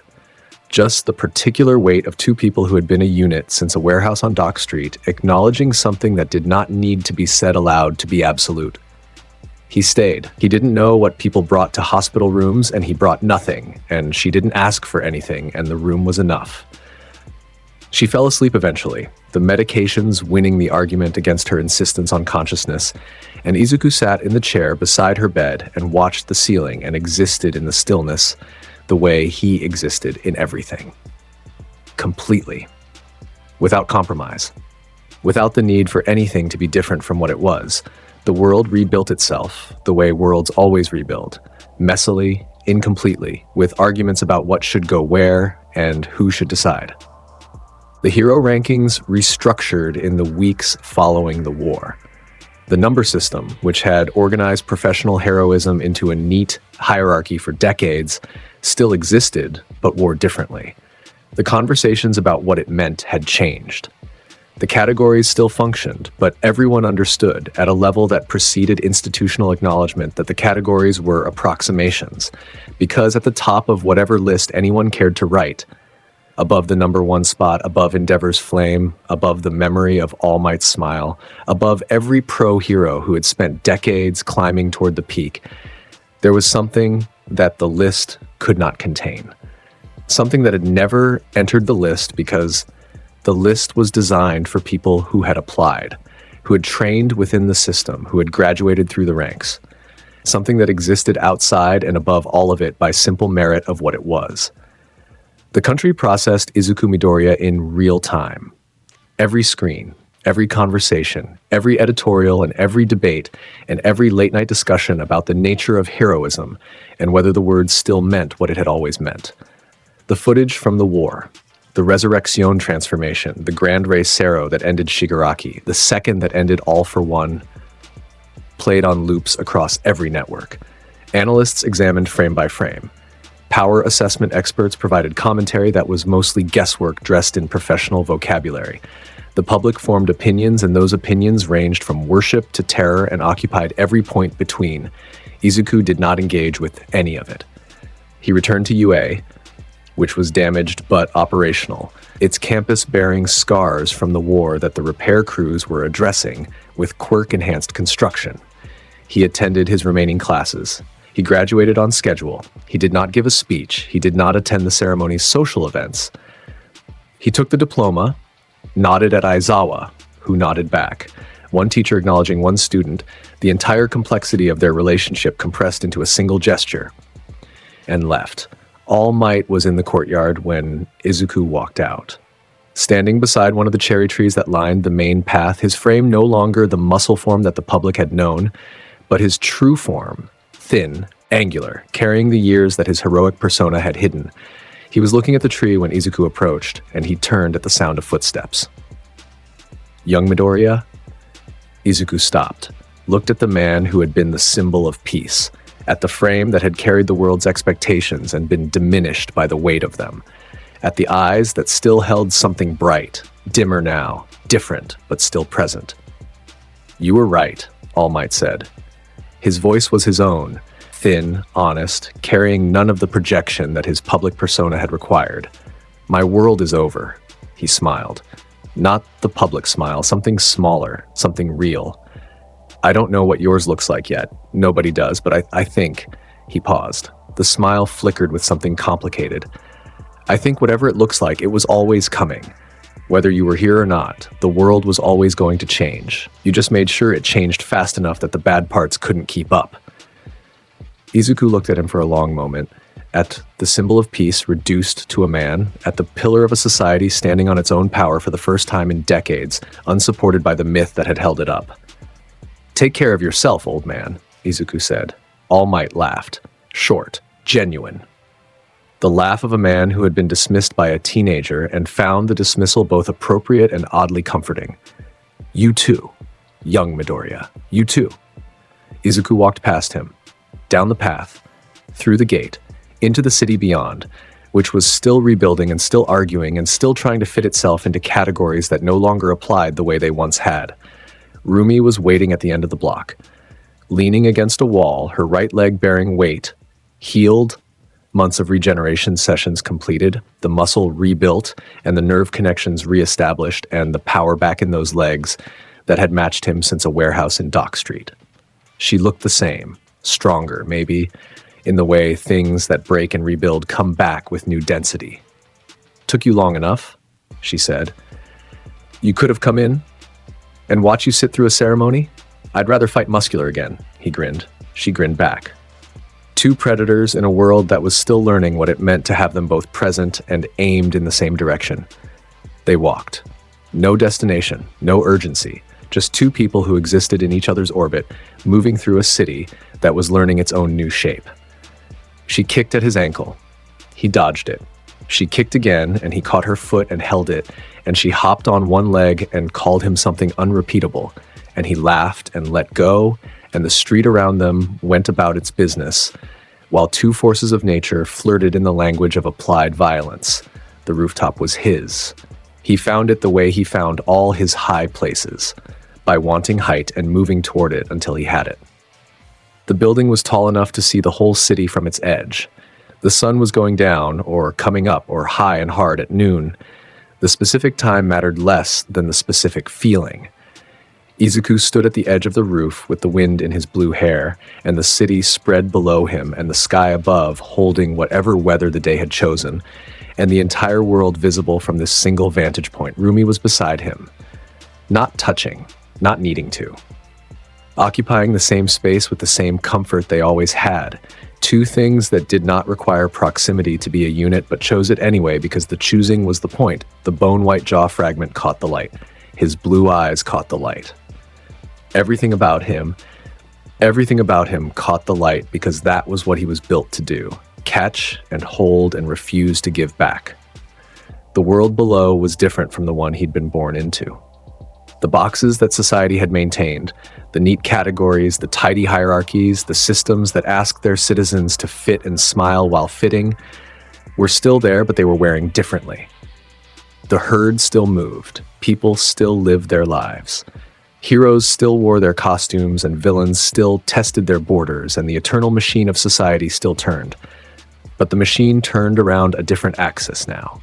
It turned around the knowledge, spoken or unspoken, acknowledged or denied, that the apex of its food chain was not a system or a symbol or an institution.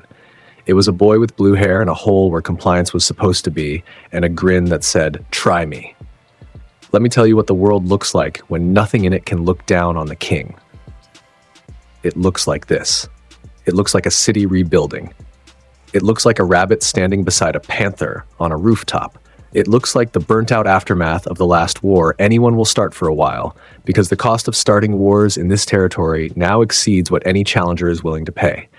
It looks like peace, not the peace of a symbol, that smiles and tells you everything is fine, but the peace of a predator at rest. The kind of peace that exists because nothing in its radius is stupid enough to disturb it. Let me tell you about the boy who was born wrong. Wrong for his mother, wrong for his school, wrong for the entire structure of a society that begged its citizens to fit inside tidy boxes and smile while they did it.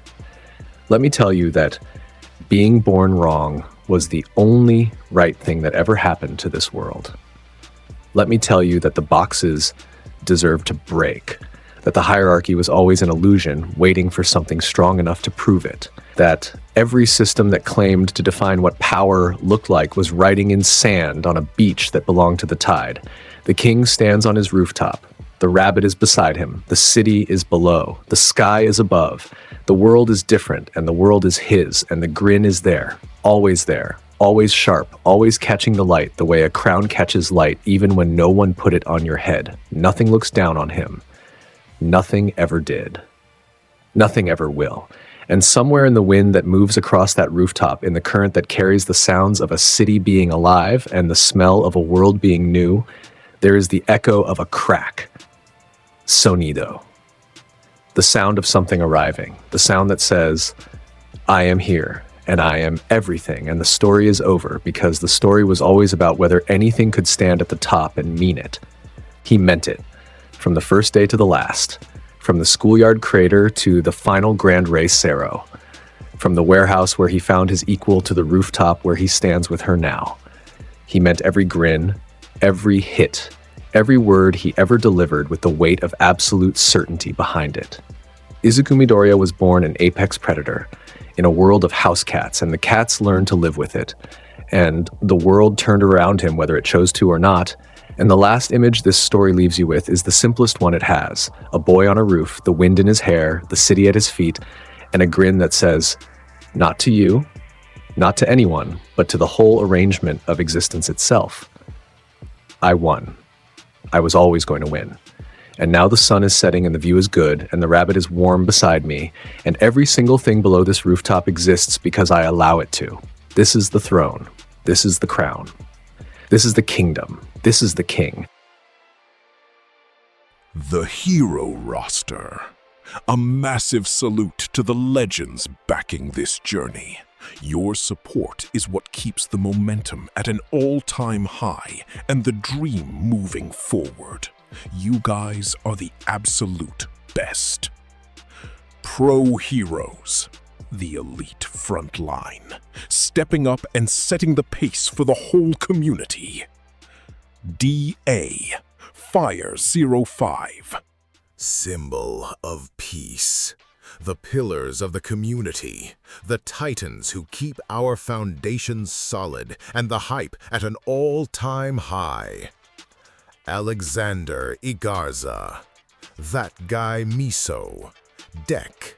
Lydell Scott Jr., James Martin, Victor Laroux, Rune Brokstad, Ariuse Bryant, Jonah Wheeler, T-Mac, XXHJRX3A7XX, Hyperbeams, Michael Murphy, Grand Region Kell, Sin Hunter, Logan Bland, Alexander Johannes, Alex Morgan, Ray Various, That Other Guy Too, Chad Reynolds, T. Mackie 68 Rimuru, A. Zetros, Dweller of the Deepest Depths, Lone Wolf, Jacob Ropes, Bully Maguire Shadow, Rathakit Thitiratnun Fakul, Neostar Productions,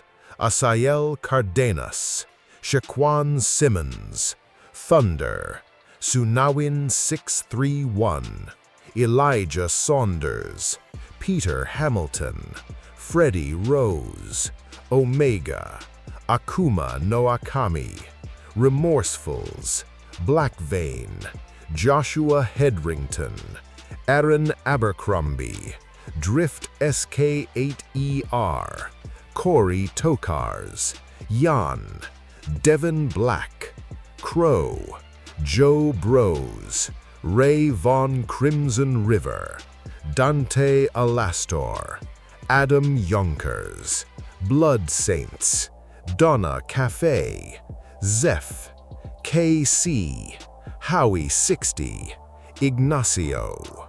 Hope of the universe, the ultimate guardians, celestial tier supporters whose impact literally shines across the galaxy. Void Rot, Chaos Umbre, Noroi Uzumaki Uchiha, Tyshawn Palmer, Coldbane 4, The Maniac 563, Debs, LS Morningstar, Marl, Spintown, I Shoot X50, Greg Green, James, Q Hon Yen Thompson, Juan, and Zeno KJ. Thanks for watching this insane Deku x Grimmjow power fantasy. The king who said fuck the boxes and remade the world. Smash like, subscribe for more wild what-ifs, and drop your favorite badass moment below. Let's fucking go.